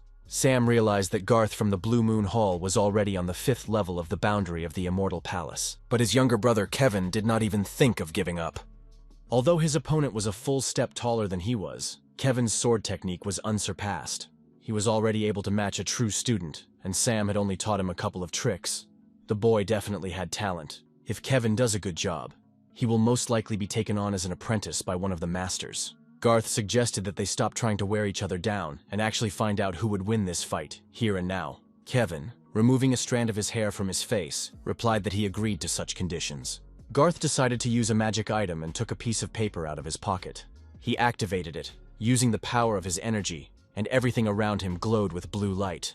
Everyone who watched the fight realized that it was a talisman that burned spiritual gas, allowing them to test their strength to the fullest. His older brother Garth wanted to try the 4th level talisman, and Kevin, in turn, took a white pearl out of his pocket.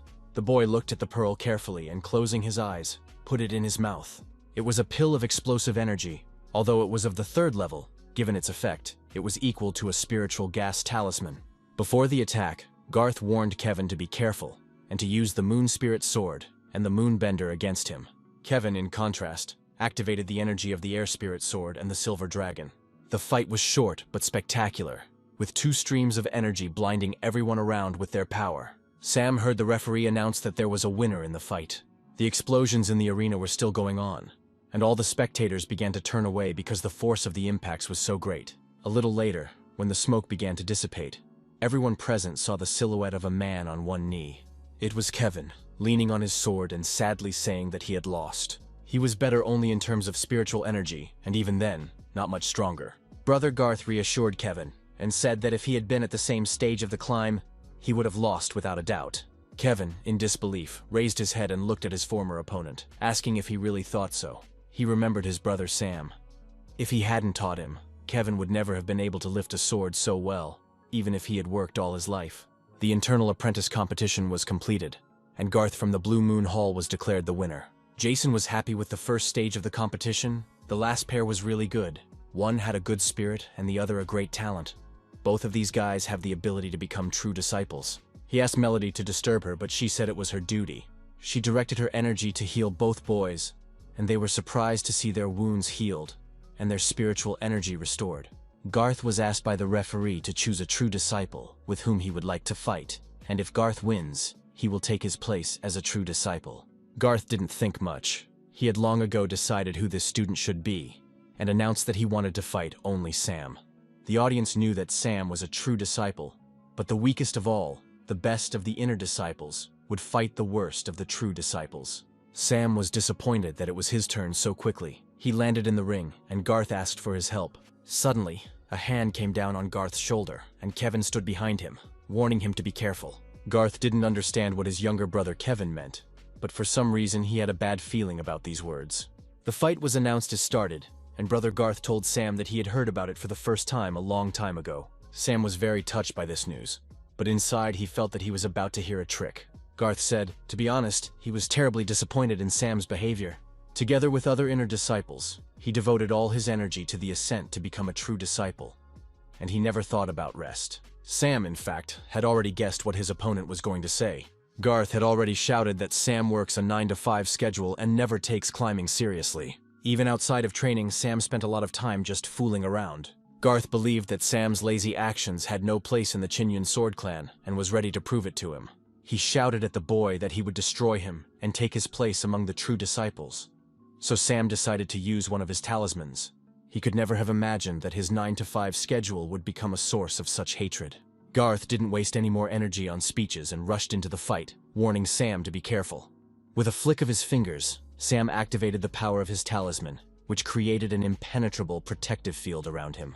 No matter how strong Garth's attack was, it could not overcome the defense barrier. He tried many times and used different techniques, but the dome remained unmoved. The angry guy, not believing his eyes, landed a little farther away from his opponent. Spectators standing around the arena were surprised by this turn of events. An elder named Mason jumped to his feet, shouting that Sam doesn't respect competition, that clan members follow the path of the blade and never back down. This brother Sam hides behind a talisman. Is this the behavior of a disciple who is on the path to the truth? He is a disgrace to the Qinyun clan. Mason's screams interrupted Master Yen's words. He said that a disciple of the Qingyun sword clan should have some sense of self-preservation. If everyone was as impulsive as Mason, the clan would have long since ceased to exist. But the elder Mason was not going to give up so easily and turned to Master Yen to explain in more detail what he meant. The argument between the two elders was interrupted by the voice of the chairman. Jason said that the competition was created for the upcoming big gathering, where there are no rules. Brother Sam has his own reasons for behaving this way, but for now, he is going to win, and there is no problem with that. Garth realized that he could not break through the protective dome and decided to press Sam's conscience, saying that he was a true disciple. But to fight it, the inner student, he still hides behind the power of the talisman. How then could Brother Sam, a true disciple, be different from a turtle? The moment the boy's sword was close to the protective dome, Sam reached out and stopped the blade between his two fingers. Garth was shocked by his opponent's unexpected response. He was used to Sam not defending himself. The guy replied that if the opponent wanted to fight him so badly, Sam would give him the opportunity. The nervous and dissatisfied spectators were excited that the boys would finally compete. Kevin, who knew what Sam was capable of, had already mentally said goodbye to his new friend. Garth was very excited. Finally, his older brother decided to show his strength. He apologized to Sam for what he had said earlier, hoping it hadn't offended him too much. The son replied that he knew, of course, that the boy had said it in a fit of temper, and that he was not affected by such nonsense. Garth generated another attack on the enemy and asked Sam to attack. Sam took another talisman out of his pocket and activated it with a smile. All those present were amazed by this picture because they had never seen such a mascot in their lives. A whirlwind of flames swirled around Sam, turning into small localized explosions. The flame of the mascot grew more and more like a mushroom over the arena. This talisman was able to release so much spiritual energy that it was amazing. Two energies of opponents collided with each other. But Sam's energy quickly absorbed Heart's attack, leaving almost nothing of it. Garth was amazed. More than half of Sam's counterattack remained from his powerful attack. How could this happen? Sam did not wait for the enemy to attack again, but ordered his talisman to attack him. The fiery, localized explosions combined into a large, flaming tornado that flew toward Garth. He decided to fight to the last, and shouted that he would show everyone his strength. He could not say a word more. Only drops of blood could fly from his mouth onto the sword. The boy could do nothing against such a powerful force. The fiery tentacles were approaching him from all sides. The energy of Sam's attack covered the guy's head, depriving him of even the possibility of escape. A few seconds later, it was all over for the guy. There was a powerful explosion that this arena had never seen before. A second later, a completely naked Garth flew from the epicenter of the flames to the ground. The guy did not understand how he survived. His chic hairstyle turned into afro curls, and smoke was coming out of his mouth. He stood up, and all the spectators around him began to close their eyes, screaming he needed to put something on urgently. Sam stood on the other side of the arena and addressed Garth, saying that he had warned him that this would happen. But he didn't listen. At that moment, all the inner disciples who wanted to choose Sam as their opponent grabbed their heads, glad they were not in their brother's place. The referee announced the end of the fight and declared his brother Sam the winner. Sam looked at the crowd's reaction and wondered if he had overdone it, hoping he hadn't caused anyone any psychological trauma. When it was the turn of Kevin's younger brother to choose his opponent, the boy was focused on his choice. But when he saw Sam flying by, the guy rushed to him with congratulations, saying that the fight was unbeatable. Sam encouraged Kevin to keep working on himself. Kevin walked decisively to the arena where the referee stood, demanding to choose an opponent. After careful consideration, Kevin announced that he wanted to fight his older brother Jacob. This choice surprised everyone. The boy chose his brother Jacob, who was ranked third among all the true disciples. Sam realized that Kevin had very big ambitions, but he knew in advance that the fight would be short. Both fighters were already in the arena and greeting each other, and the referee announced the start of the fight. Suddenly, Sam heard Master Yen's voice calling him over. A second later, he left his seat near the arena and flew to the stand where the elders were sitting. Landing on the podium, Sam politely greeted everyone present. The elders met the boy with unfriendly looks, and there was a pause between them. Master Yen suspiciously asked Sam where he had gotten such a powerful talisman. The boy replied that he had previously inherited this family treasure from his ancestors in a secret kingdom. This is how he learned about this talisman of 100 hell dragons, and showed it to his teacher. The power that this talisman can unleash is directly related to the spiritual energy of the student. In fact, Sam got it by making a deal with the purple demon, and gave him some of his spiritual energy in return. The guy just needs to use these spiritual talismans during the fight and he can win 2 fights without even lifting a finger. Master Yen stood up from his seat and walked over to the boy to take a closer look at the talisman he was holding in your hand. The dialogue between the master and the student was suddenly interrupted by the angry voice of Master Mason, who called Sam by name. The boy turned to Master Mason and asked what he needed from him. The elder was angry. He said that instead of fighting, Sam chose the easiest way to win without fighting. Sam replied that if competitions between clans do not prohibit the use of mascots, it means that his tactics are within the rules. Can Master Mason disagree with the rules set by the head of the clan, Jason? Mason's tirade about Sam's fraud was interrupted by Jason's voice, which ordered the elder to be silent. Jason turned to the seven and said that if he had received the talisman from the secret realm, they would no longer torment him with questions. They wished him good luck in the upcoming competitions, and the boy said goodbye to them. While he was talking to the elders, Kevin's fight with Jacob was already over. Although brother Kevin lost, he was not long from being initiated as a true disciple. The referee made an announcement that the competition of the inner disciples had come to an end, and that the fights among the true disciples would now begin. Sam looked at his number. He was 23rd on the list, so it wasn't going to be long now. Judging by his number, even after an hour and a half, the line will still not reach him. The first battle between the true disciples had already begun, and the boy decided to stay in the sky to watch the fights from above. After a while, the fight ended and the referee evaluated the next match. Melissa from the Blue Moon Room versus Mary from the Hidden Mirror Room. The crowd around the arena immediately grew larger, and everyone was excited to see the next contestants. Sam heard Mary's name being chanted from above and realized how popular the girl was. But Melissa's name was chanted no less, as she was also a clear favorite among the locals. There were rumors that Melissa's younger sister was very beautiful, and many people discussed her. All these guys who were present around the arena were so excited because they wanted to see these two girls. Sister Melissa was ranked 6th on the Divine Leaders Board of Honor. She was on the 4th level of the Purple Palace. A blue beam of energy rapidly descended into the arena, carrying the older sister Mary, the first student of the clan. The girl was on the 1st place of the Divine Honor Roll and also had the 5th level of the Purple Palace. Sam looked at Mary and realized that her ascension had increased. The purpose of her sword was stronger. The elders also noticed this change in the girl, but Melissa's master defended his student. Melody asked Jason how he saw the ending of this duel, and he replied that they are both strong, but Mary is a level above Melissa. Melissa turned to Mary with a greeting. A whole year had passed since their last fight.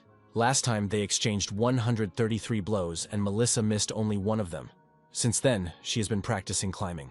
She hoped that today Mary would recognize that her sister's technique had become stronger. Melissa had used the Phantom Sword and Shadow Step techniques.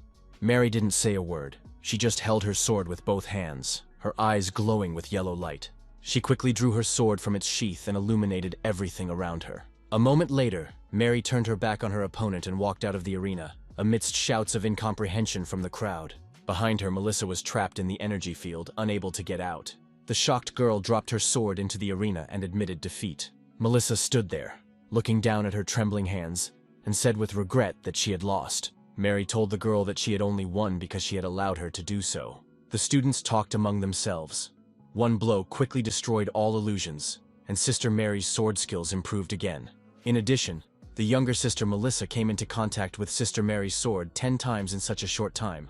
Her spiritual energy weakened because of this. Hall Chairman Lu Yun, who was ranked 3rd in the Celestial Leaderboard, said that this happened mostly because the sword fell from Melissa's hands. The best disciple of the Chinyan Sword Clan, who was ranked 2nd in the Celestial Leaderboard, said that they had clashed about 20 to 30 times. Sam was also amazed by the speed of the fight, not counting the blow that dispelled his illusions. The guy counted 23 more blows, which dispelled the spiritual energy in Melissa's sword. No wonder Mary was the best among the true disciples. He gave her only a couple of tips, and she was able to develop them into such a fighting technique. He was amused by the faces of the masters and elders who watched the fight. All the men stood up from their seats, not sure if they had seen the whole fight to the end. One of the masters exclaimed that they had been shown a beginner's sword technique. There could be no mistaking it. Of course it was her. The elder asked how old Mary was. She had been climbing for probably 20 years. Master Yen exclaimed that with such talent, she would be invincible in the future. The beginner path referred to the sword technique. There are only 10,000 cultivators of the 9th level of the Purple Palace worldwide. Yen said that even if he searched the world, it would be difficult to find a student as talented as Mary. Jason was delighted. With such a talented student, the clan would become stronger and stronger, and he wanted to ask the girl after the competition. Sam, on the other hand, was worried that the competition would not end before his work schedule was over. The next match ended, and the referee began to announce the next pair of students.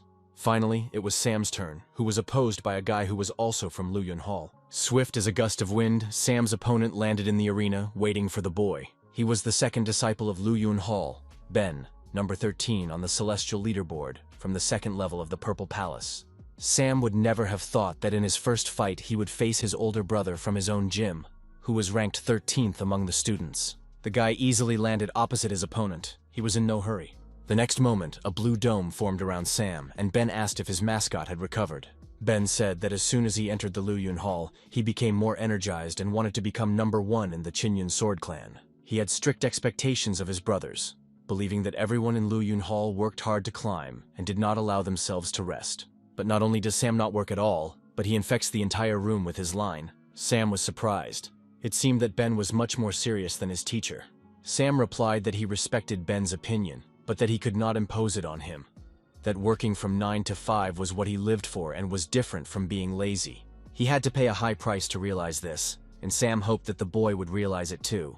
But Ben did not want to listen to his excuses and had already launched his first attack. He promised that today he would break Sam's talisman and make him realize that the Qinyun clan lives by the sword and follows his path. Wielding a sword is the ultimate goal of every student, including Ben himself. Ben's brother's attack smashed Sam's protective dome into pieces that flew in all directions. Everyone present was amazed at the strength of the blow. Ben's strength was comparable to the 5th level of the Purple Palace. It looks like Sam will soon be taken out on a stretcher. He is still just on the verge of the Palace of the Immortals. He is very lucky to have survived this long. The dust settled, and everyone saw that Sam seemed to be frozen among the wreckage of his protective dome. The referee had already started to announce that the fight was over, but he was interrupted by the sound of breaking glass. Sam was still in the fight. He had expected such a move from his older brother Ben, and the strength of his punch exceeded Sam's expectations. Even Kevin, who was standing in the crowd, didn't expect Sam to be able to continue the fight after that. Ben put all his strength into that punch, but it only hit the boy's mascot and didn't hurt him at all. He said that Sam's protective talisman turned out to be stronger than expected, but now the boy will face it head-on. But Sam was already pulling another trick up his sleeve, saying he would like to admit defeat.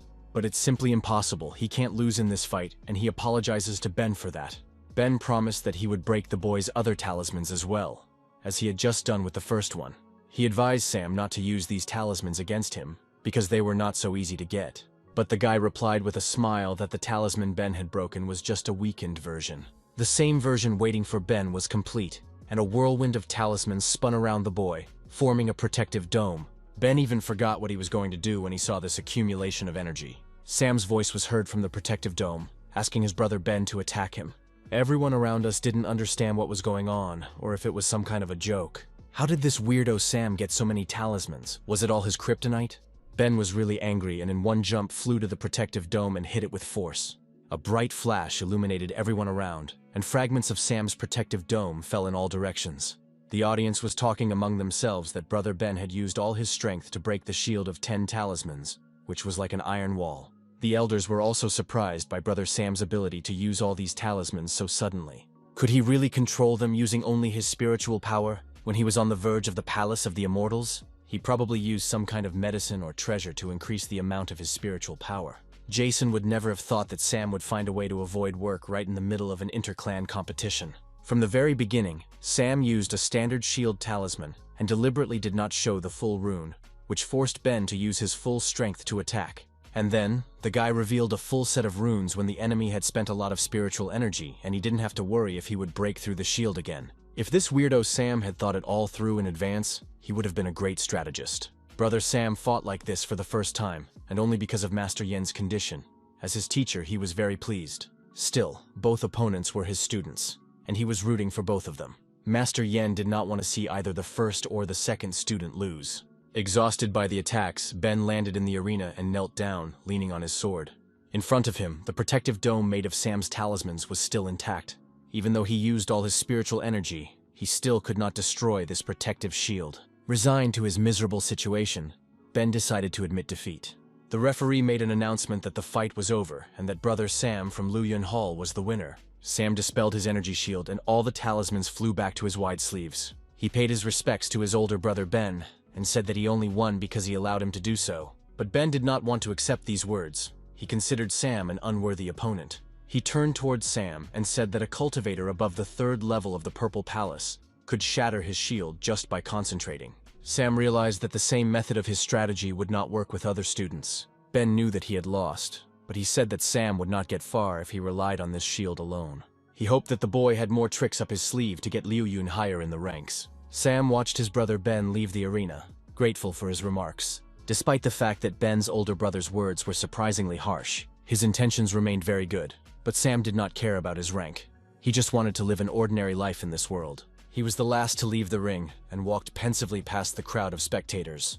He heard unfavorable comments about himself from all sides, and the audience said that this victory was very shameful. But the guy was not affected by all these words. He expected a similar reaction. The main thing for him was the goal. Sam found a secluded spot under a tree, away from the crowd, and sat down, lost in thought. Mary, who was also watching the match, could not understand how her older brother Sam came to use mascots. Suddenly, she heard her name called, and the true student of the Hall of the Hidden Mirror, Gemma, stood next to her. When Gemma asked Mary if she thought the fight was shameful, she wondered how she could say that. The chairman had long ago announced the rules for these competitions. They did not provide for any restrictions. Victory was the most important thing. So what's so shameful about brother Sam winning this fight because of his talent? Gemma didn't expect such pressure. She just wanted to find a topic to talk about. But Sister Mary is very sensitive. Gemma decided to answer that Sam was a disciple of the Qingyun sword clan, and yet he hadn't used any blade techniques. It was too much. Mary asked the girl who had said that a disciple of the Qingyun clan must follow the path of the sword. The second elder came to the truth through the way of the wind. The reason Sam did not use the sword was because that he simply didn't need the sword. The girl admired the fact that she was the only one who knew Sam's true strength. Shocked, Gemma looked at her sister Mary in silence, not understanding what had happened to her. As the first student of the clan, she always worked hard and didn't even look down on lazy students. But as soon as Sam, the laziest student in the clan, appeared, she suddenly became his protector. There was really something wrong with Sister Mary today.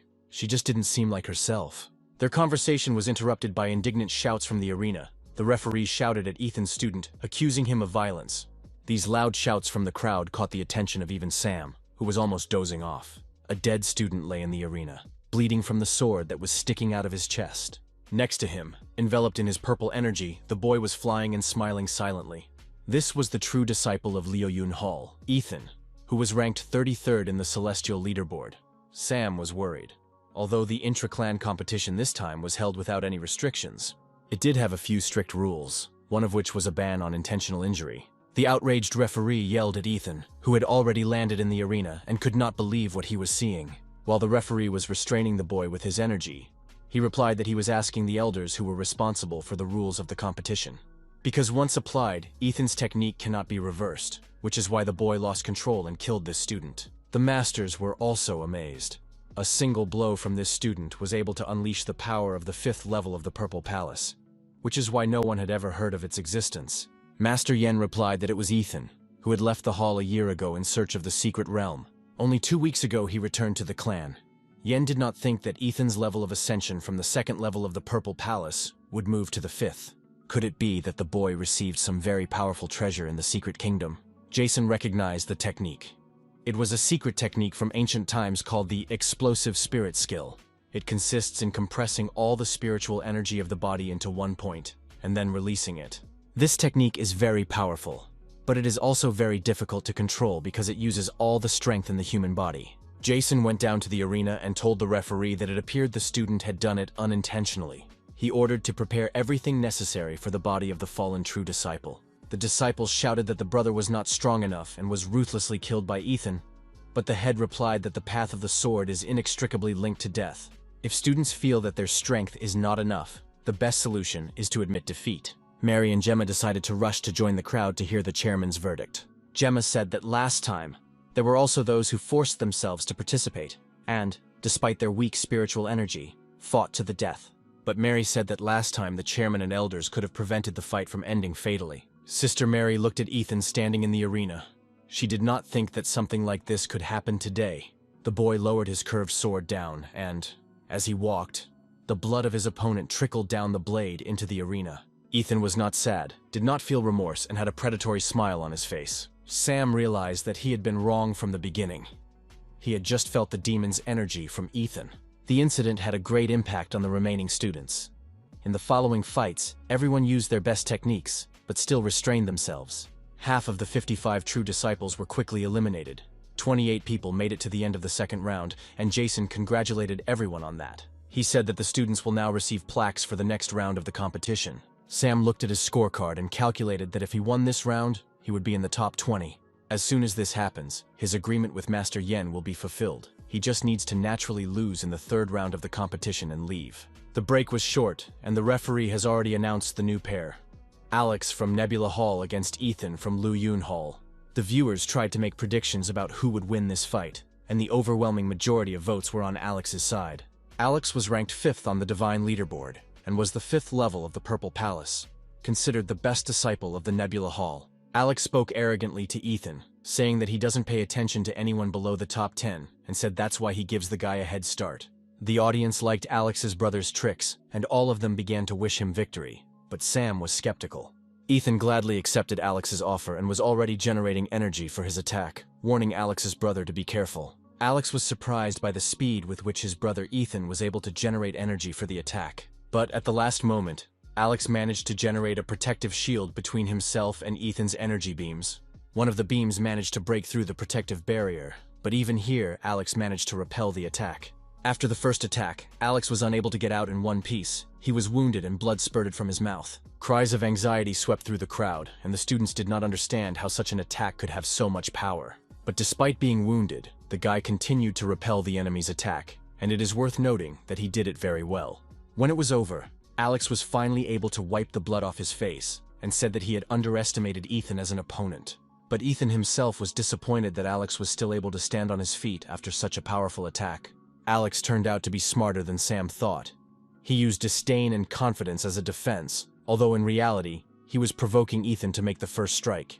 He prepared everything and used the Mist Hall sword technique to release spiritual energy into the sky and create a protective shield. This allowed him to block a large number of his opponent's strikes, and Alex figured out Ethan's trick. In the next moment, the boy generated the energy for the Mist Hall sword technique and directed it at Ethan. Ethan's response to this blow was an attack using the Sea of Stars technique, and everything instantly started to explode in the ring. The students and spectators could not see anything through the fire that was flying in different directions, and maybe the fight was already over. Sam stared intensely at the pillar of fire, which was slowly beginning to dissipate. The referee announced that the winner had already been revealed, and purple energy burst out of the smoke above the arena in powerful beams. Soon the smoke cleared, and everyone saw that the creator of these beams was none other than Ethan. The guy was preparing for another attack on Alex. Alex was amazed. By some miracle, Ethan was able to attack him, even after his signature move. The next moment, a powerful energy beam from his opponent flew in Alex's direction. The guy thought he had enough strength to defend himself against the attack, and generated another shield, saying that it was pointless to attack. But when Ethan's beam met Alex's shield, the shield shattered into small pieces, and the surprised Alex did not have time to react in time. It was just unreal. This guy must have hidden his true power from everyone. Ethan's punch was inevitable for Alex. Realizing that he could not repel the enemy's attack, Alex shouted that he was admitting defeat, but it was too late for him. Ethan's energy beams reached the boy and threw him violently over a great distance. Ethan was in the sky, watching his opponent, shocked by the force of the blow, lying on the ground looking at him. When Alex recovered from the blow, he realized that his face was bleeding. A heavy silence hung around the arena for the fights. No one dared to make a sound. Ethan slowly began to tame the energy of his sword, which was almost black. He approached Alex, who was still lying on the ground, and thanked him for letting him win. Silence continued to prevail, and everyone just watched as the smoke gradually began to dissipate over the arena. The masters wondered how Ethan could be so strong. His last strike could match that of a 6th-level student of the Purple Palace.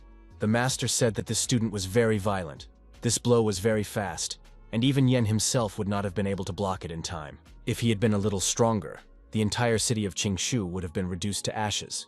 But he restrained himself, which means he had no intention of harm. Sam watched Ethan walk out of the fighting arena. His punch could really take the life of Qingshu City. But in the end, the guy overcame his desire to kill and restrained his power. It was obvious that he was not acting recklessly.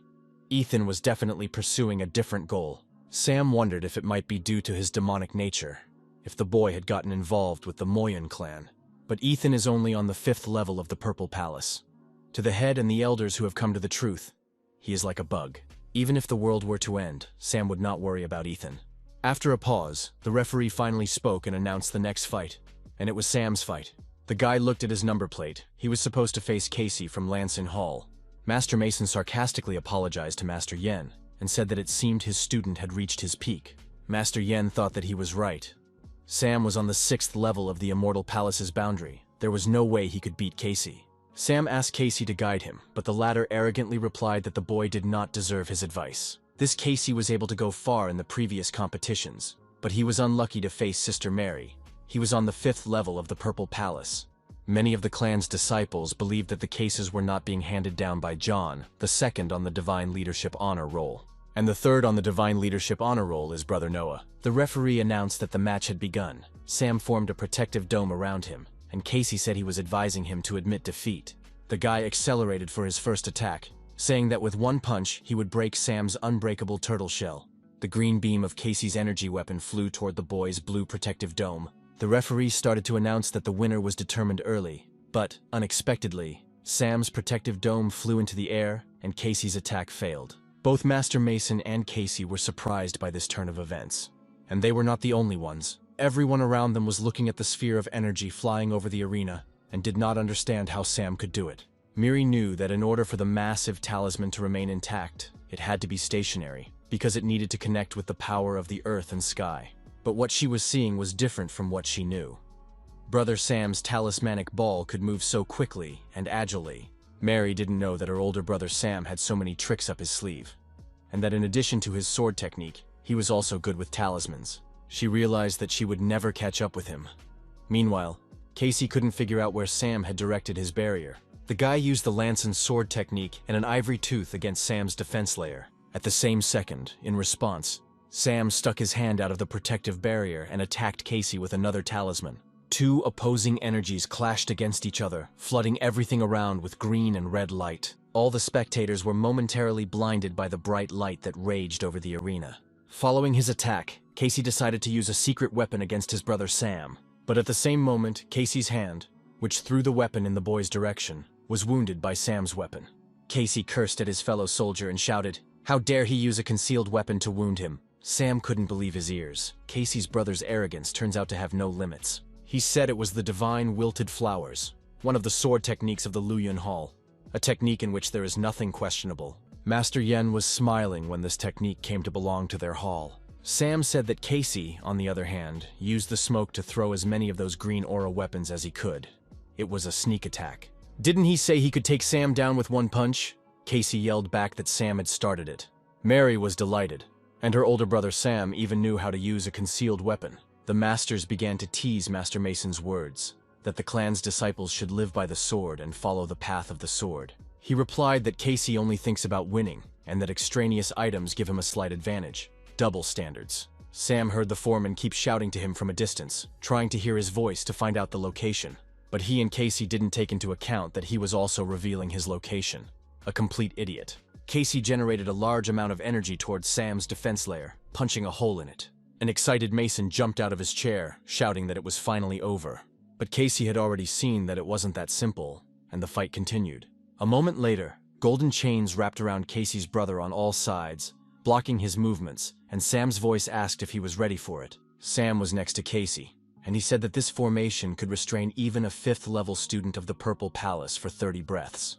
Casey has only 10 breaths left, and Sam might torture him a bit if he doesn't give up. Sam pointed his sword at his opponent's left leg, showing with his whole body that he was going to make the first cut. The frightened Casey raised his arms as high as he could and immediately admitted defeat. The referee announced that Brother Sam from Luoyuan Hall had won the fight. The referee's decision was met with a storm of applause from the crowd, as no one could believe that Sam had managed to defeat an opponent much stronger than him.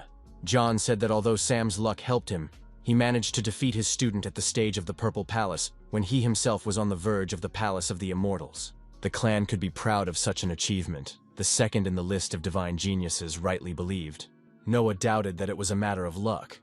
He thought that Casey had been cheated at the very beginning of the fight, and John asked him to tell him more. At the beginning of the fight, he set a trap and allowed Casey to succumb to contempt, then hid his formation in a dark weapon and threw it at the guy. At first, he quite competently provoked a verbal attack and started his opponent, distracting his attention. Then, he began exchanging concealed weapons with Casey and quietly created another formation next to him.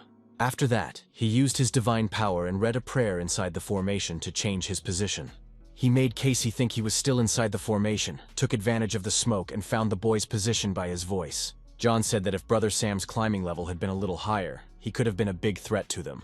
But Noah did not agree with his brother 100% on this point either. He believed that the whole story was not as simple as it seemed at first glance. The masters were delighted. The weak overcame the strong, combining the art of formation and talismans, thinking every step ahead. It was unsurpassed. Only Mason was not happy. He said that the guy used a couple of clever tricks. If Casey had pulled himself together, he would have beaten him. Elder Yen was praised, saying that there were indeed many interesting secrets in his hall, but the master said, laughing, that this was a common thing. The referee announced Mary's sister's fight as the next match, and the girl quickly went down to the arena. Her opponent was Brother William of Lansing Hall, who immediately told the girl that he was inferior in strength to her. The boy was ranked 8th in the Celestial Leaderboard, had the 4th level of the Purple Palace, and was considered the best student in Lansing. Mary told him that he should just use all his strength and fight to the end.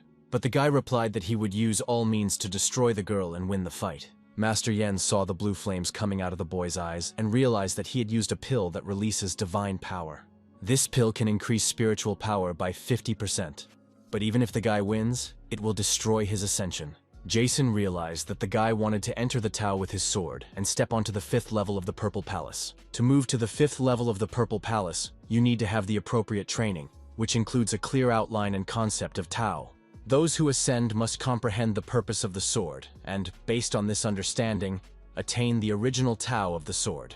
Sam realized that in order to get in touch with Tao, the boy had decided to sacrifice the foundations of everything. He wondered what Mary would do in this situation, since she had used the blue sword technique against William, a spiritual platform. The guy also did not wait and defend himself, but decided to attack the girl. He used his talismans to attack, but Mary's power was already gradually absorbing them. His strongest attack after taking the pill was so quickly destroyed by the enemy. The girl got tired of standing in the arena and began to fly up to the guy in the air, destroying his attacking energy beams along the way. The guy tried not to let Mary get close to him, but the girl stubbornly moved forward. And now William has already had his first wounds in the abdomen and face. The guy was dripping with cold sweat from the strain. And before he could realize it, Mary swung her sword and the energy of the four burst out of him. This energy went through William, but this time it was not an attack. The guy swung his sword in the direction of this energy, and there was a strong explosion. The masters jumped up from their chairs, and they saw the Tao of William's sword manifest during these manipulations. His knowledge of the Tao of the sword lags behind theirs by only one step.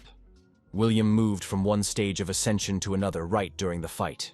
The boy, happy to have increased his energy level, swung his sword at Mary, preparing for a new attack. But with one precise blow, the girl hit William's hands with her energy beam. Mary knocked the sword out of his hands, and the surprised guy didn't even notice it at first. Mary, standing calmly in the arena of the fights, looked into William's eyes, and the girl said that it was over. The referee declared the fight over, and the winner was Sister Mary from the Hall of the Hidden Mirror. William had tears in his eyes. He sincerely thanked the girl for her mentoring. Mary revealed her sword technique to him so that he could make a breakthrough. The boy knew that he was now in unpayable debt to his sister Mary, but the girl replied that he did not need to be so polite. William melted after these words. She deserved the #1 title. He would never be able to match such generosity and strength. The girl left the arena and, as she walked through the crowd, heard everyone around her shouting that it was an unrivaled spectacle. Suddenly, Mary heard one of the students shouting that she was much stronger than that ugly Sam, because this Sam doesn't even use a sword.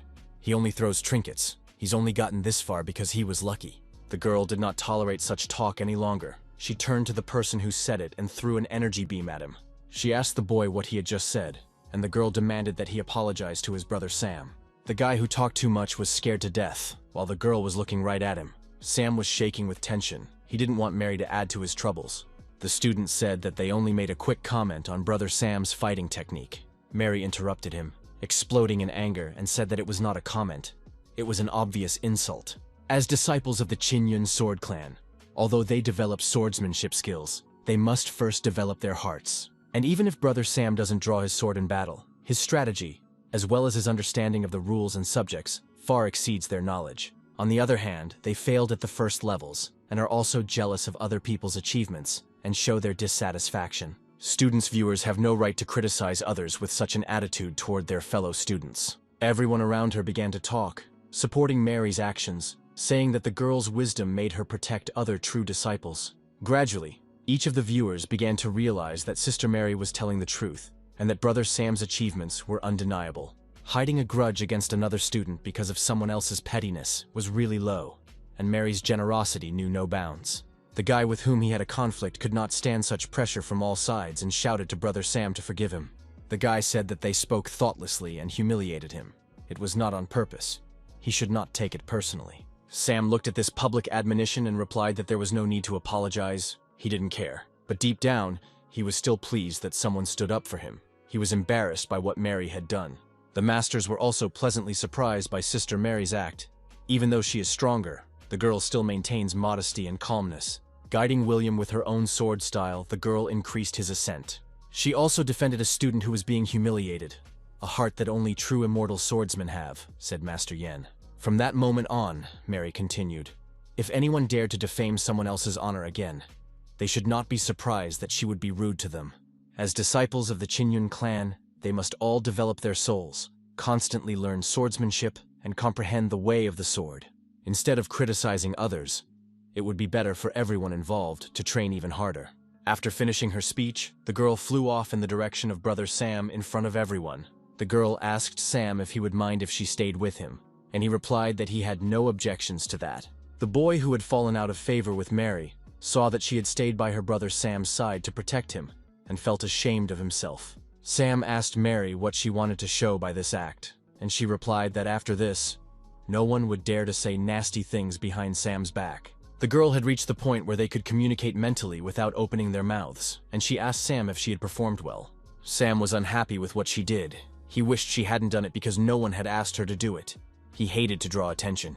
But the girl knew that Sam's sword skills were incomparable. The strength and ascension that she now had was only thanks to his stone tablet. Although he wasn't interested in fame, he didn't care about reputation, but he was kind to her. So Mary can't let people talk nasty about him. The guy asked why she was standing in front of him, let her go back to her seat. He thought that he shouldn't have given her advice at all, but the girl actually wanted to ask him something because she had doubts, and Sam replied that he was not her master. Mary said that if he didn't want to teach her, she couldn't guarantee that he wouldn't do anything, and that what others said wouldn't concern her. The guy replied that Mary was too cruel, and if she had any questions, she should ask and go back to her room. Gemma looked at this strange picture, and could understand why Mary had frightened the poor students because of Sam. Was it possible that the two were in a secret relationship? Gemma was so shocked by her guess that she didn't realize she had said it out loud.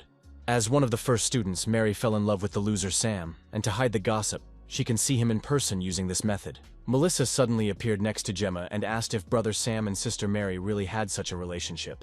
She came closer to the jam and whispered in my ear that, if you look closely, it did look a little strange. These guys were communicating away from prying eyes, secretly. It just couldn't be. It was absolutely unbelievable news. It surprised Sister Melissa. Gemma asked Melissa to keep it a secret, because if her sister Mary and Brother Sam found out, Gemma would be punished by the clan. Melissa put her hand to her chest and said that, of course, she would not tell anyone. The girl could trust her completely.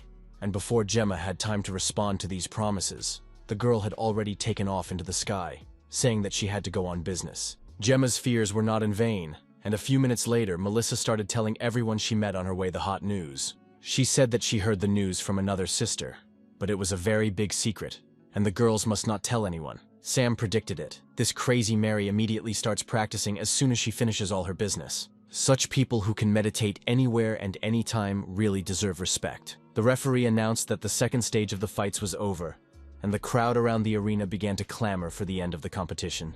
The referee said that the clan head and elders decided to stop the competition today because the participants had used up too much spiritual energy. He said that the students should take a break.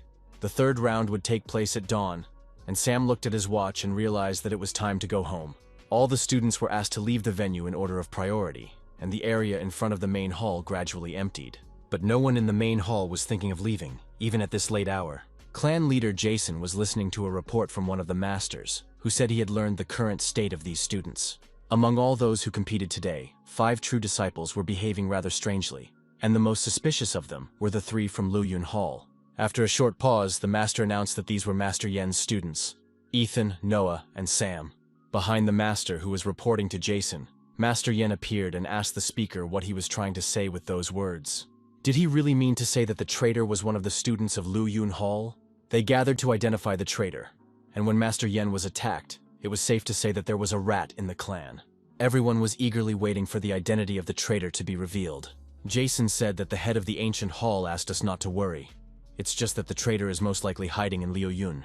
In the end, Jason only asked Ian to accompany the Pearl of the Bloody Soul and did not tell the others about it. When Master Yen went to perform his tasks, he tried to act very stealthily. But despite all the precautions, the demon clan found out about everything and wondered if Master Yen thought it was strange. He turned to the second elder who was reporting, demanding that he continue his report. The master continued by saying that these 3 disciples unexpectedly grew in power, literally in 1 year. The first on his list was Noah from Lu Yun Hall, whose cultivation base was at the 2nd level 2 years ago, which was not very powerful. A year ago, when he took 3rd place in Tianjiao, Noah said he received a message that told him how to increase his strength level. Ethan, too, did not stand out for his level of cultivation. A year ago, he took 33rd place, and at the end of this competition, his level soared to 5th. In addition, the art of the sword he learned is quite powerful, one might say murderous, and he said he had found a secret realm. Sam seems the least suspicious, but the master is sure that the boy is hiding many secrets, and last year he was promoted to a true apprentice. Somehow he managed to acquire unrivaled knowledge of talismans in such a short period of time, even though he does not practice at all. In addition, recently, the master found out that it was Sam who broke the connection between Qin Yun and the demons. He destroyed Mo Yun's followers and returned the pearl. According to other students, the elder of the Mo Yun clan, Killian, was also there at that moment. But after Sam met with him, Killian disappeared for no apparent reason. Then Sam and Mary were on a mission in the village, and they had to face Elder Mo Yun, who was forming a demon embryo. During the attack, he was holding a secret treasure, which, in the end, was never saved. And finally, he and the students of other clans met a demon soldier who had previously managed to escape from them from the battlefield. At today's competition, Brother Sam also received a lot of attention. He used talismanic strategies that the master had never seen before, and defeated 2 stronger opponents in a row. Summing up, the second elder said that the guy was hiding his true powers, and was the most suspicious of the announced trio. Jason interrupted the second elder and shouted that this was not possible. Master Yen also believed that Brother Sam could not have been a traitor. What the second elder said was absolute nonsense. The shouts that rose in the main hall forced the second elder to shut up. He looked at Jason, and then at Master Yen, and did not understand how they had such a mutual understanding. One of the elders present said thoughtfully that this version was quite likely. He suggested that Brother Sam might have fallen under the control of the Mo Yun demon clan. Master Yen could not take this nonsense any longer, and he went to this elder, asking what it was supposed to mean. He did not back down, and said that perhaps at some point Sam was kidnapped by the Mo Yun clan. And then all these events began. Master Yen said that this was not true. He believed that the boy had simply been hiding his true strength for a long time in order not to stand out. And if it had been captured by the Mo Yun clan, then why didn't they take the pearl from them? Why did they start killing people in the village of Yuigan? It's illogical. Elder Mason jumped out of his seat and shouted, "Why don't they just arrest all the suspects and deal with each one individually?" Jason stopped the argument by saying that we shouldn't jump to conclusions. We need to find out why the spies were sent. He had a strange feeling that the Mo Yun demon clan wanted to disrupt the competition. The second elder asked in surprise what this was supposed to mean, what exactly the clan head had in mind. Jason replied that someone would be secretly controlling everything. Since the Mo Yuns had planted a mole on them, they would use it as bait. It doesn't matter who it is, Ethan, Noah, or Sam. They will see what the Mo Yun demon clan is up to. At home, Sam had a very serious conversation. Lisa asked to go to the competition tomorrow with her boyfriend. She was very excited and showed with her whole body how much she wanted to go there. The boy understood her interest. Lately, the girl had become quite bored, but he still could not take her with him. Tomorrow, he planned to give up during the competition, and then he would come home and they would eat together. The girl's face described the degree of her dissatisfaction with this news without words. Suddenly, she seemed to feel something and turned toward the door. Lisa grabbed her brother Sam's little finger with her little hand and pulled him out of the house. The boy did not understand where the girl was taking him. He was about to go to bed. Some time later, they were both standing in a clearing in the middle of the forest that surrounded the city. Sam knew where they were. Behind the mountain of Luyun Peak, he just didn't know why they were here in the middle of the night. The girl flew into the air and began to point to one particular place on the lawn with her hands. The boy realized that something was hidden underground. and Lisa agreed with his assumptions. A moment later, she raised a small tornado that scattered everything from the hiding place. The guy, amazed, looked at the discovery. It was a red flag of the formation. The rank of this flag was quite high, most likely used to protect spiritual knowledge and form a certain space. Sam realized that his actions could violate the prohibition of the head of the Qinyun clan, but his actions will provoke excessive panic among clan members and elders. In addition, he didn't really care about what was happening. He didn't want to get involved in problems. However, judging by the placement of the flags, nothing good was to be expected from this formation. What will happen if Qingyun faces a crisis that he could have prevented right now? How can he continue to lead his carefree, stable life from 9 to 5? Sam asked Lisa how the girl had found this flag of the formation. It was very difficult to follow the girl's thoughts, who diligently began to answer the boy's questions with gestures. Sam managed to realize that when Lisa went out at night to absorb the essence of heaven and earth, she encountered the person who was burying the flag. He had a hunch about who she had met, but he asked the girl if she remembered the bad guy anyway. The girl began to create an energy screen in front of Sam to project her memory. And on this projection, Sam saw the face of the very person he had been thinking about. The boy looked at Ethan's face, which was smiling predatory, and everything inside him was shrinking with a bad feeling. He knew that it would not be easy to get rid of the flag, and he had to do it without anyone noticing. It was impossible to know the location of all the flags, so Sam finally decided to remove at least one of them. The blade energy he created could follow a specific target and then destroy it. The blue dome covered the red flag, hiding it under the leaves, as it had been before Lisa showed it to Sam. Having done his job, Sam concluded that the conspiracy between the Gentiles and the Moyun clan was over. The girl flew up to Sam with her recent request, which he had rejected before, and she decided that now was the time to get what she wanted. The guy asked her if she really thought she deserved the recognition and wanted to go to the competition with him. When she responded in the affirmative, he grabbed her cheek and told her that she must not reveal her existence. As expected, the girl was angry, and she reached into the boy's sleeve and pulled out some of his talismans. Holding the talismans in her hand, she held them up to Sam's face with an angry face. Sam realized what she was saying. They could use one of the mascots, and then Lisa would be able to enter the fight arena.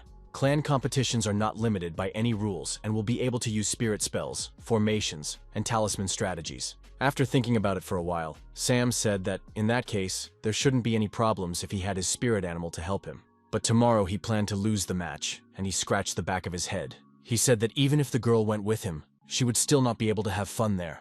At dawn, all the students gathered in the square in front of the main hall. The competition was to continue today. The referee called out 12 participants who were on the list, and they obediently flew to him. Spectators gathered around the arena began shouting the names of their favorites. The referee looked at the list in his hands and at each of the students in turn, mentally taking a roll call. When he got to Sam's name, he saw that the guy was not among the participants he had invited, and the referee asked where the guy had gone. There was a lot of misunderstanding in the crowd, and some of the spectators thought that Sam had decided to run away in order not to continue the competition. Others did not understand how he had the courage to skip such an important competition. Elder Mason jumped out of his chair again, shouting that Sam was treating the event as child's play. Elder Yen replied that it was actually the guy's habits that were to blame. He only worked from 9 to 5. Now was not the right time for him, and Master Yen believed that this was the reason why the boy was not here yet. Mason shouted that their clan might have to wait for Sam to come to continue the competition, while others called Sam infantile. The second elder tried to calm everyone down, telling them not to forget about the plan. Jason said that there was no way Sam could be disqualified from participating, so the referee would have to wait, and he ordered Master Yen to look for Sam. A few minutes later, the referee received a new message from the head of the clan, demanding that he wait for Sam, who could not understand such a strange decision.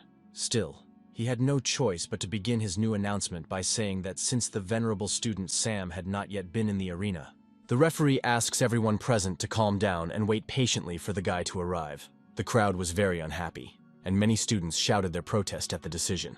These screams were interrupted by the voice of Sister Mary, who ordered everyone to be quiet, because she would have to stand up for Sam again. She said that all cultivators should know that patience is the best quality when germinating. To herself, Mary thought that Sam was busy training, which could not be interrupted. He had his own way, which they had to accept. She appealed to her opponents, saying that she hoped they would all agree to show a little patience. Honorable brothers and sisters should express their opinion on whether to wait for Sam or not. Brother Noah said that Sister Mary was right. After all, they still had time before the competition started. John considered his goal to be only Sister Mary, and if she wanted it, he was ready to wait. The other students also gradually began to agree with Sister Mary's opinion that if we wait a little longer, nothing will change. Mary was very pleased with the responses of her brothers and began to thank them for their positive decision in this matter. But her gratitude was interrupted by the voice of one of the brothers, who said he refused to wait. He shouted that a person cannot behave in such a way at such a responsible competition. It was Rob. He was ranked 12th on the Celestial leaderboard, and the guy was saying that they shouldn't waste their precious time waiting. Mary turned to the guy and asked Rob to give Sam a chance, but he said that even if he came, he should be disqualified. He had a strong position that everyone should not wait for one person. The girl realized that explanations alone would not convince him, so she used her energy and pushed Rob. Brother Rob does not expect an attack from his sister Mary, and he is filled with both anger and fear. But the girl, with a smile on her face, politely asked Rob if he would still agree to wait a bit. Rob didn't want to start a fight with the strongest student in the clan, so he said that there was nothing wrong with waiting. When the referee heard that the students had resolved their differences, he announced that, in that case, he would ask everyone to wait a little longer. The audience did not appreciate this decision, and the students called it outrageous, because such a crowd cannot wait for one person. An hour later, Sam finally appeared above the fight arena, with the student who had found him. The guy quickly flew to the competition venue, constantly urging Sam on. Sam, who had not yet fully awakened, yawned on the fly and barely responded to his brother's persuasion. And so, after an hour of waiting, Sam's foot finally stepped into the fight arena. Everyone around him just looked at the guy in silence. Tension and anger were felt in the air. The guy turned to the crowd and apologized for his tardiness, saying that he was really sorry that everyone had to wait for him. He was used to working from 9 to 5, and the competition was at dawn, so he simply forgot to set his alarm. He went on to explain that he did not expect everyone around him to just stand there and wait for him to appear. He was very ashamed because the head of the clan did not disqualify him from participating in the competition, making everyone around him wait for him for an hour. Suddenly, among the crowd of guys, Sam noticed 3 girls who, for some reason, were looking at him shyly. At first, he could not understand what was happening to these girls, why they blushed so much at his gaze. Did they really fall for his good looks? The girls were just thrilled that Sam had noticed them. This was the same Sam that Sister Mary had stood up for so much, so they must have had a special bond. Did Sister Mary, who was a sword-wielding woman, decide to turn her attention to something else? The clan was already gossiping that the two were hiding their relationship to avoid getting into trouble. To the girls, it all looked like the plot of a novel about a man who managed to melt an icy heart. Although the Chinyan clan was immersed in an atmosphere of constant cultivation, for many students, the time spent outside of practice was also very important. If they did not find something to do, they most likely gave up further cultivation. Many sisters read Master Yen's novels. James interrupted the chatter and made the announcement that the competition was finally starting and threw the number plates in the direction of the students. Sam was very surprised by this turn of events, and James used his hands to draw the lot. The guy raised his hand to grab the plate that was flying towards him. The number 1 was written on it. He was the first. A few minutes later, Sam and his opponent were left face to face in the arena. The referee made an announcement that the fight had begun, and at the same moment, Sam raised his hand to address Jason and surrender. But I didn't have time to say it, because Jason said that everyone had to be strong. No one was going to try to give up right after the battle started. The boy looked in surprise at the clan leader, wondering how he had learned about his plans. Jason continued to say that students should make every effort to at least try to make it to the finals. Sam realized that now he would not be able to give up with all his will. The head was right. If he gives up without a fight now, he will surely be mocked. So the guy threw several talismans in the direction of his opponent. The mascots began to form a protective dome barrier between him and the enemy. Rob's brother, the first level of the Purple Palace, who opposed Sam, asked how much longer he would use the same trick. The guy began to generate energy into the art of the Chinyan meteor sword. Powerful rays of blue, brilliant light flew in the direction of Sam, over whom a dome had almost formed. When Brother Rob's energy beams almost reached the target, the protective dome finally formed. But Sam's protective barrier could not withstand such force and broke. Sam was not surprised by such a powerful technique of the enemy. He was not amiss either. When mascots start working, it takes a little time for the connection between them to be fully established.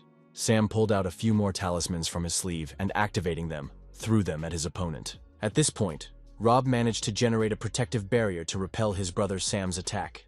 He said that if this was the only skill he had, then Sam would never win this fight in his life. Rob drew his sword out of the blue and began to move rapidly in Sam's direction, breaking his protective barrier. A white, powerful energy beam flew in the direction of Sam's face. and the guy did not expect such a turn of events. Rob wasn't going to rest on his laurels and give his opponent a break between attacks. He generated a lot of energy with his sword, creating a swirl of air around him. Sam, who got another one of his lucky charms, realized that he could not resist such energy now. Suddenly, Rob interrupted the accumulation of his energy and pointed the blade of his sword towards Sam, commanding the blade to fly at the target. Sam realized that this was the perfect moment to surrender, without arousing any suspicion. The guy closed his eyes and relaxed. Finally, he would be able to rest in peace. He didn't notice, as he was getting dressed in a hurry, that there was a wooden sign in his pocket that just now glowed with purple light. A moment later, Brother Rob, who was running to attack the boy, froze in place, unable to move.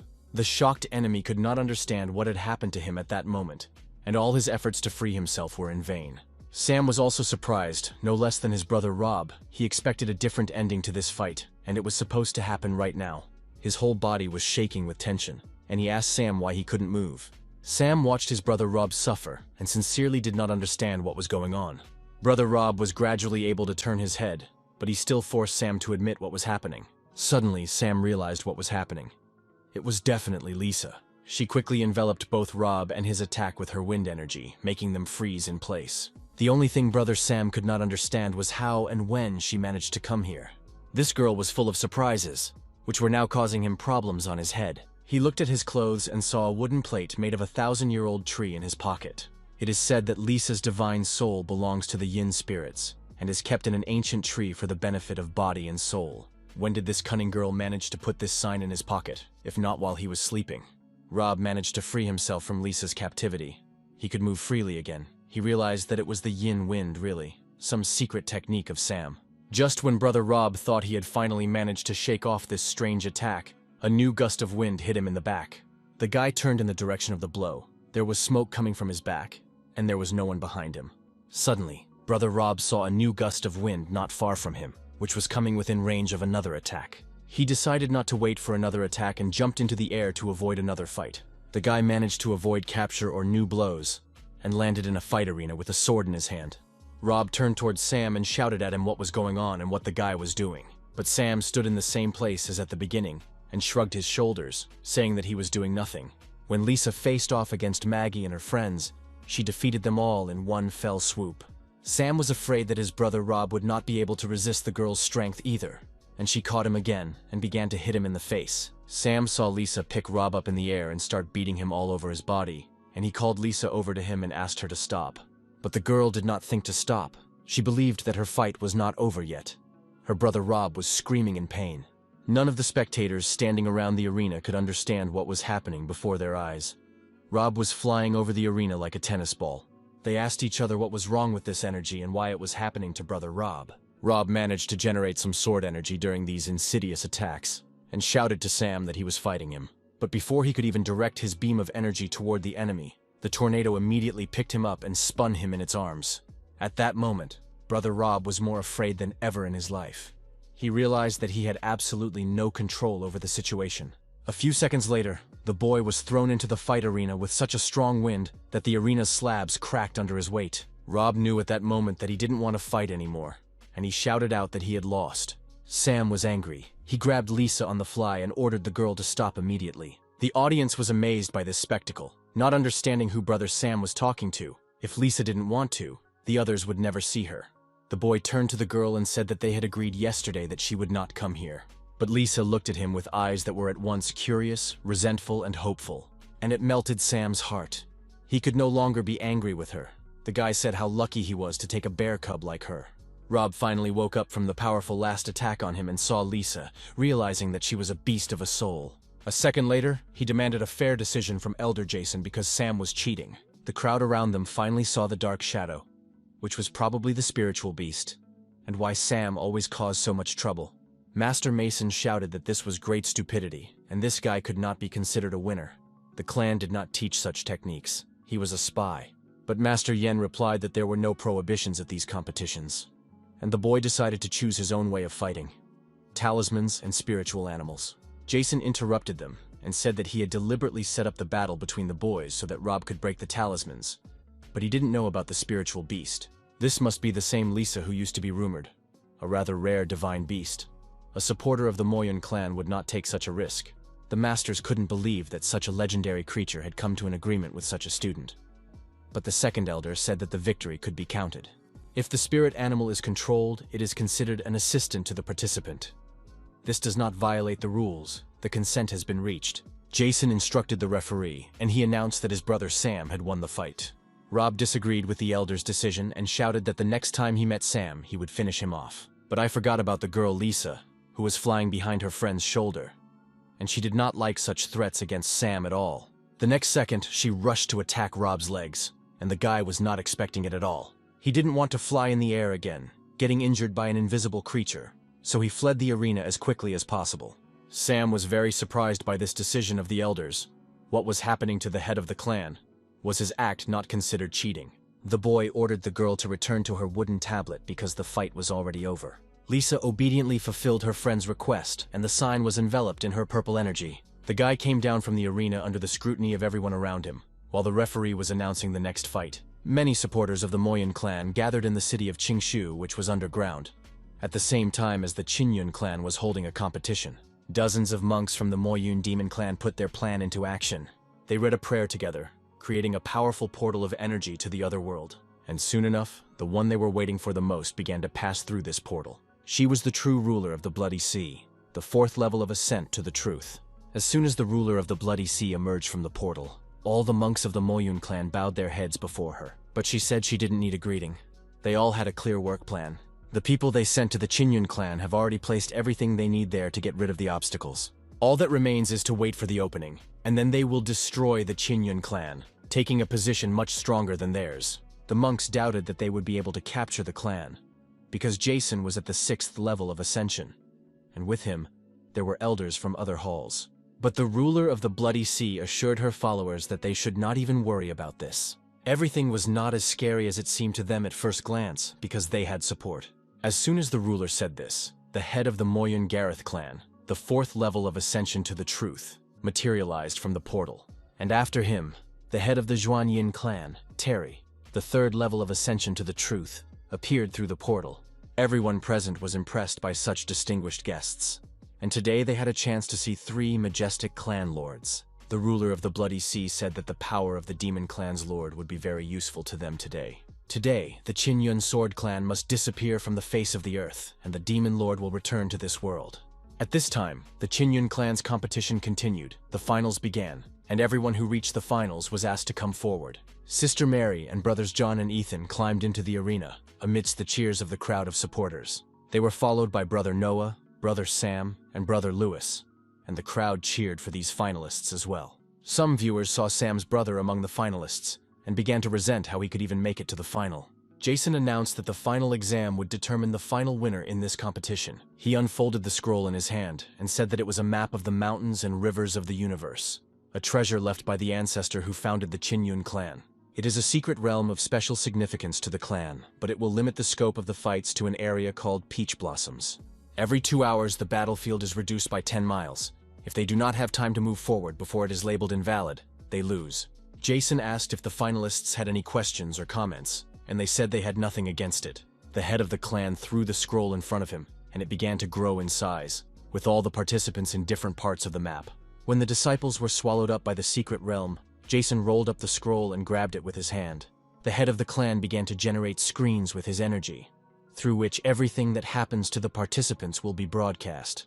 The faces of all the heroes gradually began to appear on the screens, and the crowd of students gasped in amazement. When the crowd of spectators saw the peach-blossoming valley surrounded by mountains, they sighed in delight. It was a very beautiful sight. Master Yen watched what Jason was doing, which was, of course, to be expected from the head of the clan. The map of the mountains and rivers was at his disposal, and he could use it as he wished. No matter how powerful a spy from the Moyun clan is, he will be exposed in the secret realm. All they had to do was wait, and they didn't have long to wait for the mole to appear. While everyone was busy watching the spectacle, the 2 brothers from the clan were agreeing on what to do, because without Ethan's brother, the plan could not be fully implemented. They decided that whatever happened, brother Ethan had already foreseen everything. He had prepared everything, and they just had to watch. The secret realm of Qinyun was so beautiful, with peach blossoms swaying in the wind and pink petals falling from them. Sam blew among these trees, admiring everything around him. These were the same blooming peaches. They were so beautiful that if this place had been in his previous life, it would have become a tourist destination long ago. The guy looked around him, and it looked like he was somewhere in the northwest of this map. Sam decided he'd better go to the center and wait for the other participants. And when the time comes, he will simply succumb to the fight and lose to his opponent. As Sam was walking toward the center of the map, a yellow light appeared behind him, rapidly approaching. Sam heard a strange sound and turned around to see what was happening behind him. At the same moment, the guy recoiled from the bright yellow light that was flying right at him. Sam squinted his eyes because the bright beam of energy was blinding him and making it difficult to focus. And a second later, when his eyesight was able to cope with the problem, he sighed in relief. The guy greeted his brother Noah from Luyun Hall, and Sam did not expect an attack from him. Brother Noah smiled. He liked Sam's reaction to his appearance. The guy said that he hadn't seen his brother Sam for a long time, and that he was glad to see him. They hadn't seen each other since they went on a mission together a year ago. Brother Sam was very pleased that his brother still remembers these events. He told Noah with a smile that he was pleased that he still remembered their acquaintance. The boy replied that, of course, he could not forget him, because thanks to his brother Sam, he had become much stronger. And finally, a year later, Noah was able to realize how huge the gap in power was with his former self. But that didn't mean he didn't still want to feel the grip of brother Sam's blade again. Sam knew that this world would be broadcast into theirs, so he didn't need to show his true power. The more ability, the more work, and his motto was, no labor, at any cost. Sam said that since Noah insisted on fighting, he had nothing else to do and pretended to generate energy. Brother Noah was excited. Finally, brother Sam became serious. He was all in anticipation of a glorious fight. Suddenly, Sam interrupted his power generation and pointed somewhere behind Noah, asking what it was. The boy looked back in the direction brother Sam pointed. He did not understand why the boy was so surprised. But to his surprise, he saw absolutely nothing behind him but trees of blooming peaches. But when Noah turned back toward his brother Sam, he saw that he had already fled the clearing. The boy looked up into the sky and saw the blue star moving further and further away from him. Not only Noah was amazed, but all the spectators standing around the fight arena did not understand what this weirdo Sam was doing. There were disgruntled exclamations about what they had always known. Sam is not that strong, but no one expected him to run away. But the audience also heard what brother Sam said to brother Noah, and it was a strange dialogue. Maybe brother Sam was really hiding his true powers. Or maybe it was just an assumption. Noah decided to pursue his opponent. He had a goal that he did not want to give up. Sam was flying on all cylinders. Unlike his old friend, he wanted to avoid a fight more than anything. Noah was running as fast as he could, but he still couldn't catch up with his extremely fast brother Sam, and it was very difficult for him. He stopped and generated a beam of energy, shouting to Sam that he had enough of running away. Sam looked around a bit and saw that Noah's beam of energy was flying next to him. Noah hoped that his fellow soldier would eventually come to terms with his common sense and stop this senseless running around. He asked brother Sam to finally stop and strike him, or maybe he was so lazy that he didn't even want to bother with competitions. Sam pretended to be offended by his brother Noah's unjust words, and he told him that he could not tarnish his innocence. He himself said that his kingdom of ascension was lower than his brother Noah's, and that is why he fled. In the square around the arena, all the spectators were frozen in tense silence. Elder Mason could not believe what a cunning man this brother Sam turned out to be. The other officers pointed out that Noah was also chasing Sam so stubbornly that it looked very suspicious, and why he was delaying. The second elder said that there is only one truth. These two are behaving abnormally. They are probably both moles. He appealed to Chairman Jason to force them to finally engage in a duel, and he was not opposed. Jason threw a scroll with a map in front of him, saying that he would help the guys a little bit, when a large explosion occurred on the horizon. The head of the Qingyun clan looked intensely at what was happening not so far from her main hall. All the elders also turned in the direction of the explosion, which occurred in the direction of Luyun Peak. The spectators were no longer focused on the competition. They all turned toward the mountain ranges. The head of the clan, James, felt the leakage of some demonic energy in this explosion. The explosion inside the mountain sent huge boulders flying in all directions, and behind them, the dark energy of the demon clan began to rise into the air. The two disciples of the traders stood on one of the peaks, and they realized that brother Ethan had long ago realized where this could all lead. As soon as their formation collapses, reinforcements will rush in to protect the Qingyun clan. But this should not stop the guys, because everything they did was for the sake of the greater good. Both traders clenched their talismans tightly in their fists and activated their dark energy. At the same moment, the flows of impure energy that had been wandering among the mountain peaks began to flock to one place. It combined into a powerful energy beam that shot straight from the top of Mount Liuyun into the sky. A giant demonic pentagram began to form in the sky, and this did not mean anything good for the Qinyun clan. Mary felt the entire world they were in shudder and turn in the direction of the dark energy. Sam also saw signs of something abnormal and asked Noah to see what was going on, but the boy said he wouldn't fall for it again. Sam could clearly feel the manifestations of powerful dark energy on the horizon, which was definitely in their real world. He realized that someone had just activated the formation of a demon clan, and the Qinyun clan was in trouble. Everyone saw a giant pentagram in the sky growing in size and covering their city. The head of the clan, Jason, shouted that it was a demon formation. The spies had done what they had planned. The two elders decided to waste no time and try to destroy the pentagram. With these elders, you will attack Master Mason and Master Yen. They have set off in the direction of the demon formation. But all their attempts to attack the pentagram were in vain. It only grew stronger from their attacks. And finally, when its formation was completed, it responded to their attacks with a counterattack. The elders were violently knocked to the ground and lost their balance by the impact of the formation. They realized that both spiritual and physical attacks on this pharmacy were futile. The strength of the attackers was too great. Pharmacy was able to block external and internal attacks. It was impressive, and we had to destroy the flags of the formation. Clan leader Jason ordered everyone to hurry to Luyan Peak, find the formation's flags, and destroy them.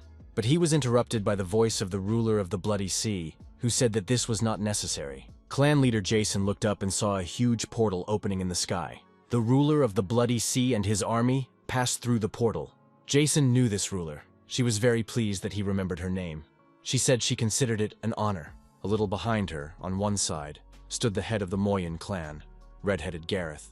On the other hand, Jason and the elders saw the head of the Zhuanyin clan, Terry. The head of the Qinyun clan realized that this time they had decided to enlist the support of the demon clan to strike. It was very self-serving, but one could not expect anything else from such people. Jason only wondered if they would have the strength to destroy the Qinyun sword clan. They shouldn't have held their noses high. The head of the clan generated a powerful beam of his energy of the 6th level of ascent to the truth, and sent it in the direction of the three. The ruler of the Bloody Sea did not move. She put her finger to her mouth and set a spell of destruction. And in the next moment, her defensive energy collided with Jason's powerful attack. The dark energy of the ruler of the Bloody Sea was so strong that it changed the direction of James's attack energy. She pointed her finger at the head of the Qinyun clan, generating an attack, and said that their last meeting was a long time ago, and she is really sorry that Jason will meet his end here and now. The dark energy of the ruler of the Bloody Sea hit Jason in the chest with great force, and blood spurted from his mouth. Both the disciples and the elders were amazed at how powerful this attack was.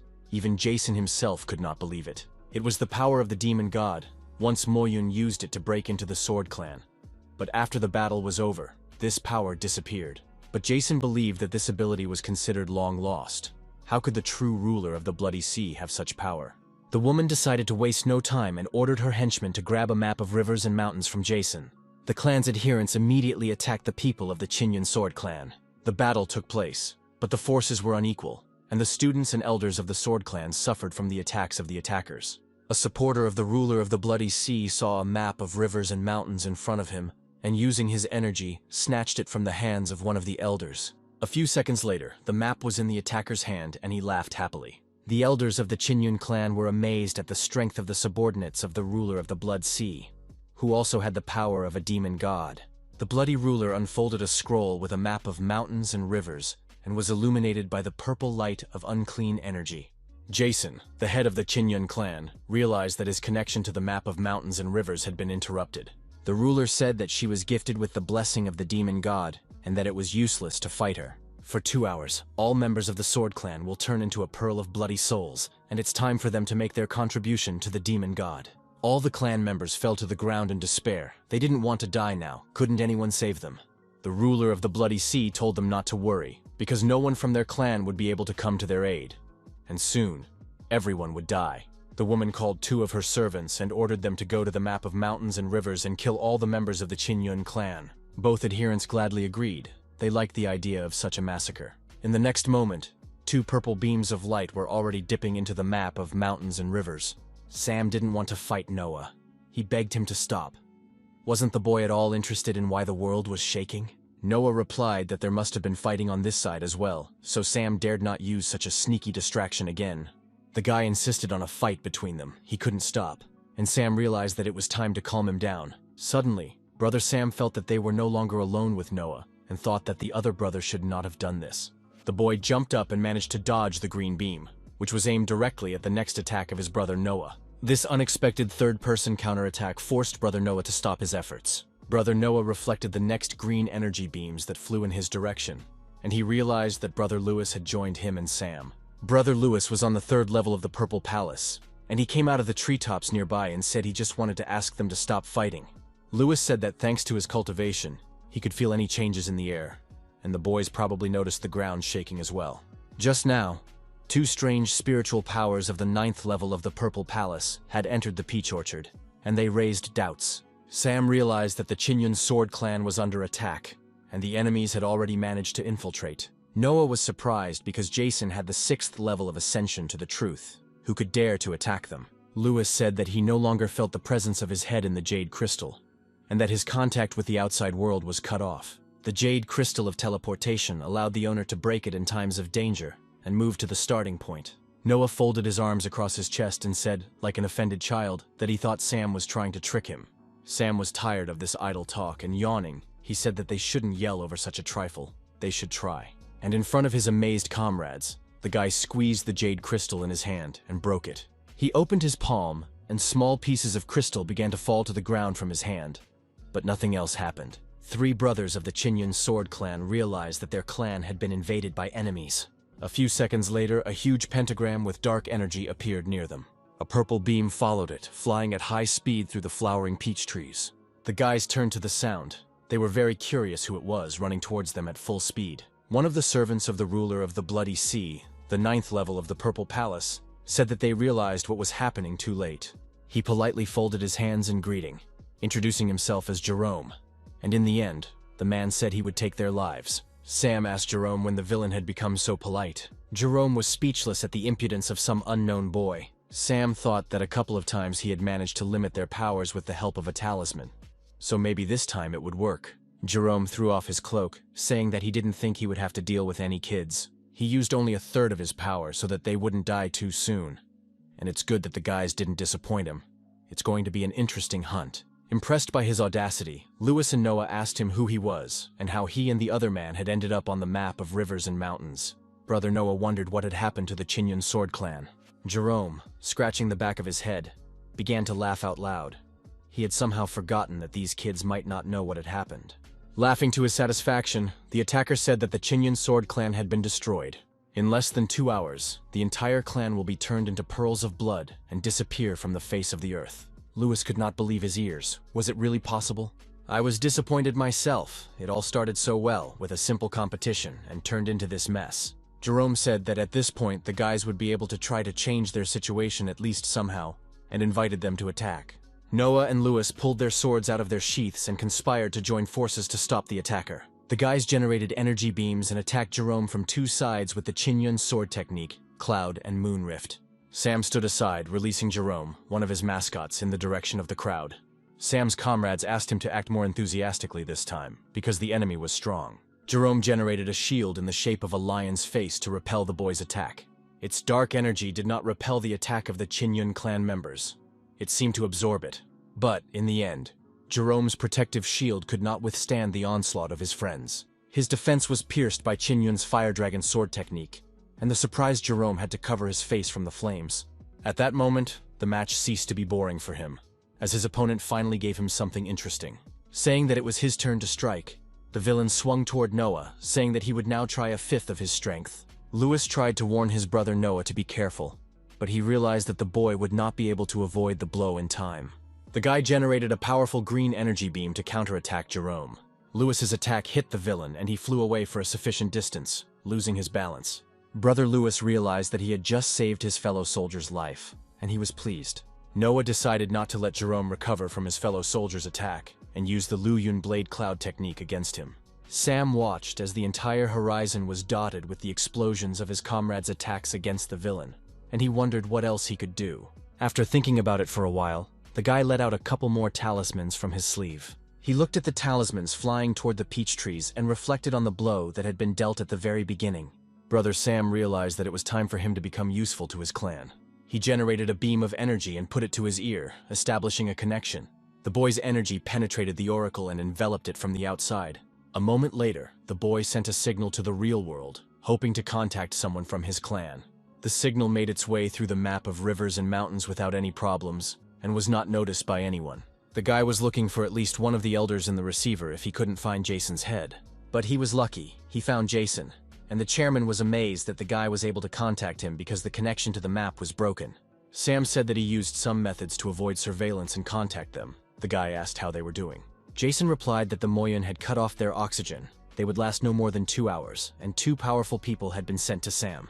Sam looked over at the match going on next to him and said it wasn't that big of a deal. He wanted to contact Jason about something else. Sam had seen Ethan set up the formation flags before, so he had prepared in advance. As soon as the guy activates his skill, their formation will be broken, and Jason will be able to send a signal asking for help. Each flag has a unique role. It is irreplaceable, and the destruction of one leads to a complete disruption, and it is time to stop it. Jason replied that there was no particular threat. He could still try to defend himself, but warned that the 2 cultivators were very powerful. If it is too difficult for the boy, let him go to the very depths of the peach orchard, where Jason has left an assistant for him.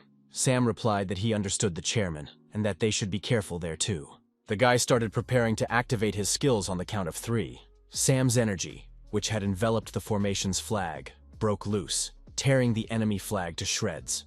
In the sky, cracks of blue energy from the Qinyun sword began to cut through the blocking pentagram. The henchmen of the true ruler of the Bloody Sea realized that their affairs were bad. The formation was destroyed. The bloody ruler turned her head to the pentagram in the sky. She did not understand what had happened.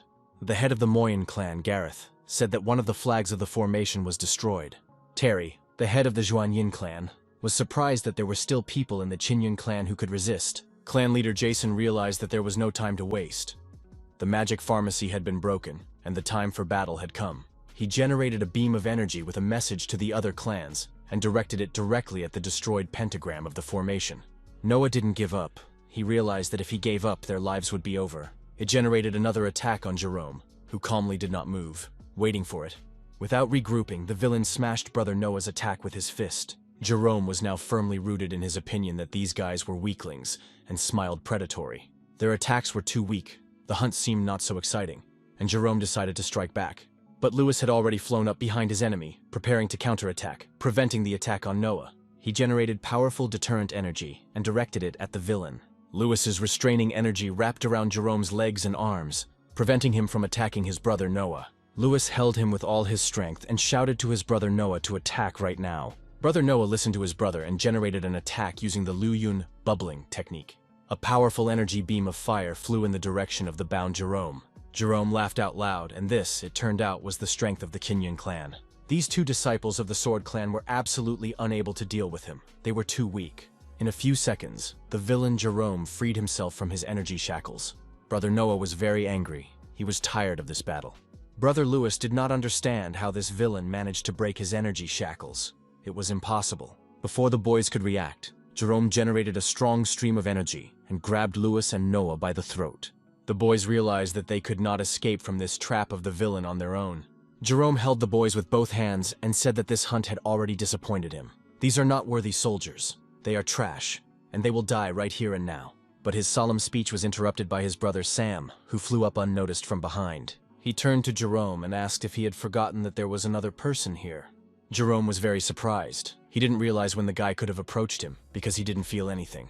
All because of his admiration for these 2. He told Sam not to worry. As soon as he was done with these guys, he would take over immediately. Noah's brother, who was suffocating in the villain's iron grip, shouted to Sam not to think about them. He had to run away. Sam asked Jerome not to rush things and asked if the map of mountains and rivers really showed their 2 cultivators. He replied that the other teacher was not as patient as he was, so he must have already dealt with the remaining students. Sam asked what Jerome's associate's strength was, and he was surprised at the guy's courage, as if he had some ace up his sleeve. The villain replied that although they were both on the 9th level of the Purple Palace, the other was much stronger than him. The guy was pleased with Jerome's answer. It was completely in line with his plan of action. The villain didn't understand this joy and asked what was so good about it. He could crush Sam with just 1 finger. Sam was only amused by this remark. He pulled another talisman out of his sleeve and said that he had a better idea. If Jerome is weaker than that person, he only needs to deal with him. And before the working hours were over, he had to put an end to it. A second later, the talisman that Sam had pulled out of his sleeve activated, and the villain was struck by the blue energy of the containment dome.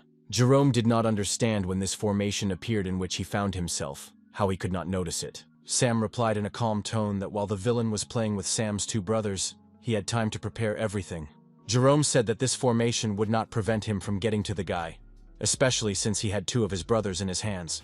Sam cheerfully replied that this was not as big a problem for him as his opponent thought. He stretched out his hand in front of him and simply called his friends to fly forward to him. Sam's comrades did not understand when the guy managed to put a formation on them. None of them noticed. The guys quickly flew out of Jerome's restraining formation. They were free. Brother Sam turned to face his prisoner and slyly said goodbye to him. All three friends quickly flew away on their own business, leaving the villain alone with the formation. Jerome was beside himself with rage at how these stinkers had dared to run away from him. But the more he resisted, the tighter this strange formation held him. He was unable to free himself, and he only caused himself great pain. Jerome was spending a lot of energy on breakout attacks from his trap, but he didn't think about stopping. Blinded by anger, he wanted to tear the guy who did this to him apart. His blows fell again and again on all sides of the formation. Jerome was looking for at least some weakness in it. And so, sometime later, Brother Sam's formation broke into small pieces. Jerome was angry with Sam, and even more angry with himself, and he did his best to break out of the restraining formation. In the real world, a fierce battle has already taken place, which has left both sides with fallen soldiers. The heads of the enemy clans were angry. 5 of the Moyun were killed, and if not for the order to turn them into pearls of bloody souls, they would have paid for it. The true ruler of the Bloody Sea said that if they had been less prepared, their formation would have been destroyed much earlier. The elders of the Qinyun clan also noted in dismay that this time the demon clan had used such despicable methods as they had never used before. In any case, the alliance helped them weaken the formation.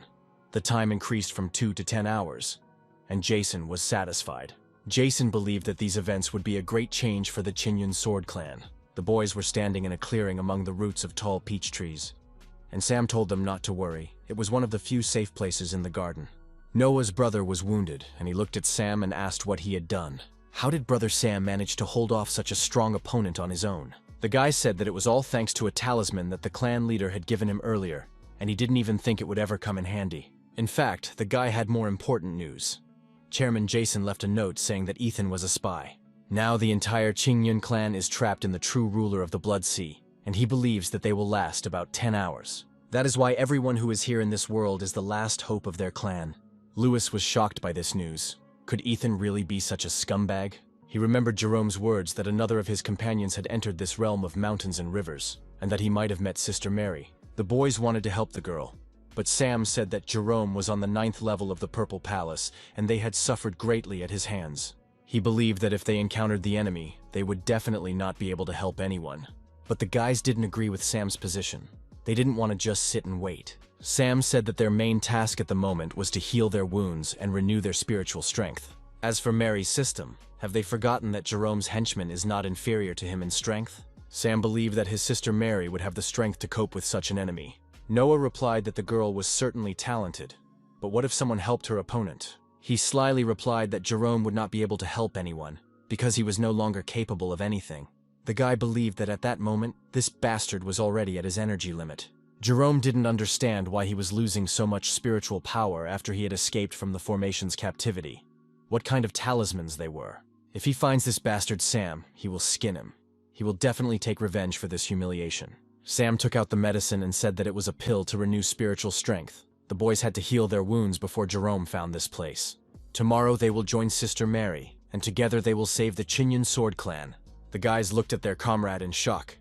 They did not understand why they had to wait so long, because they would be able to recover in 2 hours. But Sam replied that he worked from 9 to 5, which meant that his working hours were already coming to an end.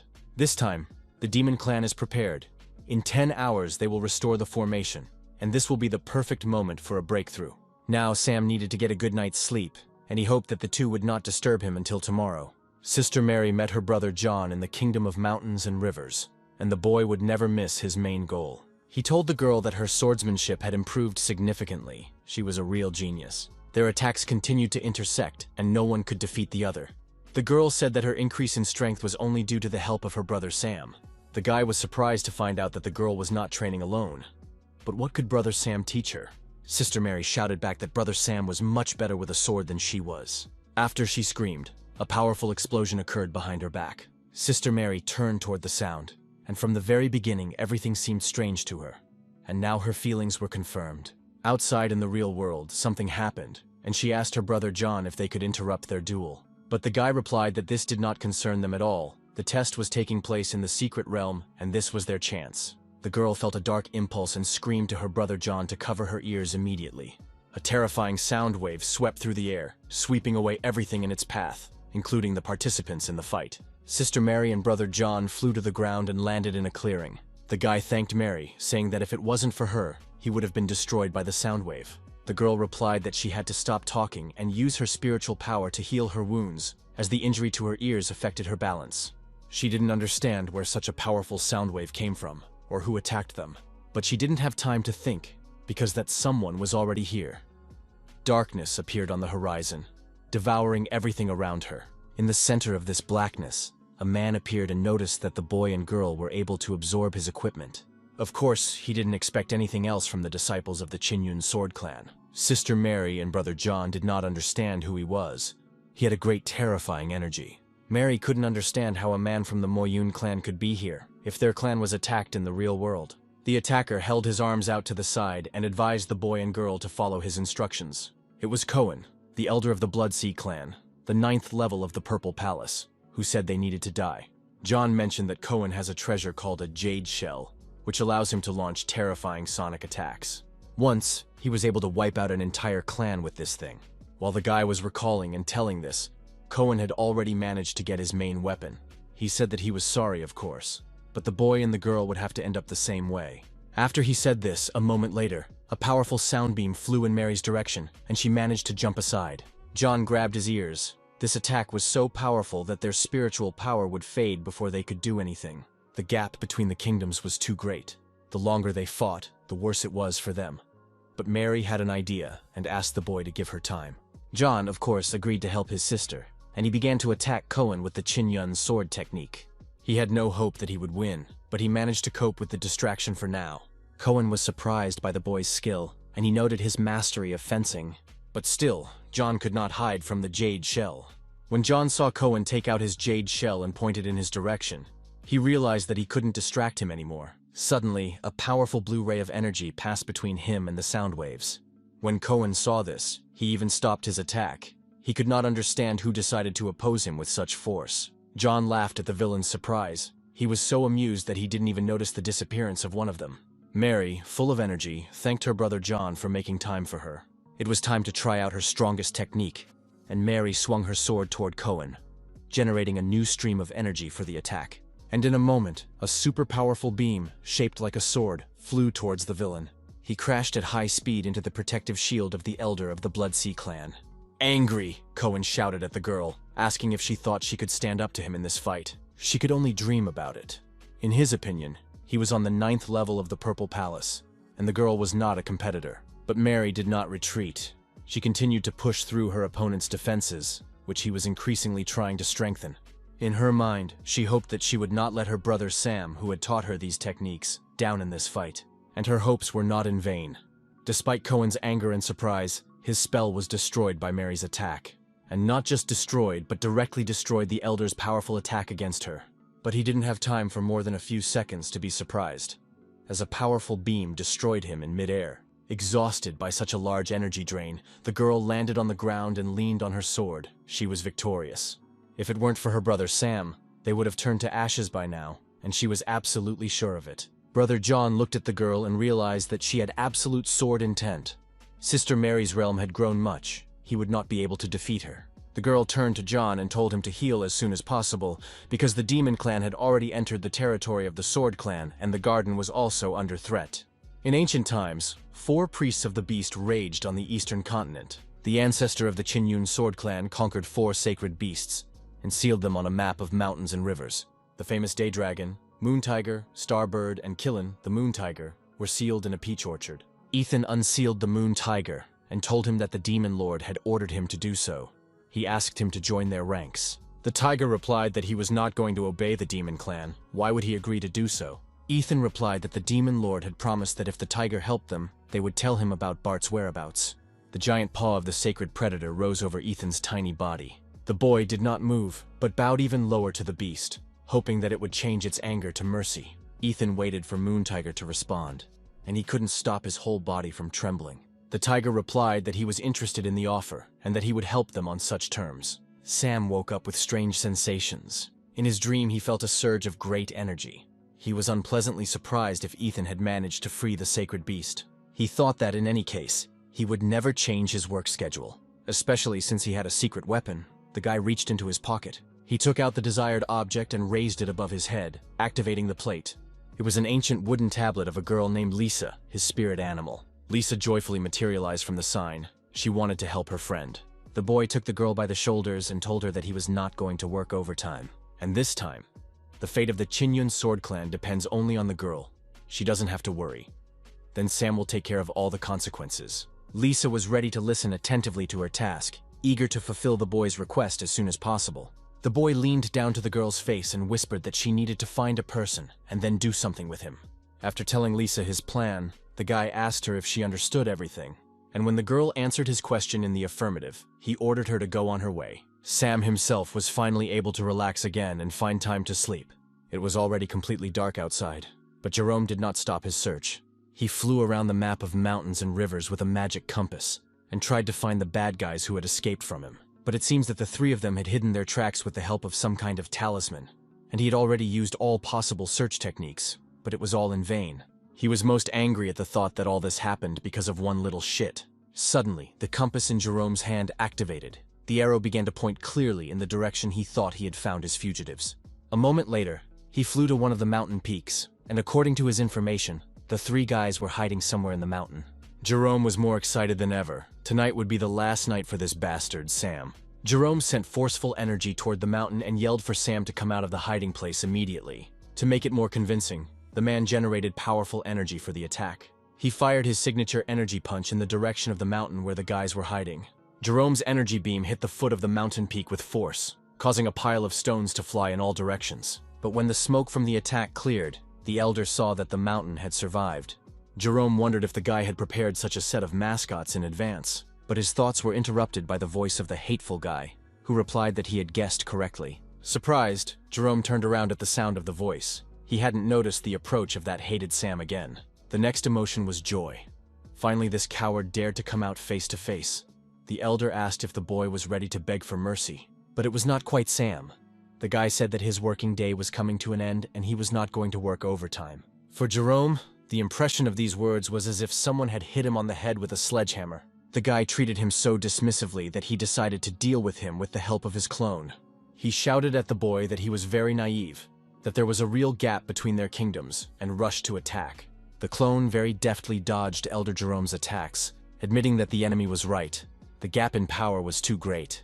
The clone said in Sam's voice that he wanted to present Jerome with a perfect version of his mascots. After he said that, hundreds of little energy men began to surround the elder of the demon clan from all sides. And if the elder still wants to find Sam's true body after the workday is over, he must first overcome this. Outraged, Jerome completely lost control of himself. This guy was driving him crazy. Lewis gradually regained his strength, sitting alone in the cave. The guy had almost managed to heal and was practicing building up his energy field. He saw Noah coming up to him and asked if he had recovered, and the boy replied that his spiritual strength was 90% restored. Noah was determined. He said their clan was in danger. They had to do something. Will they just wait for 10 hours as Brother Sam told them? Lewis told Noah to calm down. They don't know what happened to Mary and the others, and if they act recklessly, they can only complicate the situation. Suddenly, stones from the cave ceiling began to fall on the boys, and they heard someone outside demanding that they come out. Noah realized that that demonic cultivator Jerome had found them, and he did so very quickly. They began to call out to their fellow soldier Sam, but the guy continued to sleep. Lewis said that the boy was sleeping sweetly, even in such a terrible situation, and perhaps he himself could never reach that level of peace. If this continues in this way, sooner or later the cave will collapse. Noah asked Lewis how they would wake up his brother Sam. The guy replied that Jerome was at the 9th level of the Purple Palace. The difference in strength was great, and they would only have a chance if the boys cheated. He heard the elders discussing that the best time to destroy the formation was when it was opened, and Sam said that it was still 10 hours away. You just have to wait for the right moment and then break through. That's the only way they can leave the map of mountains and rivers. In the end, Lewis told Noah that they didn't have to wake up Brother Sam. They could do something else. Even though it was dangerous, there was no other way. Noah said that if they were careless, they would be killed. The plan was good, but the risks were too great. At this time, Sister Mary and Brother John were meditating in the clearing where their battle with the elder was taking place. Suddenly, through her meditation, she felt a certain entity approaching them. She interrupted her practice and jumped to her feet, demanding that this person come out immediately. John felt that the strength of the stranger was impressive. The moment she said this, some black energy began to rapidly approach her. And before Sister Mary knew it, she saw a girl in front of her who was clearly happy to see them. Sister Mary thought that this energy from the girl seemed familiar. It must be Brother Sam's spiritual beast, and why he sent her. Her brother John did not understand who she was talking to or what she had seen, so Lisa decided not to show him. The girl closed her eyes, and some blue energy began to come out of her palm. The energy formed a kind of screen on which Brother Sam immediately appeared and greeted Mary. He said that the Qingyun clan is in a critical situation, and the fate of the clan depends entirely on her. 4 sacred beasts are sealed in the peach orchard, each with terrifying powers. Ethan has freed the moon tiger. They need to free the phoenix. Mary said that this bird is also considered a sacred animal, so why would it help their clan? Sam was unhappy that his sister was asking such uncomfortable questions. The chairman said that Phoenix had made a deal with the ancestor of the Qingyun sword clan. That is why the boy believed that Phoenix should help them in this battle. He was their secret weapon.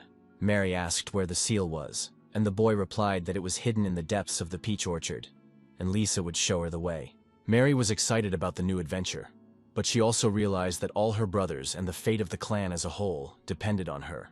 Jerome could feel the clone Sam's defense gradually sagging from his attacks. He decided to make a final breakthrough and generated a powerful energy fist, which he directed toward the formation. The elder's powerful beam shattered all the remaining particles of the formation. Yahello caught his breath and watched the debris of the formation, the guy he hated, fall to the ground around him. He did not expect this talisman to be so strong, but now the villain has destroyed all the protective symbols. He looked toward the mountain where the fugitives were hiding, and Jerome was sure that they would not fool him now. 2 green and yellow energy stars were approaching it. They landed on the lawn near the elder of the demon clan, scattering fragments of stones everywhere. It was Lewis and Noah, of course, and they hoped that their plan would succeed, at least this time.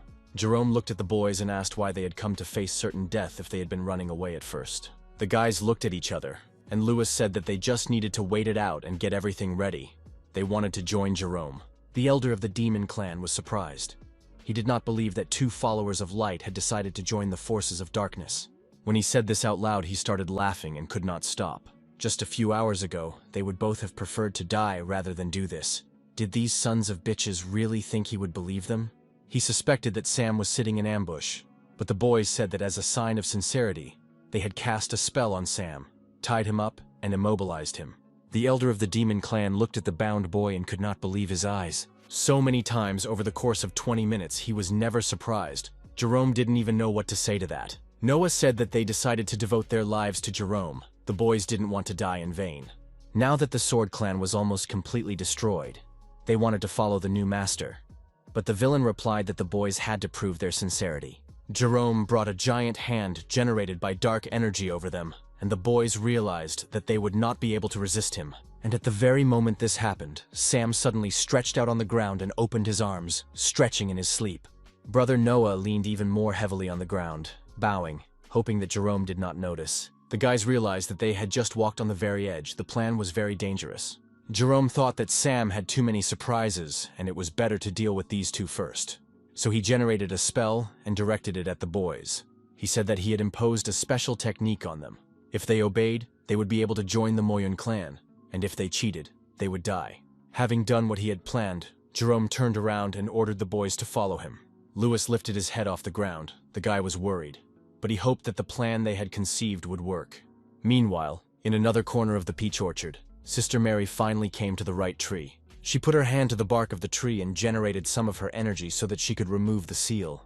The girl Lisa flew next to her and nodded her head in approval. Mary understood everything correctly. The tree began to move slowly, changing the position of its rhizome. A few minutes later, it came to life and said that a person had awakened its seal and it had been waiting for this moment for many years. Mary screamed at him that they were powerless, that they had opened the seal so that he could help the Chinyon clan. The girl pointed her hand in front of her and loudly ordered her energy to open the seal. Suddenly, the crown of the tree split open, and a bright golden light shone through the fissure. A moment later, a giant fiery phoenix, a sacred beast, flew out of the crown of the tree. He flapped his wings so hard that he created powerful gusts of wind that almost made Mary fall to the ground. His brother John was lying on the ground nearby, stunned, and asked if this was the ancient beast his sister had spoken of. Phoenix suddenly looked at the guy and asked him not to address him so frivolously. The girl immediately fell to her knees and bowed to the bird, saying that the guy had just made a mistake, and they were sorry. Miri told them that they were attacked by a clan of demons, and Ethan decided to remove the seal from the moon tiger. Only the phoenix could help them. The bird replied that if they disturbed him, it meant that the situation was really critical, but he did not act on Chinyon's behalf 3 times to save them. The girl asked him if the elder would return. The phoenix asked her if she knew what happened before he was sealed, when humanity was extremely weak and constantly attacked by someone. And at the moment when people were in despair, one of them realized the connection between heaven and earth, discovered the path of cultivation, and began to control his body. The genius made a breakthrough, and then sealed all 4 sacred beasts. The demons no longer opposed humans, and the human race began to rule. It was the founder of Chinyon, the Qing Emperor. Mary realized that either he was offended by the Emperor, or he had been sleeping for a very long time, so he was afraid to take the first step. She realized that she could no longer waste time and sit idly by. Mary got to her feet and was about to fly away, and her brother John shouted after her what she was going to do. The girl replied that she wanted to stop Ethan and Moon Tiger, and even if Phoenix didn't want to help, she wouldn't stop anyway. The Phoenix was amazed. He didn't think that even so many years later, the Chinyon sword clan would have such personnel. The bird decided to help them. Sometime later, the boy and the little girl Lisa were flying on the back of a huge fiery phoenix in search of the Moon Tiger. Sister Mary finally saw another sacred beast ahead and pointed it out to her sisters. The Moon Tiger turned to the phoenix and asked if he was here to help, or maybe to stop him. The phoenix replied that this time they were acting as opponents because he had decided to help the demon clan, and he needed to stop this alliance. Moon Tiger replied that they both used to be so strong when they fought side by side, but now Phoenix helps ordinary people. The sacred bird was tired of talking and wanted to get down to business as soon as possible. Both gigantic ancient beasts soared into the sky with a power that was only theirs. Sister Mary and brother John watched the fight unfold before their eyes with concern. Sister Mary turned to Lisa and said that it was too dangerous here, and that the girl should return to her brother Sam. Lisa did not argue with her, because the mission Sam had entrusted to her had been flawlessly executed. Mary turned back to look at Lisa and saw Ethan next to her, looking at her. She said they had bills to pay. Ethan replied that the girl shouldn't worry. He would do everything to make sure she died happy with her friends. Brother John said that Ethan's sword skills were much worse than his sister Mary's, and that it was time for him to die. The traitor replied that he was inferior to Mary in fencing, but that not only technique could help in battle, and swallowed the blood pearl. Filled with dark power, the traitor said that brother Sam was a great example for such actions. A moment later, Ethan repelled his brother John's attack with one hand. Brother John was amazed at Ethan's sudden abilities, who had never stood out for any particular strength. Now, due to the manipulations of this traitor, brother John could not summon his spiritual power, but everything has its consequences, and Ethan paid with his youth for such opportunities. He said that if brother John and sister Mary came here by themselves, then they should be the first to die. John was thrown with great force towards the ground by the traitor's attack, but Mary, seeing this, decided to save the boy. She picked up her brother John in her arms and created a protective dome around them, which slowed the boy's rapid fall. When the stones from the fall had finally scattered, the girl removed the protective dome, and they saw that they were in the center of a giant sinkhole. Sister Mary returned to her brother. She was surprised by the strength of Ethan's attack.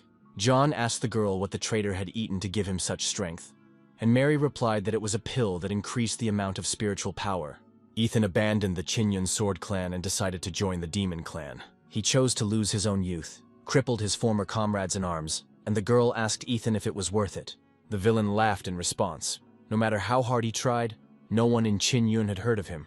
In the eyes of the clan, he was just another useless disciple. But geniuses like brother John and sister Mary will never understand his pain and motives. The offended traitor generated a large amount of energy and sent it toward his opponents. John tried to create a shield from his energy to prevent Ethan's attack. However, his attempts to stop the attack were not very effective, and the traitor's energy beams still penetrated his defense. Mary, who was helping her comrade, also realized that they would not succeed in this way, and the traitor was too strong. The girl was wounded. Ethan was very happy when he saw that he had managed to wound the girl. He didn't want to miss the opportunity to kill Mary. But his plans were suddenly disrupted by sacred beasts. A wounded phoenix was falling over his head. The boy had to fly away to a safe distance in order not to disappear under the weight of the giant bird. Brother John and Sister Mary also managed to jump out from under their elder's body at the last moment. The girl was very worried about what had happened, and she called out to the bird of protection. But he replied that everything was fine, and they should take care of themselves. The gap in power between them and Ethan was too great. And if they continued like this, Phoenix would not last long. Something had to be done. Sam was flying, clinging to his brother Noah's back, when suddenly he saw Lisa's energy chasing them. The boy looked at his spiritual beast, and if the girl came back, it meant that Mary had succeeded. But Lisa began to tell Sam that things were not so good, that Sister Mary was fighting a very difficult battle. The guy realized that he needed to help the girl urgently, but he didn't want to work overtime. Mary saw a cluster of energy with a sign in front of her face, and she realized that this was another plan of Brother Sam's. As soon as the sign touched her hands, she turned into Brother Sam. The boy leaned over Sister Mary and greeted her, and she asked him where he came from. The guy replied that he wasn't really here, that time in this space was equivalent to a moment in the outside world. He said it was time to teach Mary a technique that would help her deal with Ethan, but she shouldn't brag about it too much. The Phoenix stopped fighting the Moon Tiger for a moment because he felt a familiar aura. He looked at his new friends who were talking to another young man, and when he looked at the guy, he was amazed. Unless he was imagining it because of a long sleep, it was definitely the Qing Emperor.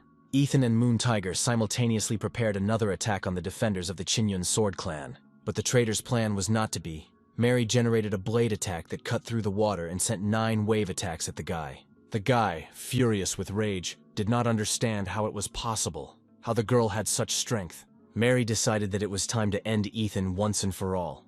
She shouted at him to try her most powerful technique. The girl looked at her opponent, realizing that she could not take the strength now. One attack was not enough for him. At the same time, Mary was amazed by her brother Sam's abilities. He was a completely incomprehensible person to her, someone she wanted to follow. The girl gathered her strength and generated another attack of the same type, directed at the traitor Ethan. And to catch up with the previous one, I sent another one, with 8 different types of valuable equipment. Ethan tried his best to hold back the onslaught of Mary's angry system, realizing that even with his pill, he was already losing. There was a cacophony of explosions over the beautiful garden of peach trees right now. Ethan was completely exhausted from such a long attack by his opponents. He did not understand why he could not defend himself effectively. At what point did this strange Sister Mary become such a strong opponent? He had only seen her fights yesterday. Realizing that he was about to be destroyed, Ethan asked Mr. Moon Tiger to help him. The tiger was outraged by this request, and as the battle progressed, he realized that the man he followed was a scumbag not worthy of energy. Realizing that he wanted no part of it, Moon Tiger turned around and flew over the horizon, avoiding the mountain peaks. The Phoenix was unhappy that the Moon Tiger stopped participating in the fight and left without saying goodbye. And so Ethan was left face to face with a coalition of Qinyun clan defenders. He didn't want to lose. The guy had always been trash. He was crying tears of despair, pain, cowardice, and rage, promising to kill everyone who was present. All his emotions were converted into dark energy, which was increasingly gathering around him in purple clouds. She was horrified to see that her traitorous opponent was about to explode. Sister Mary used the Luyun blade technique to somehow contain the range of this bastard's explosion. And this technique was surprisingly effective. It absorbed Ethan's dark essence, which he was releasing. From the force of this restraining technique, the guy began to bleed. He hated all these people, these geniuses, and no matter how hard he tried, he would never catch up with them. His envious and angry thoughts were interrupted by a burst of bright light on the horizon. The wounded Ethan turned toward the newly arrived people, hoping that they would be his allies. Ethan shouted at Mary not to get too excited, because he had managed to send a distress call, and as soon as the head of the Moyen clan arrived, they would all be finished. Jerome, Louis, and Noah, with their brother Sam on their backs, approached the guy. Shocked, Mary and John saw their brothers obediently following the elder of the demon clan, and brother Sam was tied up. Ethan rejoiced. He wanted his opponents to feel real fear. It was time for them to say goodbye to their lives. But his triumphant speech was interrupted by Jerome's murder, and the boy began to choke on his own blood. Jerome said that thanks to the signal sent by Ethan, he was able to deal with the other members of the Qinyun Sword Clan. But an impoverished person like Ethan is not worthy of following a warrior like himself. Jerome asked Lewis and Noah if they still wanted to join the demon clan. The boys had to kill their brothers, but if they continue to stand still, Jerome will have to deal with everything himself. Brother Noah threw his bound brother Sam off his back and onto the ground. Lewis and Noah flew closer to Sister Mary and said that it was their master's order. But at the last moment, they turned around and flew right over Jerome, shouting that they were pretending to play for him. That was their plan. Avoiding the two boys' attack on him, Jerome said that he had thought so from the beginning. And not to be outdone, the elder of the demon clan activated his binding spell. Both boys grabbed their heads, unable to do anything about the pain. Brother Noah and Brother Lewis screamed as they were wrapped in chains that were tightening around them. To interrupt the torment of her comrades, Mary flew to attack Jerome, demanding that he stop. But the elder of the demon clan wasn't going to stop. He said the boys were out of control and snapped his fingers. A giant rift opened up over the members of the Qinyun Sword Clan. This attack also had a very strong effect on Mary. She lost too much spiritual strength during the battle. She realized that she could die here. Meanwhile, the supporters of the demon clan have almost repaired their formation. The demoness said that the system of bloody sacrifices was activated, and that even if they managed to escape, they would still be unable to do anything. Elder Yen realized that the formation of the demon clan was almost complete. Now was their last chance for survival, and if they failed, the clan would disappear forever. All the disciples of the Qinyun clan will turn into blood soul pearls. Jason asked all his fellow soldiers present if they were ready for the last battle. The head of the Qinyun clan announced that it was time for a counterattack, their only and last chance. At the same time, Brother Sam was gradually waking up from his deep sleep. He woke up dissatisfied. Divine beasts, a clan of demons, traitors, invaders. What was all this for? After all, he works from 9 to 5 o'clock. With such success, he will never be allowed to work on a schedule. The guy activated a spell to change his appearance and generated a mask that completely covered his face. Jerome, at that very moment, attacked Brother Sam's friends with a giant rift spell. The guy put on his mask and said that it was worth putting in a little effort to get things right. It was time to take a break from these tense events and move on to Sister Mary's Day. Sister Mary's Day began a little after dawn, on her own estate. She would wake up and open her eyes at about 5 in the morning. Her first morning grooming ritual was to braid her blue hair and tie it with a ribbon. Then the girl would take off her robe and put on a dress, tying the sleeves to it last. Then she pulled on her knee-highs, which were the same shade as her dress. After these rituals, the girl was ready with a plan of action for the day, and the first thing she did in the morning was practice. She would go to the Qinyun clan's training grounds when there was no one else there and lunge her sword 5,000 times to warm up. Her powerful sword strokes caused the stones covering the playground to fly in all directions. Sometime later, she moved on to the tasks of the day. She was going about her business, constantly listening to the exclamations of admiration from her clan brothers around her. Her brothers admired absolutely everything, even her handwriting, calling her the heiress of a new generation. Sister Mary was an absolute authority for everyone around her. Without exaggeration, they believed she could do anything. After her training, she would go to Master Yen in the Luyun Hall and receive her assignments for the day. The elder would give her stone tablets with clear instructions on how to do things, which could be about anything. At the time of Mary's arrival, the elder himself could barely open his eyes. In his opinion, the girl was very hard-working. Sister Mary's first task for the day was to meet a demon boar. He was causing a lot of problems, and she successfully completed this task. Having completed the first task by lunchtime, she was already at the market under the mountain at 12 o'clock. The second task for her was to help the head of the clan, Jason, by taking him 2 packages of spiritual tea seeds. Suddenly, her thoughts were interrupted by the smell of sweets being carried by a saleswoman. They were definitely candied berries, which Mary loved, but she knew she had work to do. She thought that people engaged in cultivation should cleanse their hearts of impure thoughts, and Mary should endure temptation. Suddenly, the girl's sinful thoughts were interrupted by the screams of a shop assistant who wanted help catching the thief. Mary decided that this was a good time to work off her karma.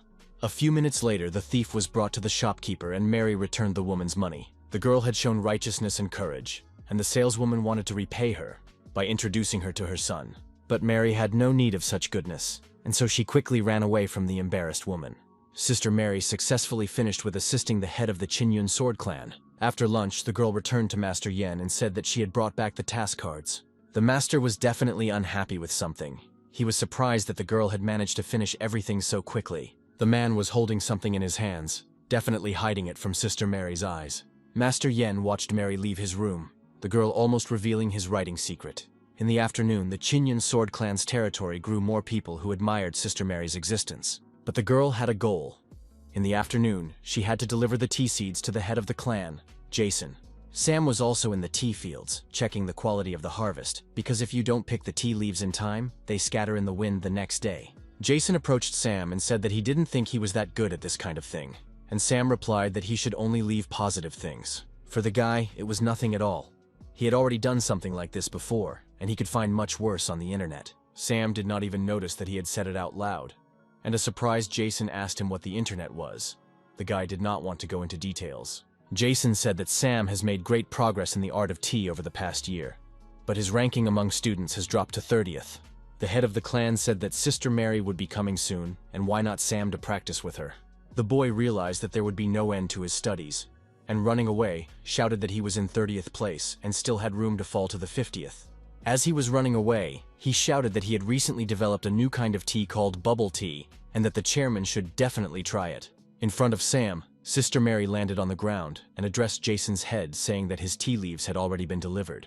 She saw her brother Sam rushing past her and began to think about whether or not to greet him. It was useless, because the guy had already disappeared over the horizon. But Mary remembered the name bubble tea and wondered what it tasted like.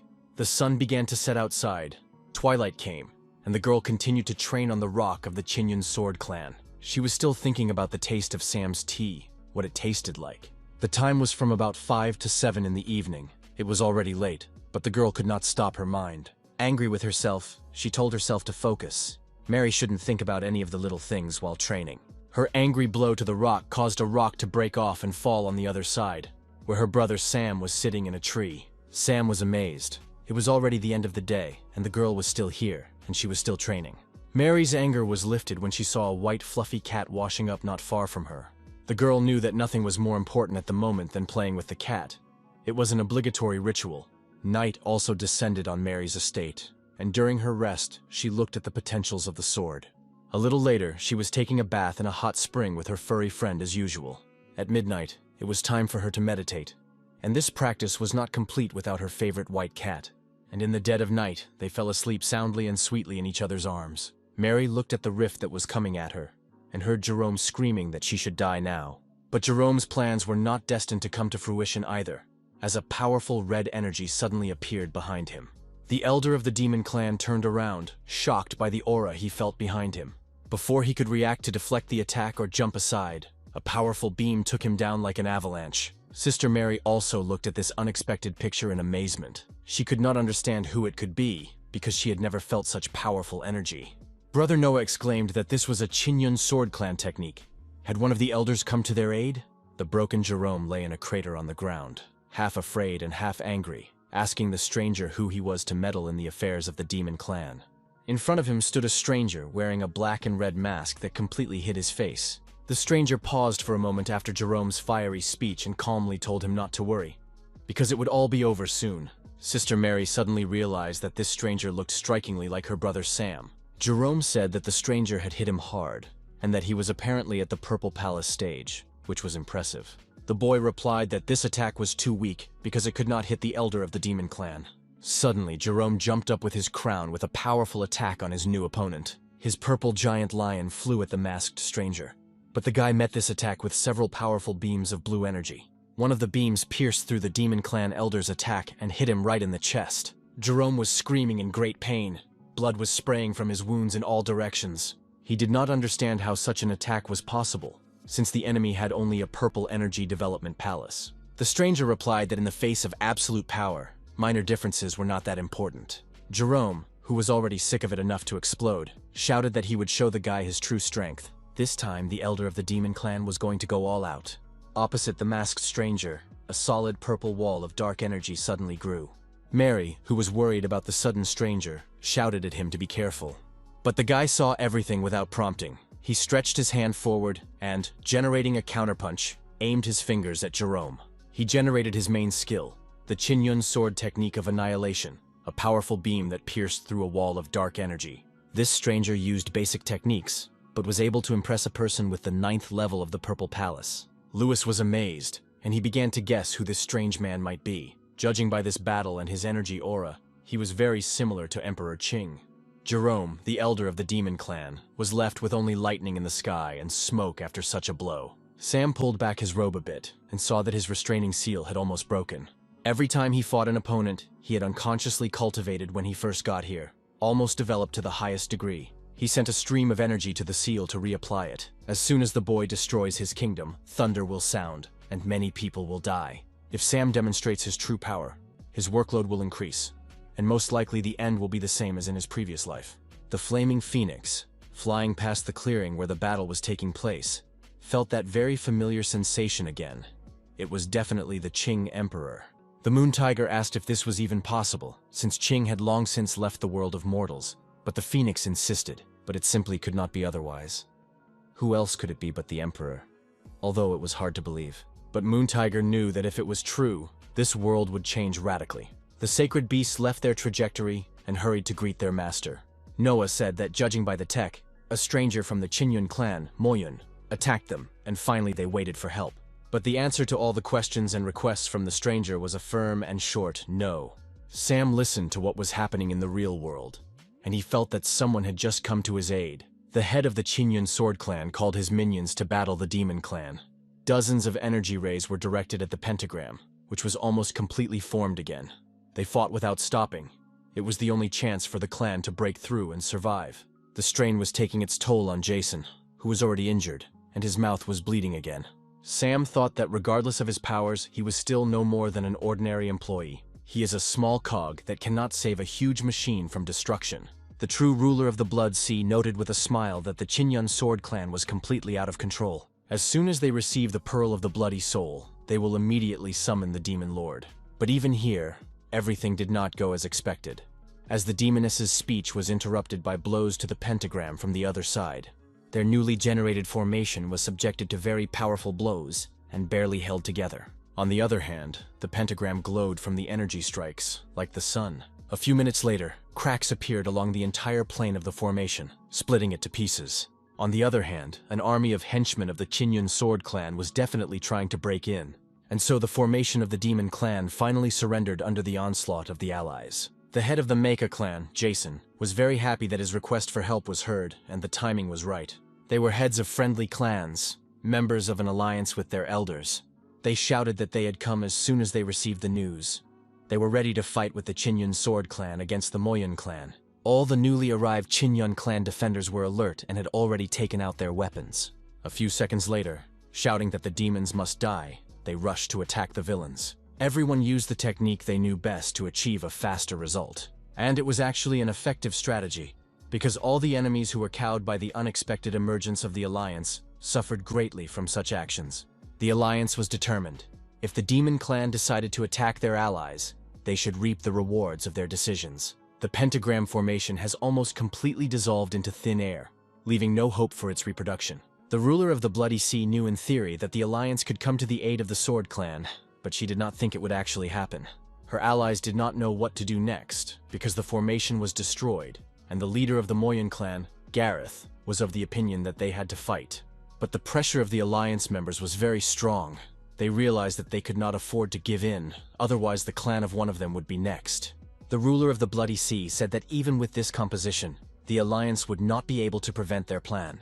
The defenders shouldn't even dream about it. She and two other heads began to recite a dark summoning spell.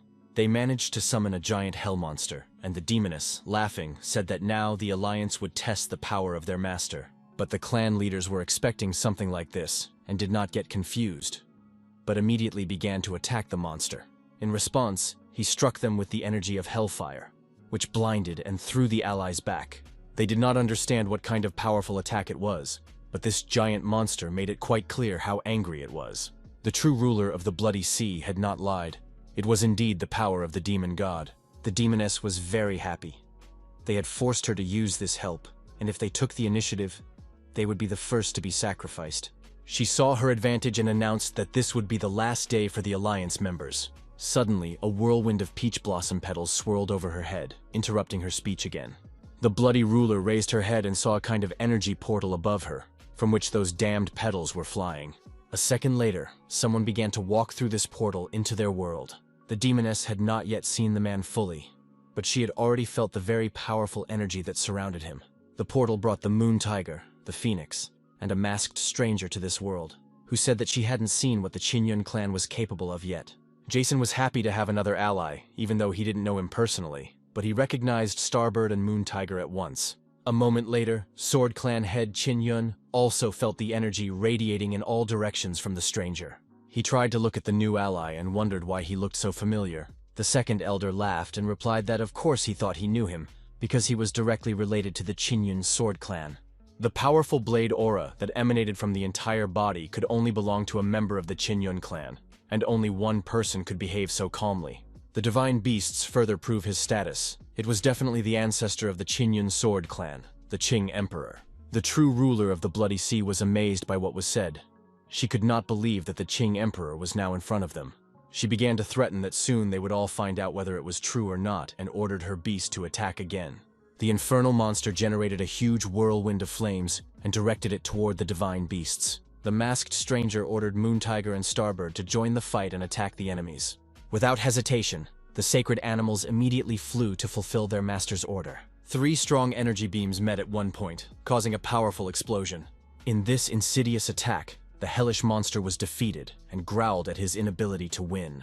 The true ruler of the Bloody Sea was beside herself with anger. These were indeed divine beasts. Now she was very interested in who her opponent really was, who had appeared so unexpectedly from the portal. But the stranger was not going to reveal his cards so easily. He was generating another energy sword to attack. He said that he didn't really need to explain anything to her, or that it was already clear who he really was.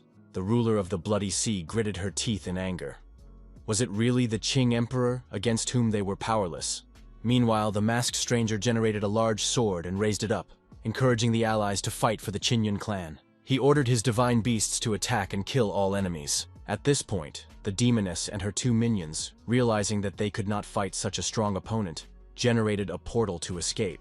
And in a moment, the sky above the Qin Yun Sword Clan city was cleared of all members of the Demon Clan. The students of the Sword Clan were incredibly happy about their victory, especially because they had been saved by their ancestor. Finally, the Qin Yun Sword Clan's battle for survival was over. Only when it was over did Sam realize that his spontaneous idea was quite dangerous. Fortunately, the name of Emperor Qing alone scared off these vile attackers. Otherwise, the guy would have no chance of winning, and he was well aware of that. Meanwhile, a demon portal was activated in the underworld. The head of the Zhuanyin clan, Terry, did not understand how the Qing Emperor could return if he had long since left the human world. The person to whom he spoke replied that there was only one explanation for this phenomenon. The hooded stranger replied that it was most likely an imposter, and they had fallen for the trick of a member of the Qin Yun clan. Sam said that large gatherings are not just a child's play, so you have to be careful with it. He was very afraid that the clan elders would tell him to go on a business trip, but that's exactly what happened. Master Yen showed him an order with his name on it, and said that he was the first guy on the list. Sam asked why the elders decided to send him on the business trip, if it was because he was the 8th level of the kingdom. But why don't they all choose a more suitable candidate and send him or her? Elder Yen narrowed his eyes suspiciously and crossed his arms over his chest, asking if the boy really didn't know the reason. Sam was even embarrassed by this answer, wondering if Master Yen had suspected something about him. But he answered in the negative. The master said that in that case, the boy would now understand everything during the clan's difficult situation, who, in his opinion, had tried the hardest. When the answer to his question was silence, Master Yen said that the boy did almost nothing but run away and sleep. So, taking this as his chance to make amends to the clan and atone for his sins, Master Yen threw Sam onto the slabs of the court. The guy was losing his senses and groaned. What had he done to the Qin Yun clan that was so bad? 3 days had passed since Sam's last meeting with Master Yen, but the boy was still lying in the same place where the elder had left him. All the students passing by were gossiping about how Sister Mary and the other brothers were practicing hard, and only the boy was doing nothing. They heard that while Sister Mary was shedding her blood, Brother Sam was sleeping peacefully. And one of the main topics of the last few days was where to place the statue of the ancestor. No one expected him to come to their aid. The clan specially restored the statue and hoped that the ancestor would know how grateful they were to him. Suddenly, the guy lying on the ground was jolted out of his slumber by something, and Sam opened his eyes. In front of him, he saw the face of his sister Mary, who was smiling and looking at him. The girl said that they had to leave very soon, but the boy was still not ready for it and held out her hand to him. Sam did not hesitate to offer his hand to the girl and stood up, pleased with her concern. Saying that she could fly first, the boy stretched all his muscles in turn and walked away from the girl, not looking back. Realizing that Sister Mary was still looking at his back, he turned to her and said that he had something else to do. The guy was heading to the tea fields of the Chinyan Sword Clan's head. Jason. It was his last chance. The head of the Mecha clan, Jason, stood among the tea plantations, clutching his head and lamenting his destroyed crop. After a while, his brother Sam landed next to him and called out to the head to draw his attention. The guy asked Jason if he hadn't forgotten his promise, and the chairman replied that if he was talking about that case, he hadn't forgotten. Sam desperately wanted this promise in his favor right now. He needed it badly. Taking the Sunday vacation time that he was owed now was the perfect chance to avoid this business trip he didn't need. But Jason dashed Sam's hopes, telling him not to even dream about it. He hadn't worked overtime, so he wouldn't get any vacation. The guy decided to use heavy artillery and pushed Lisa forward, saying that his spiritual beast was overworking. Jason replied that he was giving the boy's spiritual beast the right to take a break, and that he would go to the meeting for the time being. Sam can take a vacation after the meeting, and even if the guy decides to bribe the clan leader with tea, it still won't work. He has no intention of changing his mind, no matter how much pressure Sam puts on him. Sam suffered from such injustice and treatment. The chairman should not have underestimated his ability to persuade. The next second, the boy fell to his knees and wrapped his arms around the legs of the head of the Chinyan Sword Clan, begging for mercy. But Jason replied that even though he would look selfish in the boy's eyes, he still wanted to send him to the training camp. Among all the true disciples, Sam has the highest cultivation base, and sometimes it seems that he suppresses his powers. Sam stared at the head with all his eyes, not knowing whether he had guessed his secret or not. Jason said that he had been thinking about everything that had happened for a long time, and that's why he decided to send it. At this tournament, the winner will be awarded the key to the tomb of the Jade Emperor, which has many different treasures. Among them, there is something that can help a person even survive a disaster and remain intact, and the guy was very interested in this information. If there was that thing, then it looks like this game was worth Sam's efforts. The Moyen clan is becoming more and more active, and it is possible that we will have to confront them again in the near future. Jason said that in general, the invasion of the Moyen clan has severely weakened the Sword Clan and they need a short break. If they manage to take first place, it will help the whole clan, they will be rewarded, and everyone is really hoping that they will succeed. Brother Sam humbly closed his eyes, realizing that he could not refuse this offer, and replied that he understood. Finally, the boy made a heart with his hands in Jason's direction and asked him not to forget about his vacation. Jason replied that he absolutely agreed with Sam's wish, but the other participants had already left, and the guy needed to hurry up and follow them. All the participants in the main square of the Chinyan Sword Clan had already gathered at the main meeting, except for Sam, as usual. And as soon as indignation began among the chosen ones, the guy landed next to them. Sam greeted everyone and apologized for his tardiness, saying that he had something to do. Elder Yen said that this is a big gathering and everyone should keep themselves safe. The escort only looks after them, but cannot interfere with the game. During the competition, first of all, you need to worry about your own safety. He asked if everything was clear and the participants answered in the affirmative. Suddenly, Master Yen grabbed Sam's hand and pulled him toward him, saying he had something to show him. He handed the boy a copy of the book, telling him not to enter the battle empty-handed. It was a limited edition novel from a series of books by Master Yen, Hot Sister Mentor. Sam forgot what he was supposed to do. He grabbed the book and shouted that he shouldn't have thought badly of the master, because he was a brilliant man. The master was surprised by this reaction, but said that he would get the next issue for the boy after his return. One by one, the participants of the great competitions began to fly away from the Chinyan Sword Clan, saying goodbye to their mentor. The head of the Sword Clan, Jason, watched his students' dots disappear into the sky and thought that this time, the whole clan was relying on them. Terry looked at his interlocutor and asked what he was talking about, because you can't fake a priest of the beasts that accompany the Emperor. He replied that in any case, the animals did not follow the Emperor, but were sealed by him in a map of mountains and rivers. As for the person they met, he was just a projection of the residual soul of Emperor Qing. The head of the Moyen clan, Gareth, cursed and punched the ground. How could they have fallen for the enemy's trick so easily? The members of the Chinyan Sword Clan were able to deceive them so easily. They made almost no effort, but still won. The ruler of the Bloody Sea said that it was pointless to discuss this now. She was planning to sacrifice the Sword Clan to summon the Lord. Pausing and looking at her accomplice Gareth, she angrily threw in his direction that they could not wait any longer. But the man in the hood told them not to worry, because Qingyun was just a small step they would have to step over. Many capable people will take part in the Tianjiao meeting, and then they will have a chance to act. The hooded man put his finger to his mouth and said that he would purify everyone and call the Demon Lord. A meeting was also held in the hall of the Chinyan Sword Clan head. and Jason thanked the Alliance clan heads for their help. But they did not demand gratitude. They said they were doing their duty. The Moyen clan apparently had many plans, and they suspected that this clan wanted to summon a demon lord. Jason replied that, in that case, were they sure that nothing would happen at the Tianjiao meeting. The head of the Starry Sky clan said that if the demons attacked, they would be able to repel them, and everything should go well. In addition, the prize will be, this time, the key to the tomb of the Heavenly Emperor. Jason realized that they seemed to have no other choice. They would have to rely on the promise of the head of the friendly clan. Mary was sitting under a tree near the main square of the Qinyun clan, holding a butterfly on her finger. She recalled how the stranger made his move against the enemies, but his technique was too similar to Brother Sam's. But if you think about it, Sam's brother always seemed suspicious to her. She recalled how that day, after it was over, she ran over to the boy, who was still sleeping soundly, tangled in Noah and Lewis's bandages. Mary sat there, lost in thought, and did not notice the people she was waiting for approaching her from behind. Noah said that the sister probably decided not to practice today, which was quite unusual for her. The girl heard the familiar voice of her fellow soldier and turned toward the guys. Seeing Noah and Lewis, Mary quickly got to her feet and greeted them. The girl said that she invited them here today because she wanted to ask them for something, and the boys wanted to hear what she needed. Sam was not far from the trio and was busy reading a book that the master had given him. Mary is determined to find out today if Brother Sam is hiding his true power. The girl suddenly ran out of her hiding place and attacked her fellow soldier, and Sam jumped into the air from his seat in fear. He didn't understand what was happening again and asked Sister Mary what she was making.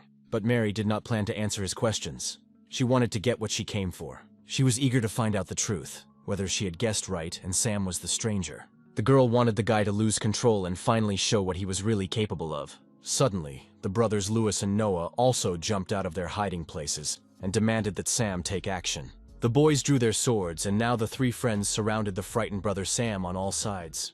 Sam looked around at each of them. He didn't understand when they had managed to conspire against him. He decided to act swiftly. He quickly flew up to Mary, almost close to her, and looked her in the eye. Squinting slyly, Sam asked the girl what was wrong with them today. The girl was completely confused. She began to mumble something in her own defense, but was unable to complete the sentence. Their dialogue was interrupted by the shout of Brother Noah, who asked everyone to look where he was pointing. The friends looked up and saw the same powerful stranger in the sky, surrounded by divine beasts, Moon Tiger and Starbird. Following his friends, everyone who was outside noticed this spectacle and began to admire it out loud. This time, the clan is in limbo, so the sacred animals will protect it, the masked stranger said. All the disciples of the Qinyun Sword clan knelt down on one knee and bowed their heads to greet their ancestor. Sister Mary was completely confused, wondering if she had been wrong all along. Sam saw the girl change her mind about him, and he was glad that he had been able to prepare for such an ambush in advance. This talisman was quite simple to use. You can't make it any simpler than that. And the purple demon helped him out again. The guy stretched, kneading his lignified muscles, and now he could rest. He would finally get a well-deserved rest. But Sam's thoughts about the sweet hours of idleness were interrupted as usual.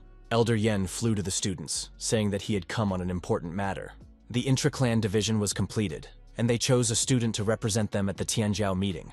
All of the selected students looked at Master Yen with their mouths agape, waiting for the most important announcement. The first on the list was his brother Sam, who seemed to be struck by lightning, wondering if this was really happening to him. Where was his dream vacation? Master Yen flew up to the clan head Jason and said that the emergency meeting was about to begin.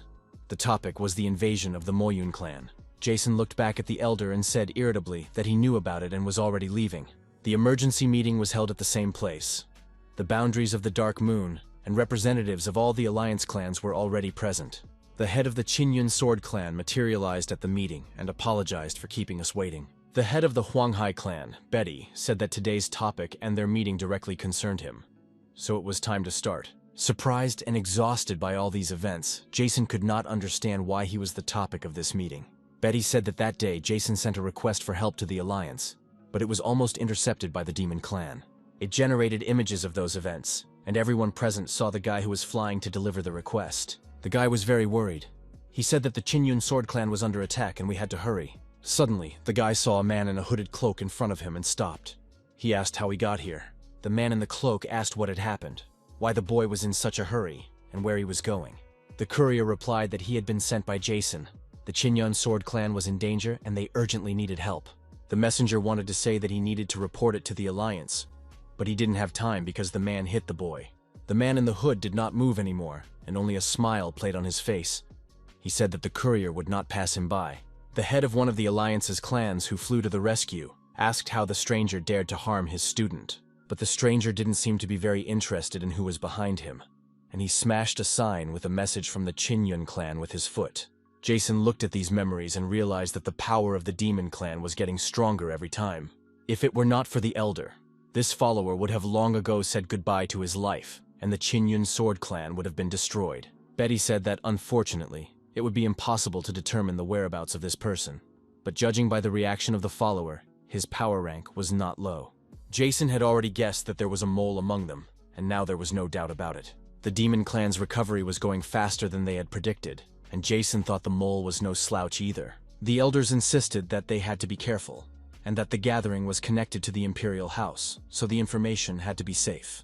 The head of the Starry Sky clan said he would use special methods to verify the identity of all participants. Other clans should also make every effort to find a mole in their ranks as soon as possible. The chosen disciples were in a hurry to attend a large meeting, flying alongside each other at high speed. Brother Noah said that they have been flying for 2 days and 1 night, but it is still unknown when they will arrive. Master Jack told the boy that the Starry Sky clan had been distant from everyone from the very beginning and led a secluded life. It was only after the arrival of the current head that the clan was able to flourish and become powerful. But they still did not change their position. They were already literally hundreds of miles from their goal, and Master Yen suggested that they rest here and continue the journey tomorrow. Sister Mary was all for the elder's idea, and for her, spending the night in this city was a very good chance. The apprentices and the master found a hotel that met their requirements and checked in. Sam was happy to go to bed. No one would stop him from sleeping, at least for 1 day of paid vacation. But his hopes for rest were interrupted once again, as someone persistently knocked on the door of his hotel room. The irritated guy, without opening the door, shouted at the visitor to identify himself. It was Mary's sister, and she said she would like to buy some things for training and invited Sam to join her. Mary had changed her clothes for the occasion, but she didn't force Sam to do anything. Of course, she wanted to ask him about fencing at the meeting.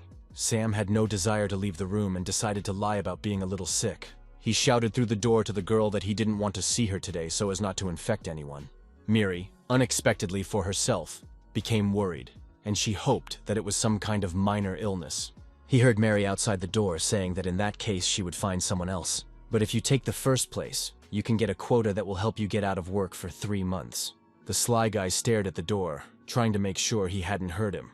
A second later, Sam jumped out of bed screaming that he suddenly felt much better. Mary, standing outside the door, rejoiced as if she had won the competition, and she asked if Sam was sure. The boy replied that he would do anything for a 3-month vacation, that he would help his sister with everything. The evening city where they stopped was shining with lights and was quite beautiful. A girl and a boy came to the market, where each of the sellers tried to attract the largest number of customers. One of them was even selling phoenix feathers, a gift from an immortal and a newly made blade. But the girl wasn't interested in any talismans. Mary was looking at the pastries with admiration. Sam asked the girl if they had come here today to practice.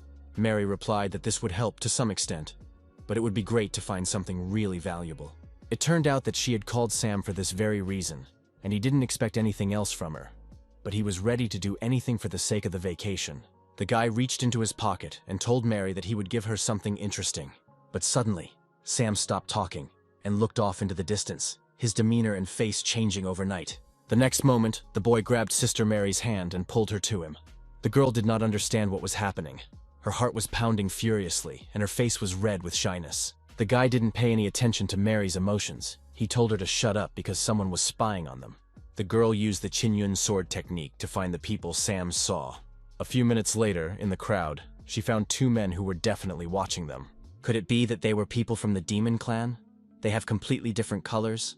Mary used her power to make a little mess. A moment later, a passerby who was passing by dropped all the scrolls he was carrying. The girl had already grabbed her sword to attack the pursuers, but the boy grabbed her arm, holding her back. He said that it was better not to go here. He suggested going to a more suitable place. The pursuers realized that the powerful aura had disappeared in a moment.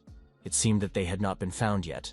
They had to continue surveillance. There were too many people here. Sam leaned over Mary's face and whispered that she had done well to obey him. The boy and girl ran up to the man who was collecting his scrolls and apologized for disturbing him. Mary suggested that Sam take his mind off everything that had happened and focus on shopping.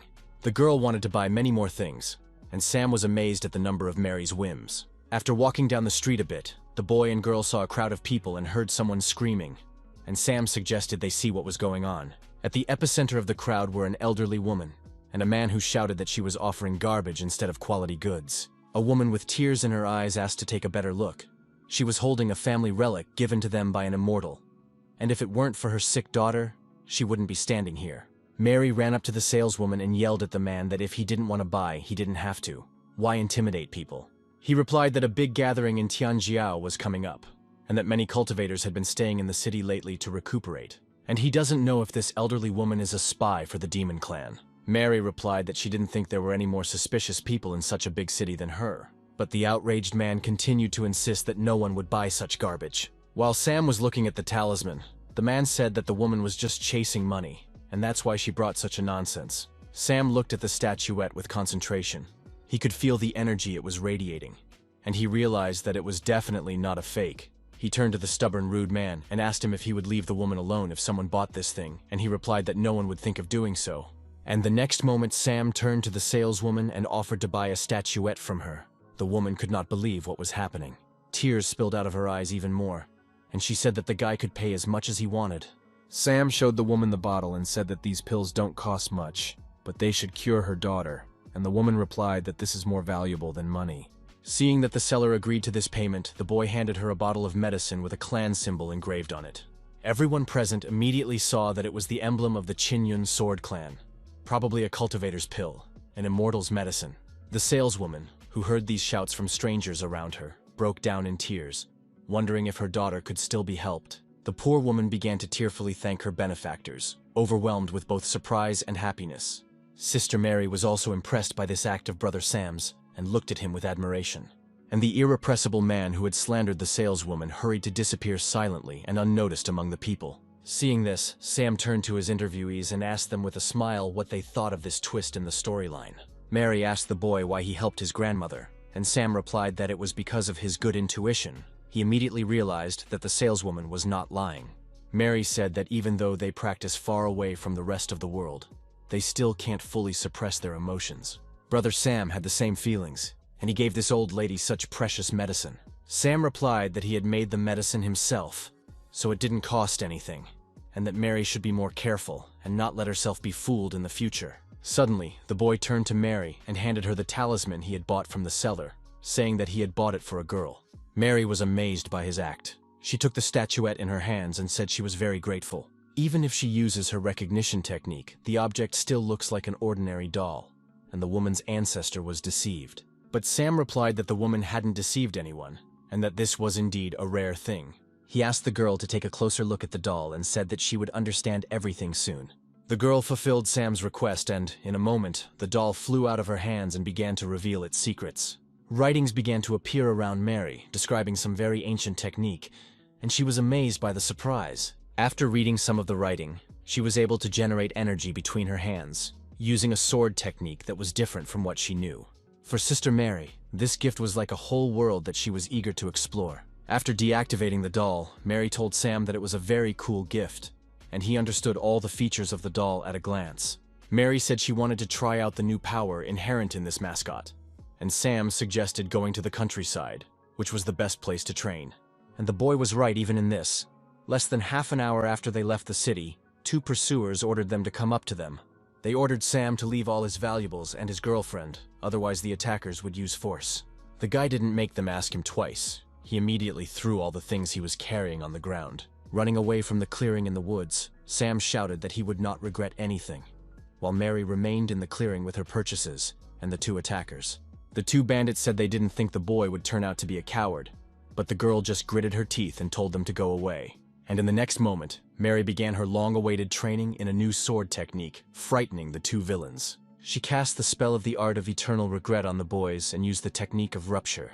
The effect of these two techniques was terrifying, splattering the blood of the attackers in all directions. And to fully consolidate her result, the girl repeated the spell of the art of eternal regret. Mary told Sam that she likes the new techniques and thinks it will take time to fully master them. The guy was nearby and saw everything that was happening and said that Mary had mastered the techniques, but she had little experience, and a few trainings would fix that. Mary was amazed at how strong her brother Sam was. Could the gap between them really be that wide? He was the #1 trickster, and he was also self-confident, saying that he was lucky and that it was not for nothing that he gave that old lady the medicine.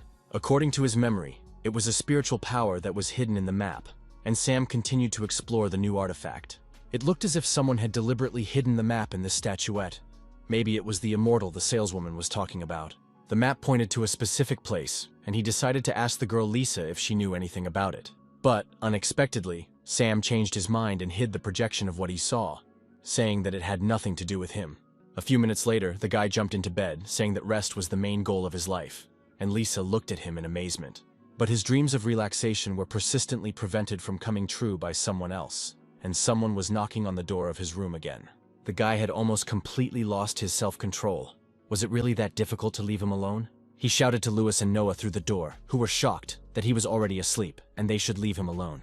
But the boys replied that they had asked Mary, and she said that brother Sam was still awake, and they hadn't had time to thank him for the recent events. But Sam insisted that he didn't need anything anyway, and said goodnight to the boys, still not getting out of bed. Lewis said that in fact, after the demon clan invaded, they realized that their cultivation base was nothing. They hoped that brother Sam would be able to guide them in the right direction, which is why they came. And in the future, if brother Sam wants to postpone some tasks, he can pass them on to the boys. A second after Sam heard these words, his bed was instantly empty. A disheveled Sam opened the door for the boys, wanting to make sure he hadn't heard the tempting offer. Was he really able to transfer his daily tasks to the boys if he helped them cultivate them? Brothers Noah and Lewis quickly shook their heads in the affirmative in response to brother Sam.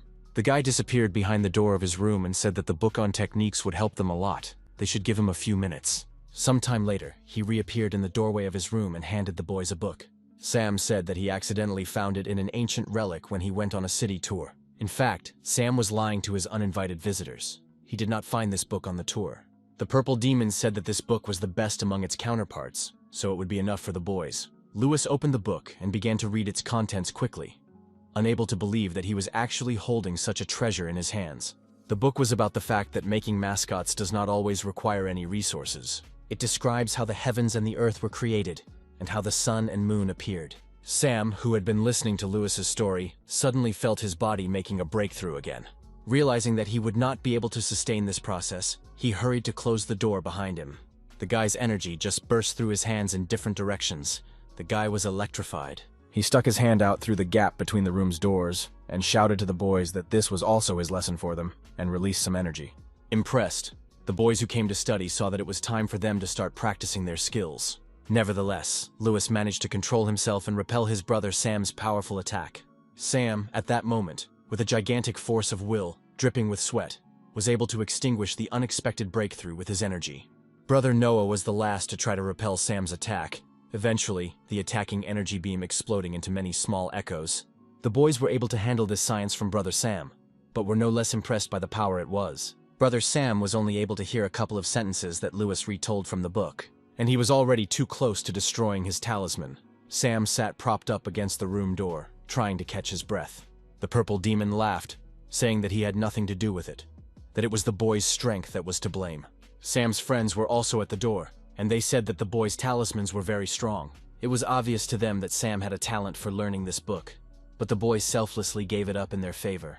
Sam replied that his talents were rather mediocre, and that even this mascot took a lot of effort. His illness was showing. He shouted that he was not feeling well, so he was going to go to bed, and wished the boys good luck in their studies. Confused, Noah and Lewis remained in front of their brother's closed door, surprised that Sam was sick. After closing the door on the boys, Sam was finally able to catch his breath, and this time, he managed to successfully quell the surge of his energy. The training camp in Tianjia was coming up. It was time for the guy to move forward, and Sam knew that he would have to work hard for the key. However, he has been tired today and needs to get some rest. It was late at night, and the candle by Sam's bed had already gone out. Outside the door of brother Sam's room, a woman's voice asked if he was okay. It was Mary, and she was worried. Not understanding why Sam was not answering, she was told that the guy was not feeling well. The excited girl did not know what to think, if her brother Sam was really that sick. Mary couldn't wait any longer for someone to answer. She decided that time was running out in seconds, and pushed open the door of the room with her energy. She ran inside and saw a guy sleeping soundly on the bed under the covers. Mary called out to Sam, and when he did not wake up, tried to push him from his sleep, She felt that his spiritual strength was very weak. In fact, Sam was just sleeping very soundly and had muffled his cultivation base. But the girl thought it was because of the illness and wanted to help him. The usual way of replenishing her spiritual strength did not work, and she realized that there was only one way out. But the very thought of it made Mary turn as red as cancer. In this case, only artificial respiration could help the guy survive. She convinced herself that saving a person was above all else, and she shouldn't think about anything else. Mary lifted Sam's head above the pillow and leaned over his face. But her plans were thwarted by the boy himself, who suddenly opened his eyes and asked what Sister Mary was doing in his room. Mary continued to hold Sam's head in her hands out of fright, but blushing from head to toe, the boy asked her again what she was doing. Suddenly, the girl's body began to obey her and she ran away from Sam's bed, covering her face with her hands in shame and saying that she was nervous. Sister Mary did not know what to do to make the boy forget this horror as soon as possible. Sam scratched his head. They probably all believed he was very sick. Sister Mary was so worried about him. It was sweet. This was very good news for him. Because of their trust, he will soon have a 3-month vacation in his pocket. Sam decided to continue playing his game and pretended to be dizzy. When she saw this, the girl asked anxiously if her brother Sam was all right. The guy replied, coughing, that everything was fine, and he thanked the girl for her concern for his health. In fact, he was already feeling much better, and he thinks he will recover very quickly.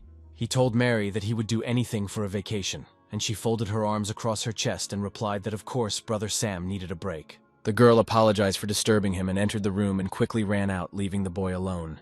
When Mary closed the door behind her, Sam was able to catch his breath. He finally waited for the girl to leave. It was hard for him to be an actor. Mary stood on the other side of the door of the boy's room and did not understand what was happening to her, why her heart was beating so fast. And on top of that, she also felt that her forehead was very hot. So maybe she was sick too. She decided to visit the local hospital for a checkup as a precaution. The girl's doctor told her that she had a problem with her heart. It was beating very hard. Probably it was some kind of attack. The doctor asked Mary to give her her wrist and, counting the girl's pulse, asked if she had any other symptoms. The girl thought about it and answered that she also had fever, shortness of breath, and foggy thoughts. These were probably all the symptoms that Mary felt. The doctor carefully took anamnesis, counting her pulse beats at the same time. After counting her pulse, the woman asked when it all started, and Mary replied that it hadn't been long. She didn't know what it could be. It didn't look like a normal illness. Having found out the time, the doctor decided to find out under what circumstances the girl had such symptoms. Mary replied that these symptoms appear when she is around a friend of hers. Hearing these words, the doctor laughed, and the girl was surprised to ask if she understood what kind of disease she had. With a sly look at Mary, the doctor replied that it was not a disease at all, but love. Mary felt as if someone had hit her on the head. How was this possible? How could this happen to her? At that time, the guy was sleeping peacefully in his bed, but his dreams were no longer as simple as they seemed at first glance. When Sam fell asleep, he was in his subconscious, and now he also had to give out tasks for the day there. When he used some techniques, he managed to create a world in his subconscious where he could rest and recuperate. Now, in this subconscious, he was not alone with himself, and these divine beasts had to do something too. There were already 4 divine beasts, and the green dragon now lived in his subconscious. After a while, a giant turtle joined him. Of course, there were also animals he was already familiar with. The moon tiger, for example, and also the starbird, the protector, the fiery phoenix. All these animals wanted his attention. Although the boy could do everything himself, he could not leave the animals he had tamed wandering around.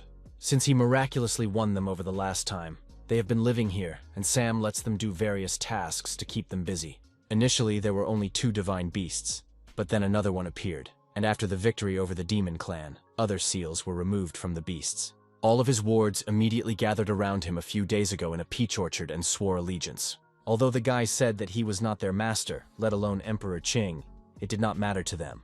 The phoenix insisted that they would not confuse the energy of their emperor with anything, that they had done something wrong, and that was why he did not recognize them. All the divine beasts looked at him with the eyes of an abandoned cat and promised that they would follow him no matter what. Sam, after thinking about it for a while, did not refuse to give up such unexpected powerful friends and said that they would be useful to him. The new wards were very happy about this decision of their new owner. They did not even expect him to agree. They could not leave him because it was their destiny to follow their master. The phoenix said they wanted to find the jade of the dark demon.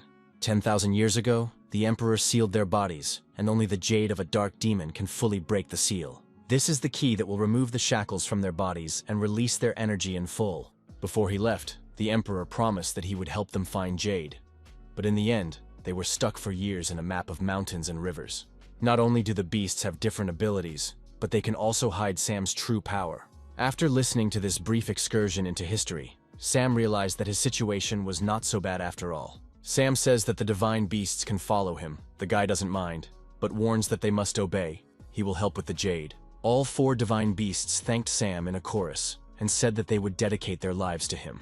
After handing out the assignments to his mentees, Sam sat down in a comfortable chair and started reading the book, finally without anyone disturbing him.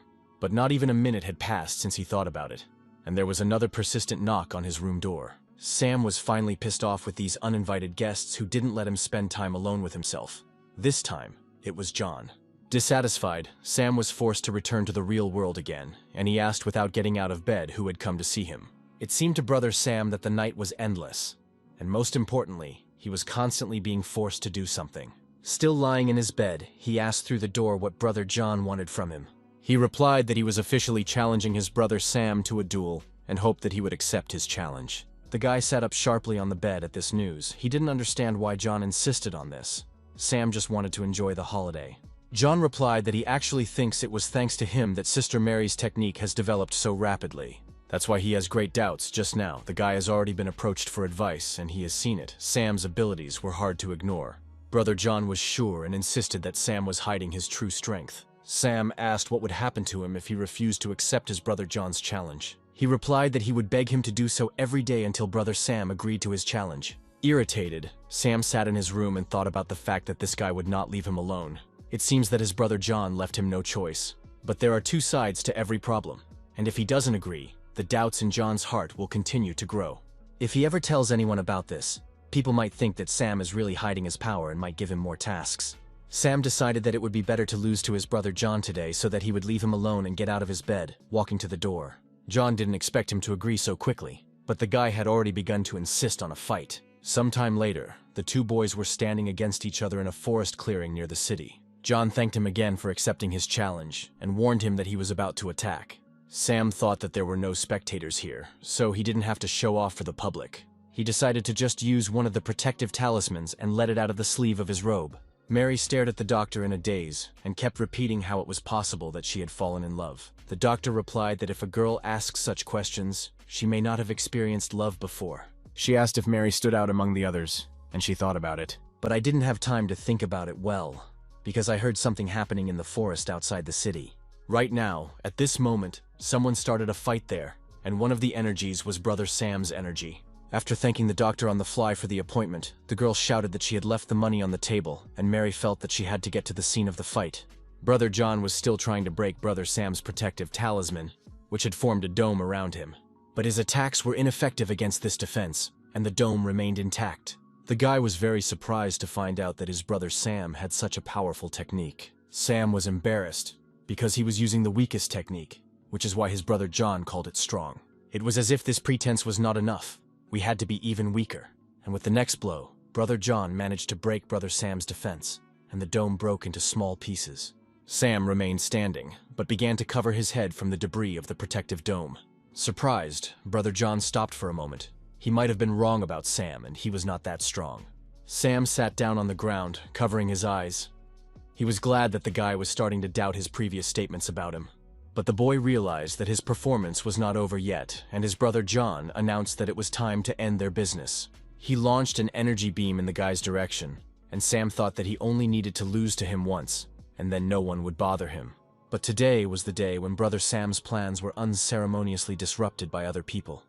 Brother John's attack was interrupted by Sister Mary's counterattack. Brother John shouted in indignation, not understanding what had happened, why someone was interfering with their fight. He looked up and saw Sister Mary hovering in midair between the boys. Sister Mary shouted that Brother John did not dare to mock his comrades. The guy replied that she had misunderstood, and that he and his brother Sam had agreed to a duel. Mary shook hands with Sam, and noted that the boy dared to call the beating a pair of sparring matches. If Brother John wants a real duel so badly, he can fight her right now. John shouted that this case was only about him and his brother Sam, and that it was no business of Sister Mary's. Why does Sister Mary stand up for Brother Sam whenever someone has something against him? Mary turned to Sam and looked at him thoughtfully, wondering why she was doing this at all. Was the girl really in love with him, and was the doctor right in her assumption? Sam stood silently and looked at Mary, not understanding why she was reacting to his brother John's question. She thought that it didn't look like sympathy. She hated it when her brother Sam was so calm about everything. Sister Mary turned to her brother John and said that Sam was a very good friend of hers, so she would help him achieve his only goal. John was puzzled. He asked what the girl meant by this, whether she and Sam had the same goal. Mary believed that she should learn from her brother Sam. So if brother John wants to challenge brother Sam, he'll have to overcome her first. And the guy immediately agreed. He said that their fight had been interrupted in the peach orchard anyway, so now he would teach them both a lesson, and then they would see who was who. But his solemn speech before the battle was interrupted by his brother Noah and brother Lewis, who also flew to help brother Sam. They said that Sam helped them without asking for anything.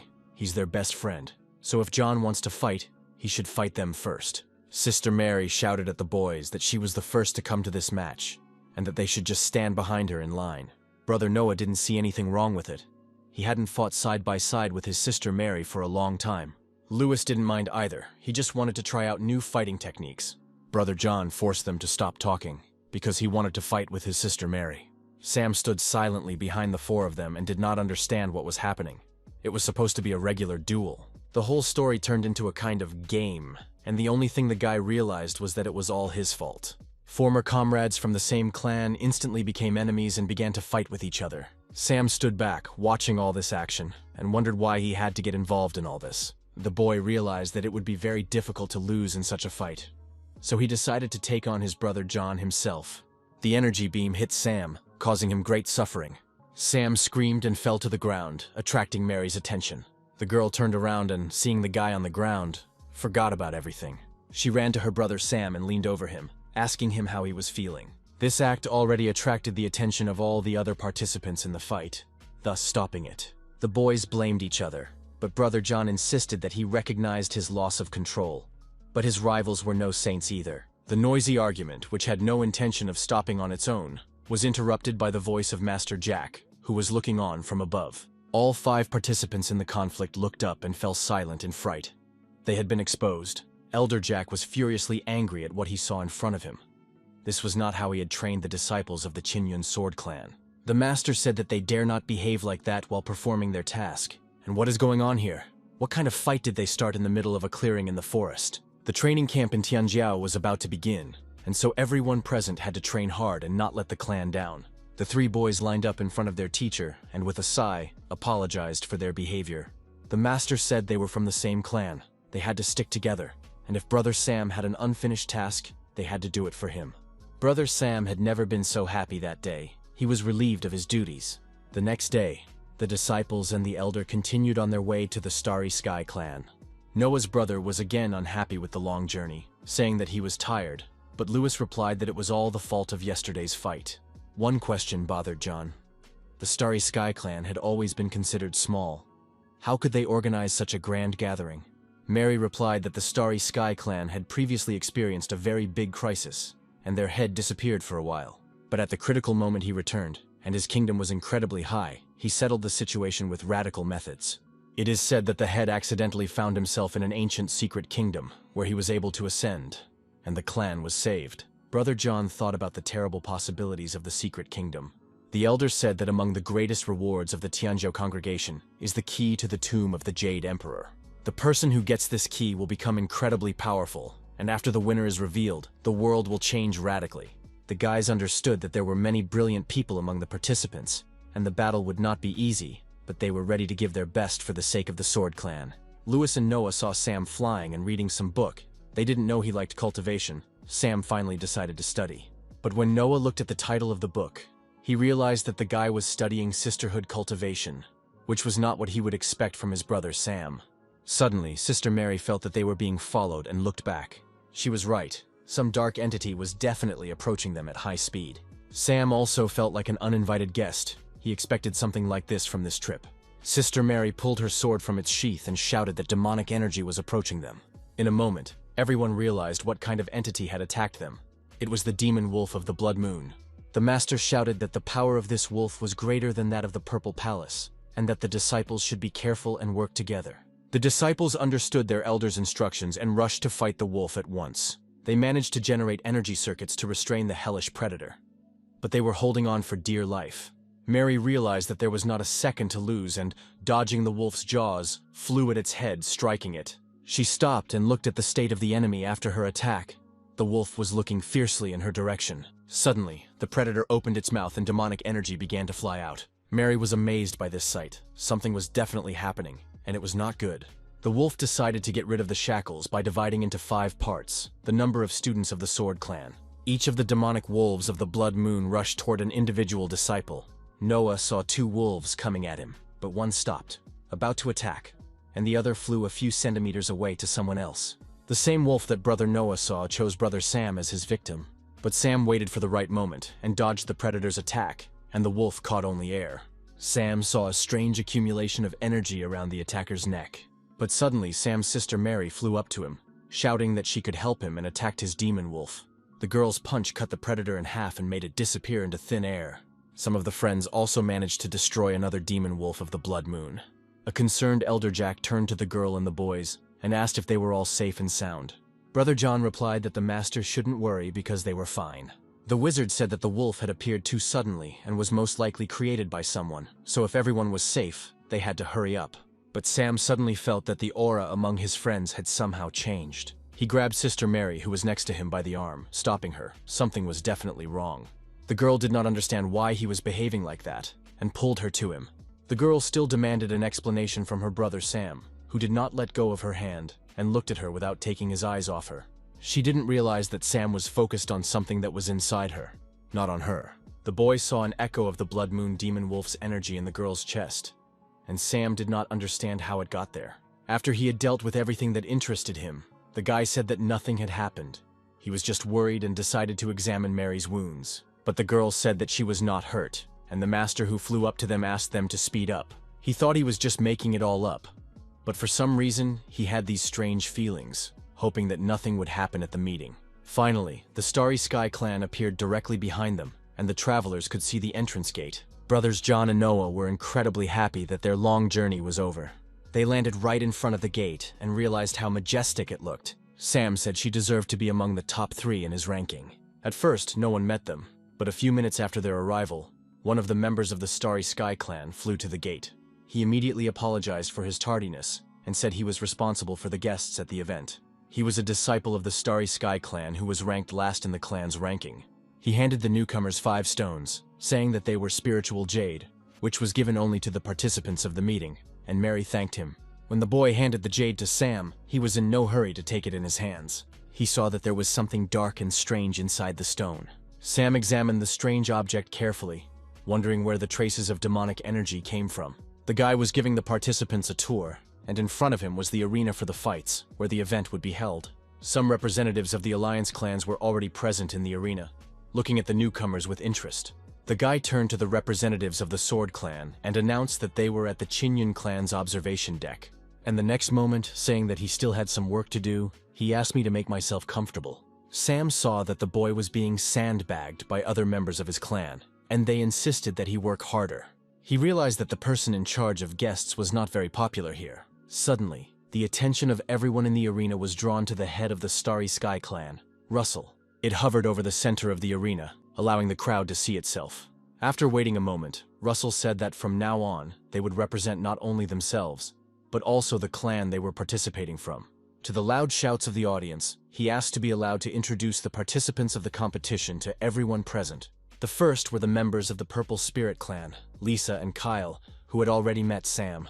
Russell introduced Jeremiah from the Shenyang clan as the second, and the boy stood up from his seat to get a better look at him. The guy wished the participants good luck. He believed that their clan would take at least second place. His brothers hid their faces. They were ashamed of him. Next, Russell introduced Leia, a girl with blue hair, a representative of the Huanghai clan. And after her, it was finally the turn of the Chinyan Sword clan. All the representatives of the Alliance clans were announced one by one, but Sam did not care. The boy heard out of the corner of his ear, while reading his novel, that most of the clans were more or less famous. It looks like if he's careful, there won't be any problems this time. But the clan of the Palace of Heavenly Illusions interrupted his thoughts. Sam instantly stood up from his seat, throwing his novel away. It was indeed Maggie from the Palace of Heavenly Illusions, his recent new acquaintance. Not only Sam was amazed, but everyone around him was too. This clan really existed, not just a legend. Maggie's appearance surprised the boy, because their clan had never participated in such competitions, and for some reason she was present this time. The boy hid his book away from Maggie's invading hands, this time, even though she doesn't try to touch the cultivation of a sister. Lewis and Noah were surprised that the girl said hello to them, as if they knew each other.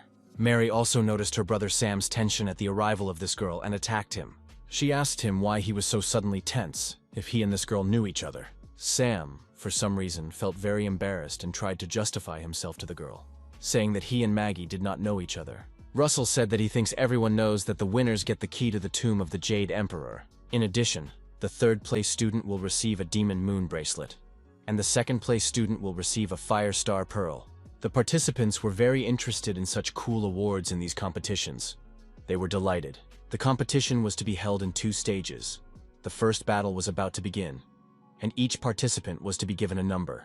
A corresponding number had to appear in the jade in everyone's hand, and people with the same numbers competed with each other. Russell made an announcement that the first stage of the competition was considered to have started. The friends had different numbers, and they did not compete with each other in the first round.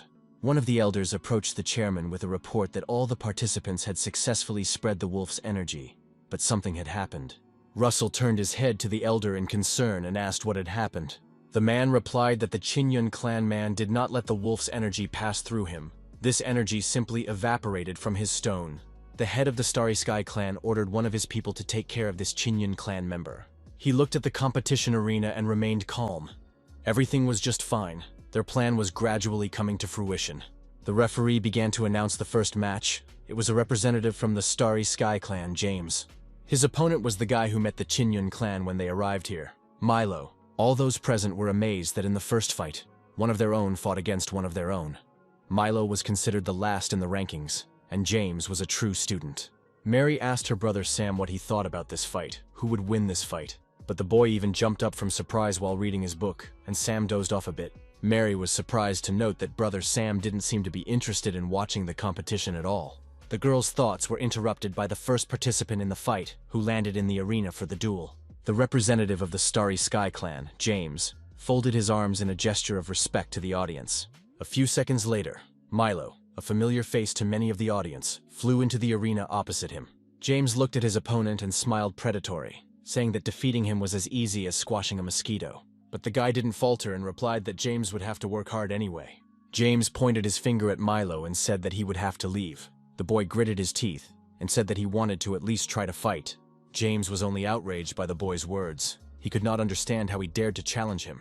If Milo is so eager to die today, James will help him with this. The guy has generated the first powerful attack towards the enemy. For Milo, this attack was unexpected, so he didn't have time to come up with any counterattack, but just quickly jumped back. But a second later, he felt that behind him, brother James was preparing to attack him in the back again.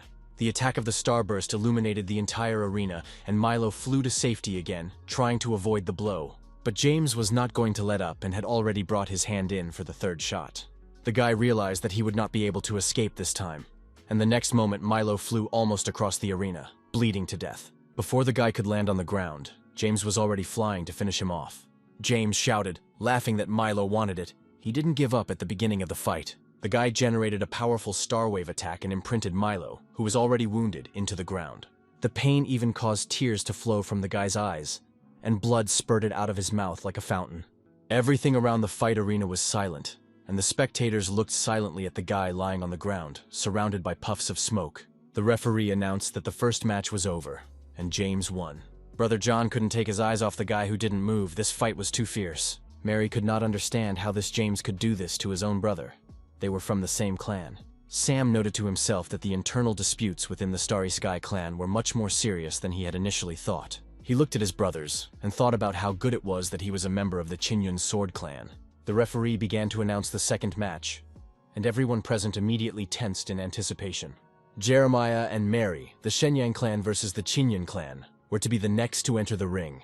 Jeremiah quickly jumped into the arena from his seat. He liked to show off in public. He shouted that it was finally his turn, because his fists were bored with the lack of battles. He put his hand to his forehead and asked the dark dragon, who was sleeping on the lotus bed of fire, to give him strength and get rid of his enemies.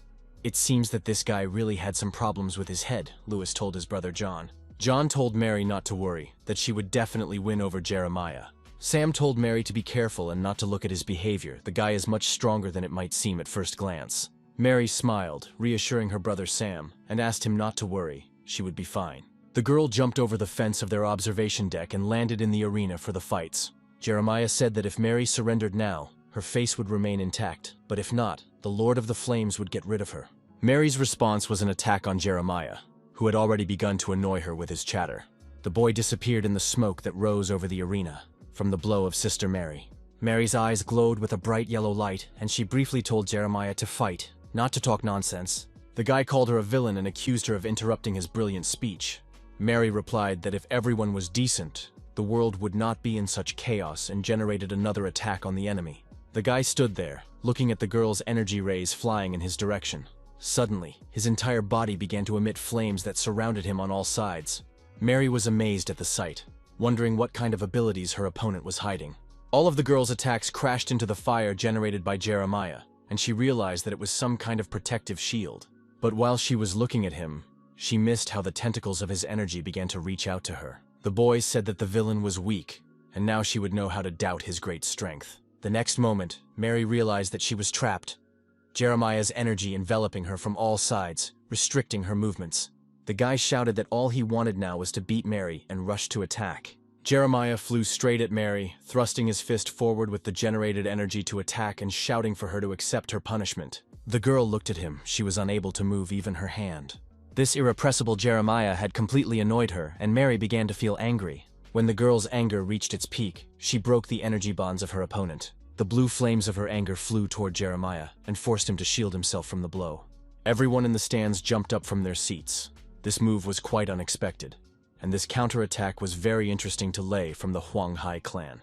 Maggie was looking slyly at Mary, who turned out to be a real swordswoman. Jeremiah landed on the ground from the impact. He said he didn't think the girl would be so strong. She impressed him. Maggie expected Jeremiah to take their fight more seriously, and she told him so. In this case, the girl declared that their battle would soon come to an end, and generated the Qinyun 9 swing sword technique. A second later, Jeremiah was struck by a beam of her energy and dissolved into thin air.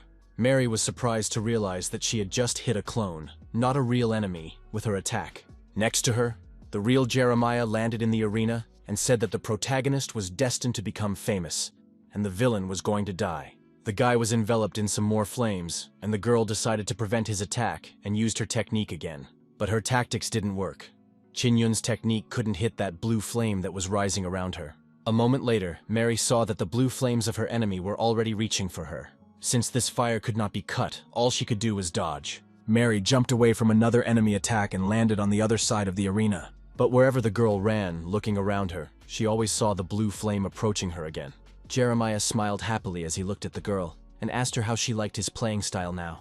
He called this technique the Divine Flame, the fire of justice that struck everything around. Elder Jack noted that, despite the obvious problems with this participant's head, he did have potential. Brother Noah began to worry about Mary. He turned in Sam's direction and asked him if he thought the girl would survive. But Sam was on Mary's side. He told the boy not to worry. She would never lose this fight.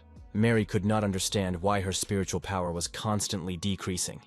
Could her blade energy not strike some kind of flame? She just can't lose this fight while her brother Sam is watching. The girl opened her eyes and realized that the blade was about to break through. With every passing second, Mary was getting harder and harder, which meant that her plan was working. Finally, Mary managed to open the door to the next stage of self-improvement. Sam, not looking up from his novel, felt a huge surge of energy from the girl, who had finally realized how to make a breakthrough. It was time for a real attack, and the girl unleashed all her power on the enemy. Even Elder Jack was amazed at what he had just seen. Was it really possible? All those present jumped up from their seats because they had just seen the unity of man and blade. The blade of the heart. Mary was so young and had already reached such heights. Mary asked Jeremiah if he knew what justice was, because he claimed to be a justice seeker. The guy replied that it seemed Mary was a decent girl too, and now he was beginning to respect their battle. Jeremiah announced that it was his turn to make a move and started generating energy. The girl rushed at her opponent, using a sword technique, shouting that he would get his due. Jeremiah also ran to meet Sister Mary, preparing a combined attack of two types of attacking energy. Two powerful forces met above the arena of the Starry Sky Clan's fights and illuminated everything around them. All the spectators nervously watched the fierce battle, admiring the strength of the participants. It was a very dangerous fight. Jeremiah laughed and praised Mary for her good skills. Mary politely replied that Jeremiah's fire was also of good quality. The two opponents stood opposite each other and did not move. All of Sister Mary's brothers stood up from their seats. They could not understand who had won the fight. A few seconds later, Jeremiah fell to his knees and blood spurted from his mouth like a fountain. The referee announced that the competition between the Shenyang and Qinyun clans was over, with Mary from the Qinyun clan winning. The head of the Starry Sky clan, Russell, also liked the fight and called it impressive. The girl really had a wonderful talent. He was sorry that their lives would be cut short within his clan. They were very good warriors. After the battle, members of the Starry Sky clan came out to the fighters to heal their wounds. The doctor told Mary that her injuries were mild and that she had injected healing spiritual power into them, and that she should be cured soon. Mary thanked the doctor and said that she was feeling much better. But she replied that Mary shouldn't be so polite. It was their job. He himself was closely watching what was happening in the arena, and he didn't like what was being done to Mary. He recognized this energy again, and through healing, doctors only stimulate the demonic energy in the bodies of the participants. Now he saw that the dark core he had noticed in Sister Mary's body earlier was demonic. Mary was still in the arena and suddenly heard someone calling out to her, so she turned around. Her brother Sam was standing behind her, smiling and greeting her, and she was happy to see him. And before she could ask why he had come, the guy quickly approached her and grabbed her arm. He held her hand in his, looking into her eyes and moving closer to the girl but saying nothing. Maggie, from the Palace of Celestial Illusions, looked at this seemingly intimate situation in the middle of the arena and could not understand what was happening. Curiosity and jealousy fought with each other in the girl at the same time. She couldn't believe the thought that came to her mind first. Were the two of them in a relationship? Suddenly, Mary looked away from her brother Sam and looked at one of the audience members who was staring at her. The girl did not understand why the stranger was so interested in her person. Sam continued to do what he was doing. He just looked into the girl's eyes. Holding her hand, he was focused. He couldn't tell Mary what was happening because he wasn't sure himself. The boy was silently destroying the dark core inside the girl. After a while, he destroyed the demon that was born in the soul of Sister Mary, and now everything was fine with the girl. The doctor approached the couple, seeing something strange going on, and asked if the boy had any problems. Mary immediately pulled her hand out of the boy's and blushed with shame. Sam replied that nothing had happened, and he was just worried about his sister Mary, whether she was hurt. The doctor told him not to worry, because they take good care of each participant. Sam laughed and agreed, saying that he believed they would do a better job than he did. And if everything turned out to be okay with Mary's sister, they would leave the arena right now. Sam grabbed the girl and started to head for his brothers. As they passed Jeremiah, who was being carried on a stretcher, he called out to Mary. He theatrically shouted that the girl was a good opponent and should take care of her injuries. He was looking forward to continuing the duel. Sam thought that Jeremiah also tried hard during the round. The match was very good. In his head, the guy analyzed what had happened to them recently. First there were monsters, and then demons. It looks like the Starry Sky clan didn't really care about security, so we have to be on our guard. The referee announced the next round of fights. A fighter from the Zhangyi clan against John's brother from the Qinyun clan. The audience began to whisper, saying that these two were great disciples of their clans, and it was time to find out who was stronger. Brother John said that if both of them are considered true disciples, they should immediately move from words to deeds. Robert of the Zhangyi clan agreed with this statement as he prepared his weapon for the attack. The guy quickly rushed at John, holding his weapon forward. John did not get confused, and responded to Robert with a counterattack, constantly changing his location. The whole arena lit up with red and blue lights. These rivals did not like to stand in one place. The audience was pleased with this fight. One should expect nothing less from true disciples. Robert rushed at John with another heartmark attack. The Ghost of War flew out of his sword and attacked John, stabbing him in the chest. John fell to the ground. Blood spurted from his mouth and his wound was noticeable. But he was not going to give up. And so, overcoming himself, he was able to jump to the side, avoiding the enemy's second attack. Robert shouted at him not to be so naive, because he wouldn't be able to dodge his blows all the time. Mary began to worry about John. She asked Sam if he would lose, because John's kingdom was lower than Robert's. But Sam said that he couldn't say that with certainty. He felt that all was not lost. Very soon, John's brother would have to prove himself, and in the meantime, Robert was encouraging him to give up. John closed his eyes for a second, and then opened them, telling himself to be calm. It was just an opponent who was a little stronger than him. John tried to think of what Mary would do, and he leaned toward using the intent of the blade. The guy started generating energy for this type of attack. He believed that the intention of the blade would help him. He shouted at Robert that he had been attacking for too long, and now it was John's turn to make his move. Robert looked at John and did not understand why his energy suddenly increased so much. The guy was overwhelmed by a powerful force. Having generated enough energy to attack, he rushed into battle against his opponent. Robert was trying to generate another counterattack from the Heart's footprint, the martial arts ghost. Explosions occurred in the middle of the arena, completely hiding the fighters from all spectators. Ashes and earth began to fly in all directions, and no one understood how Brother John had managed to become so strong, if it was the energy of the blade's intent. Brother Noah and Brother Lewis looked closely at the clearing smoke and asked each other who had won. Sam was finally able to catch his breath, and this match turned out to be quite good as well. The smoke cleared, and everyone saw Robert on one knee, dropping his weapon and saying he would not surrender. The referee announced that the fight could be considered over, and that John's brother had won, and he thanked Mary for her help. He said that her skill with the blade impressed him, while the girl said that she hadn't really done anything. If John wants to thank someone, let him thank his brother Sam, who was the one who inspired her to use this technique. The referee announced the next fight. Simon of the Huanghai clan versus brother Sam and Qin Yun. Sam was a little surprised at how quickly his turn came. He hoped there was still time to read the novel. Simon was pleased with this appointment, and another student from the Qin Yun sword clan was invited to the arena again. Sam stood in the fight arena, wondering how to behave in these competitions if you can't hurt your opponent. Otherwise, the doctors of the starry sky will bring the energy of the demon to the participant during the healing. But if the victory is too easy, the elders will start giving him more tasks in the future. Simon was already standing in the arena, greeting Sam and inviting him to start the fight. But the guy did not pay attention to him. Simon did not understand who this respectable man was, who looked down on him. Sam went through the options for attacking. Using a priest of beasts would be very powerful, maybe a talisman or a purple demon. It was very difficult. Simon did not understand what this guy was doing. The competition had already begun. Why Sam was not moving? Maybe he was generating the power of his sword. Finally losing his patience, he shouted at Sam, asking why he was not paying attention to him. In a moment, he generated a powerful attack, and the energy beam flew rapidly toward his opponent. At that very moment, Sam finally realized how to implement his plan and not get caught. You have to be not too weak, but not too strong, and the guy managed to dodge the enemy's attack at the last moment. This impressed Simon, who saw that the boy did not even look back at him. If it wasn't for that half-step, his shot would have reached Sam, and he didn't even bat an eyelid. His attack looked too careless for Sam. This guy was not so simple. Sam raised his hand and activated the girl Lisa. The spirit beast was the perfect overlap for his machinations. A second later, Lisa flew out of her talisman, happy to see her friend again. The girl immediately rushed to hug him, because they really hadn't seen each other for a long time, all these days on the road, and she hadn't left her mascot. Simon watched in amazement as his opponent began to mutter something, turning away from him.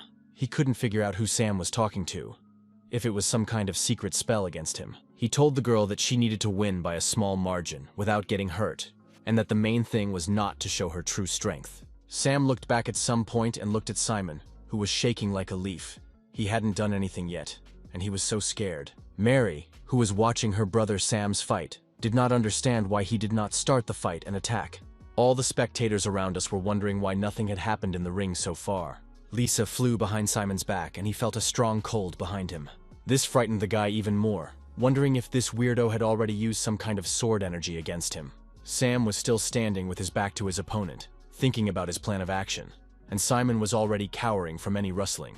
At first, Sam will compete with nothing, using Lisa as an assistant, and then use a trick to get closer to victory. Simon could not stand it any longer and decided to attack. Even if there was a huge gap between their forces, he still should not give up. All the spectators around them got up from their seats, and finally, the two started moving, and the fight began. Lisa could see that Sam's opponent was preparing to attack her friend, and she did not like it. To stop him, she flew up to him from behind and pushed him with all her might in the buttocks. Terrified, Simon looked around but saw nothing, and no one behind him. He did not understand what had hit him. Sam hasn't done anything yet, and the audience saw the terror on Simon's face. Maybe Sam was using the power of his sword to deliver invisible blows. Suddenly, Simon had a terrible thought, and he looked at the boy, who still didn't turn in his direction. According to legend, a person can achieve great success in fencing, but when he reaches the appropriate level, He can cut his enemy to pieces before he can realize it. Simon trembled even more, his whole body shaking. He was definitely being attacked. If this weirdo really wants to punish him for something, he needs to do something urgently. Otherwise, he will be finished. A moment later, the guy's weapon flew to the ground. He did not want to fight this strong enemy anymore. Simon screamed at the top of his lungs, which seems to have caused misunderstanding among all the spectators of the Starry Sky clan arena. Sam turned to his opponent in surprise. He hadn't even managed to strike him a single blow, so he decided to surrender. The guy insisted that the referee end the fight, and everyone was looking at the judges.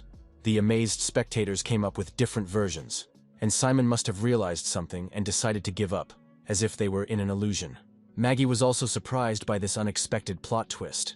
This victory was quite interesting.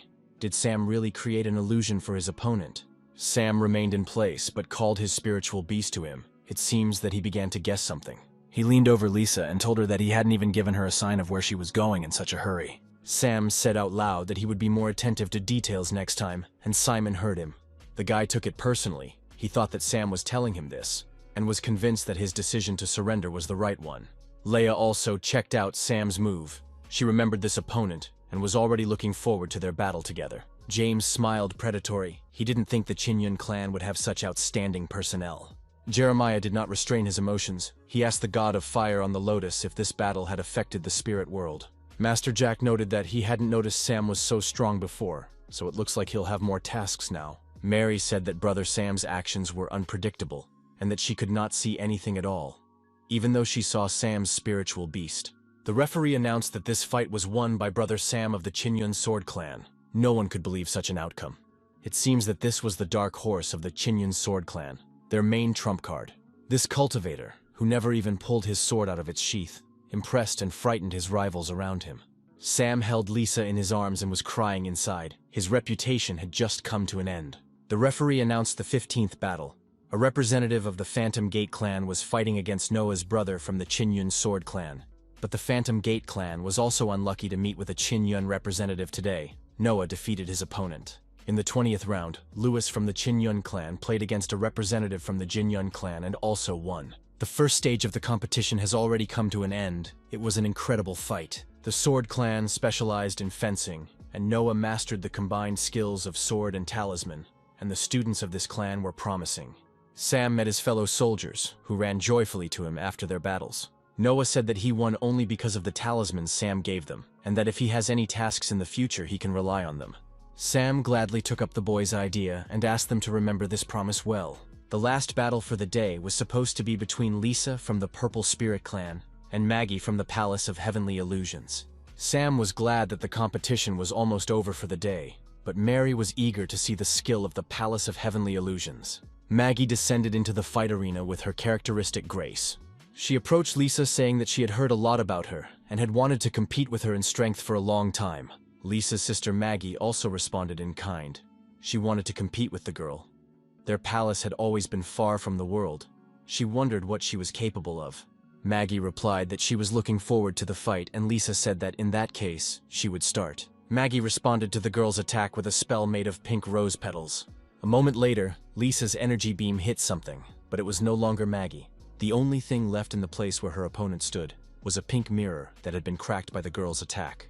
Lisa couldn't understand why she couldn't see where Maggie was.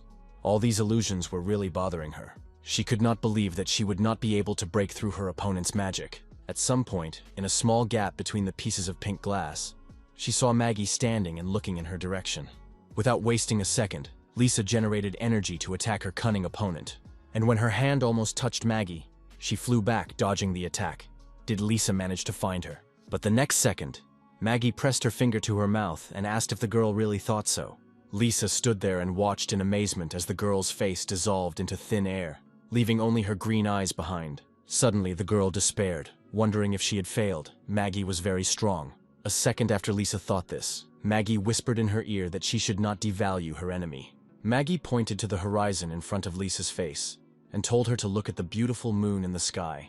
And the moment Lisa succumbed to her opponent's manipulations, she fell for Maggie's illusion from the Palace of Heavenly Illusions. Maggie assured the girl that all her powers were becoming completely meaningless. It was all just in Lisa's head, and absolutely nothing was happening in the arena. Lisa was standing there, shaking with her whole body. The audience was amazed. Lisa didn't even have time to attack, but was already under the control of her sister Maggie.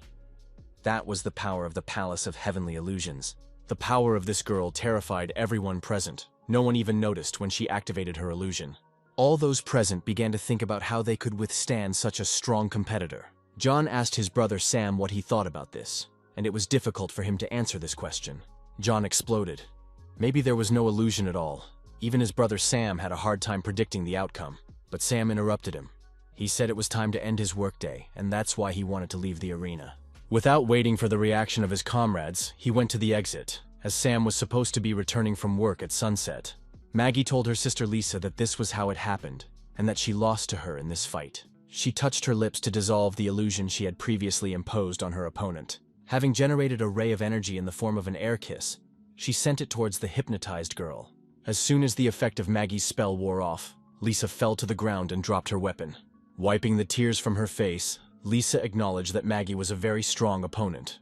Mary realized that a person would not even recognize when he or she falls into Maggie's illusions from the Palace of Heavenly Illusions. This girl was indeed a very worthy opponent for everyone in this arena. She has just proved that no one can doubt it. At that very moment, Maggie seemed to hear Mary's thoughts and mentally replied that she was looking forward to their match. The shocked girl looked at Maggie, not understanding how she had heard her. The referee announces that Maggie has won the last battle and the first round is over. The students can rest. Sam had been in his subconscious for a long time, discussing today with the Phoenix and asking its opinion about it. He asked the boy if he was talking about the demons of the Starry Sky clan. The guy answered in the affirmative and noted that these techniques were quite difficult to discern, which made a great impression on him. The energy was very similar to the Demon Lord energy he had encountered before. 90% of the participants were injured today, Phoenix said. So the Starry Sky clan can safely take advantage of this situation to plant demonic energy. Sam should be careful. In fact, Sam had a hunch about this. He felt quite a strong demonic energy in this clan. Was the whole clan taken over? Meanwhile, Russell asked his elder what he thought about today's competition. The elder said that he had closely followed every battle, with the exception of Sister Mary of the Chinyan Sword Clan. No one else deserved their attention. In conclusion, the speaker said that the chairman's plan would be implemented without any problems. A doctor came into the chairman's room and said that her case was also ready, and that all the participants would die tomorrow. The chairman was pleased with the report, and after they were done with everything, they would not be ashamed of their ancestors, the Starry Sky clan. Sam came to the conclusion that he should be more careful with the Starry Sky clan. He turned to Phoenix and said that he had a task for him. When they had discussed all the details and Phoenix was off to run an errand, Sam decided it was time for him to get busy too. He hasn't caught anything yet, so will he be left without a catch today? One of the divine beasts, the Keelan turtle, immediately agreed to help him in this matter. He forced one of the fish to swim to the surface and get caught on the hook with the water flow. When the fish bit, Sam was like a little kid, finally getting his first catch. The divine beast Keelan was also happy. He had finally managed to help his master. He felt that he had been useful. Daydragon and Moontiger were angry with their counterpart for using this sneaky trick. They wanted to think of it earlier. In the morning, the referee generated a mirror, saying that it was a secret treasure that their chairman had found in his youth. It was called the Mirror of the Stars and the Moon.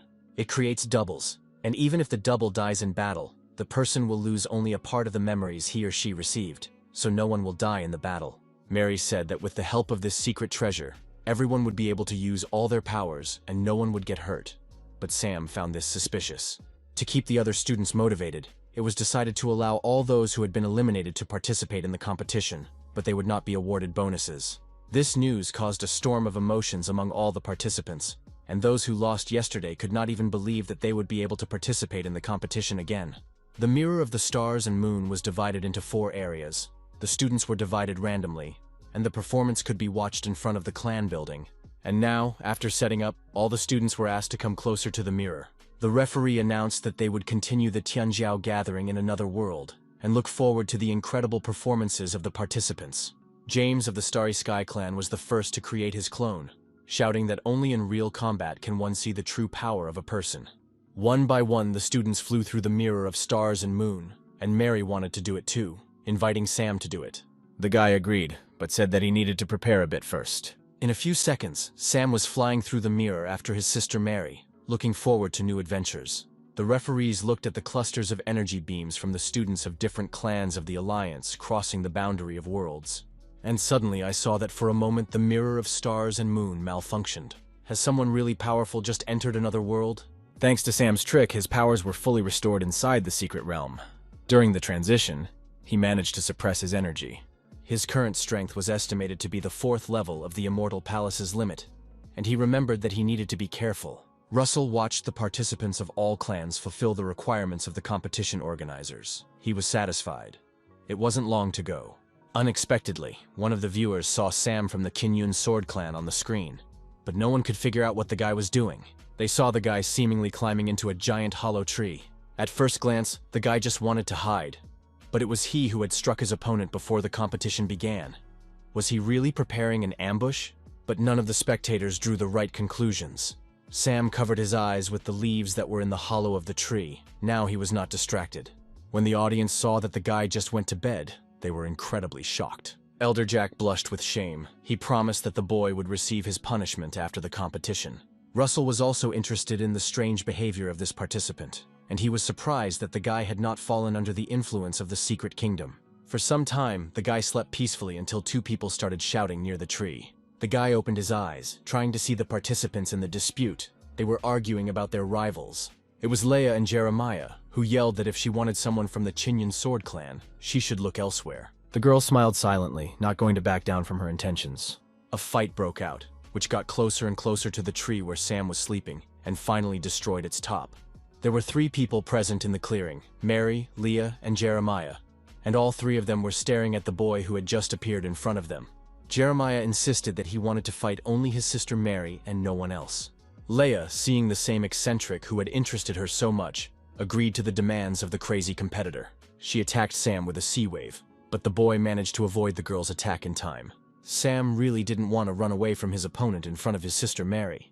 If it was time for a competition, he had to fight. He drew his sword and prepared for the fight, and he was in the mood to have fun. Leah didn't have to ask for an attack twice. She was instantly at Sam's side, but he was able to stop her onslaught.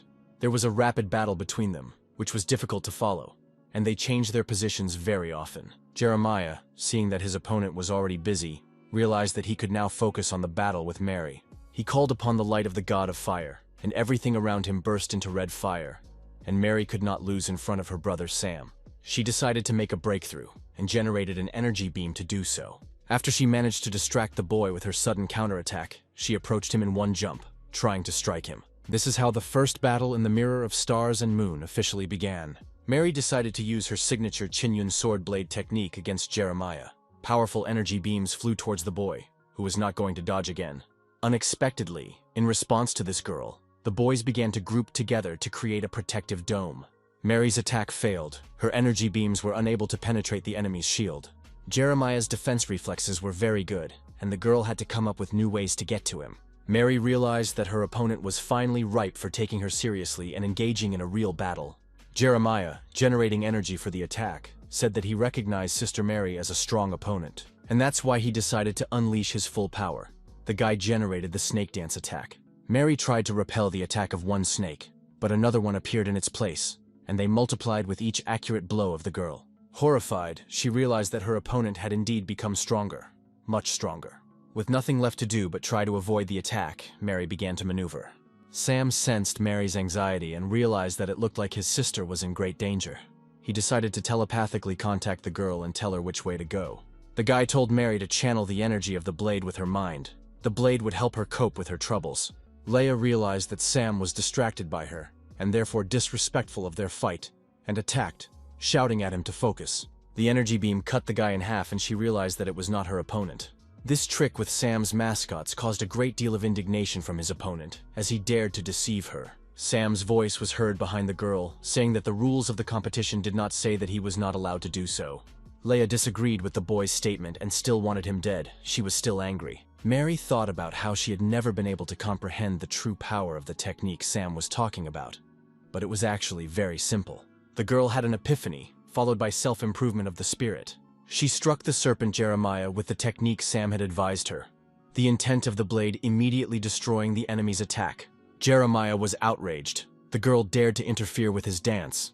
The boy said that Mary's strength made his blood boil. After he said that, the frosty freshness in the forest changed into flaming snowflakes that spun in the air. The guy generated another attack called the Red Lotus. The girl was now unchanged in her choice. And against this attack she also used the intent of the blade. Jeremiah's next attack, Ice Dance, met with her divine seal. The fight between the boy and the girl was getting more and more heated, as if they could not stop. Sam, on the other hand, continued to avoid Leia's attacks, not engaging her in a full-fledged fight. He was focused on Mary. He realized that she would have a hard time, and he felt that Sister Mary was very tense. Spectators behind the barrier could not understand why the competitors were more aggressive than usual. In the real world, these people were completely different. Something must have really happened. The elder of the Palace of Heavenly Illusions thought that everything that was happening was very similar to the illusion of their palace. Was there really something wrong with this secret kingdom, she wondered, and she grew increasingly suspicious. She was not the only one who thought so. The elder of the Shenyang clan also noted that the students were somehow evil. It was abnormal, and he demanded an explanation. But the referee replied that in that world you can't get real injuries, so the participants fight at full strength. In addition, each of them wants to demonstrate the strength of their clan, and the girl asked the observers not to worry so much. And although everyone around her began to agree with the referee's words, the elder of the Palace of Heavenly Illusions was trembling with a bad feeling. The woman hoped that she was imagining things. One of the audience members suddenly shouted and pointed at one of the screens, and everyone turned their attention to that screen. Among all the participants who were enthusiastic about the battle, there was one who was not at all interested in it, and that was Sam. But his opponent seemed to have completely lost her mind. She didn't like the fact that the guy didn't fight her, but dodged her attacks. As Sam saw Leia's face change, especially her eyes, he realized that the secret realm was slowly destroying their minds. If something is not done right now, the participants will simply kill each other in the heat of the moment. The referee looked through the barrier at Sam's brother, not understanding why he was still conscious. Russell Sam was also not overlooked. This guy stood out among his competitors. Could it be that this guy was their exception to yesterday's report, so Mary might not be the one they needed to watch? He turned to one of his students and ordered her to tell James how to complete his task as soon as possible. Today, all these people are bound to become victims of the Demon Lord. Jeremiah continued to get more and more heated and confronted Mary. He generated a shackling spell against the girl, which grabbed Mary in a deadly grip. The girl felt herself being squeezed by an unrivaled energy that she wanted to absorb. But to do this, she had to move, and Mary made the spell crack under her pressure. Jeremiah was amazed at the strength of the girl who escaped from his trap again. In a moment, Mary was free of the spell and ready to attack. She thought that she felt great joy that her soul had returned home, as if heaven and earth had crossed. The girl no longer controlled herself. She used the blade technique against Jeremiah. And the second technique flew after the first one, the buried blade technique. The guy fell almost unconscious, but the girl's energy still kept him going. Mary looked at the body of the wounded enemy and had a growing desire to kill him. Sam, on the other hand, was still busy confronting Leah, and she was putting more and more pressure on him. Suddenly, the boy felt that something was wrong with his sister Mary, so he looked around and called out to her. The girl stopped right in the middle of the attack and looked at Brother Sam with her purple demonic eyes. Suddenly, it was like an electric shock. She started to come to and did not understand where such bloodthirstiness could come from inside her. The girl tried to restrain her attack, but her blade had very strong energy and it went beyond her control. Realizing that she would not be able to divert her attack, she shouted at her opponent to run away. But Jeremiah was too badly wounded. He was trembling with terror and said that he would not have time to escape. Sam realized that he was too far away from the girl to help her, and he was also very annoyed by Leah's annoyance. The girl again generated another attack in the direction of the boy, hoping to impress him. But, suddenly, the guy grabbed her weapon with his hand, interrupting the energy flow. Leia looked straight at Sam and did not understand how it was possible that this guy had become stronger in 1 minute. The next second, the girl was flying with her weapon as far away from the boy as possible. Sam opened his robe a little and touched his hand to his seal talisman. The guy realized that this time he was going to have to show everyone his true strength. At this time, no less strange and frightening events were taking place in another mirror. Russell's messenger was passing his words to James. A member of the Starry Sky clan has just fatally wounded one of the competitors. The guy did not understand why. Despite the fact that he could not die within the mirror, he felt all the injuries for real. The plan was successfully launched, but in order to fulfill Russell's requirements, James first had to deal with this particular problem. The wounded guy shouted in James's face that he was too cruel, that they were competitors. But the guy didn't have time to finish his sentence, because a second later, he was pierced by the energy beams of James's attack. The guy felt that his energy was still in this body and did not understand why he could not leave the mirror. The last person he saw was James, who said that it would be an honor for the boy to be killed by his hands, and that he would help him. With a shout that the boy should remember this day forever, James dealt him a final, fatal blow. In the other mirrors, almost the same thing happened, with someone dying in every fight. The students who became murderers did not even realize what they were doing or what was really happening to them. All the viewers stood up from their seats. They could not believe what they were watching on the screens. Observers began to shout that one should not be so fierce and unleash their hatred, which came from nowhere. They demanded that the referee tell them in detail what the plan of the Starry Sky Clan was. The referee replied that all participants were on equal terms, and that the Starry Sky Clan would explain everything to the audience after the competition. And if the disciples die while in the mirror, their deaths will not count in the real world, so there is nothing to worry about. The participant of the big competition killed by James lay dead in the middle of the lawn, bleeding to death. But the conspirators were not alone on the lawn. They were watched by Lewis and Noah, who did not understand what was happening. The soul of that student was destroyed. If this happens, it turns out that you can still die here. Lewis was very curious about what was happening outside. Maybe something was going wrong there too.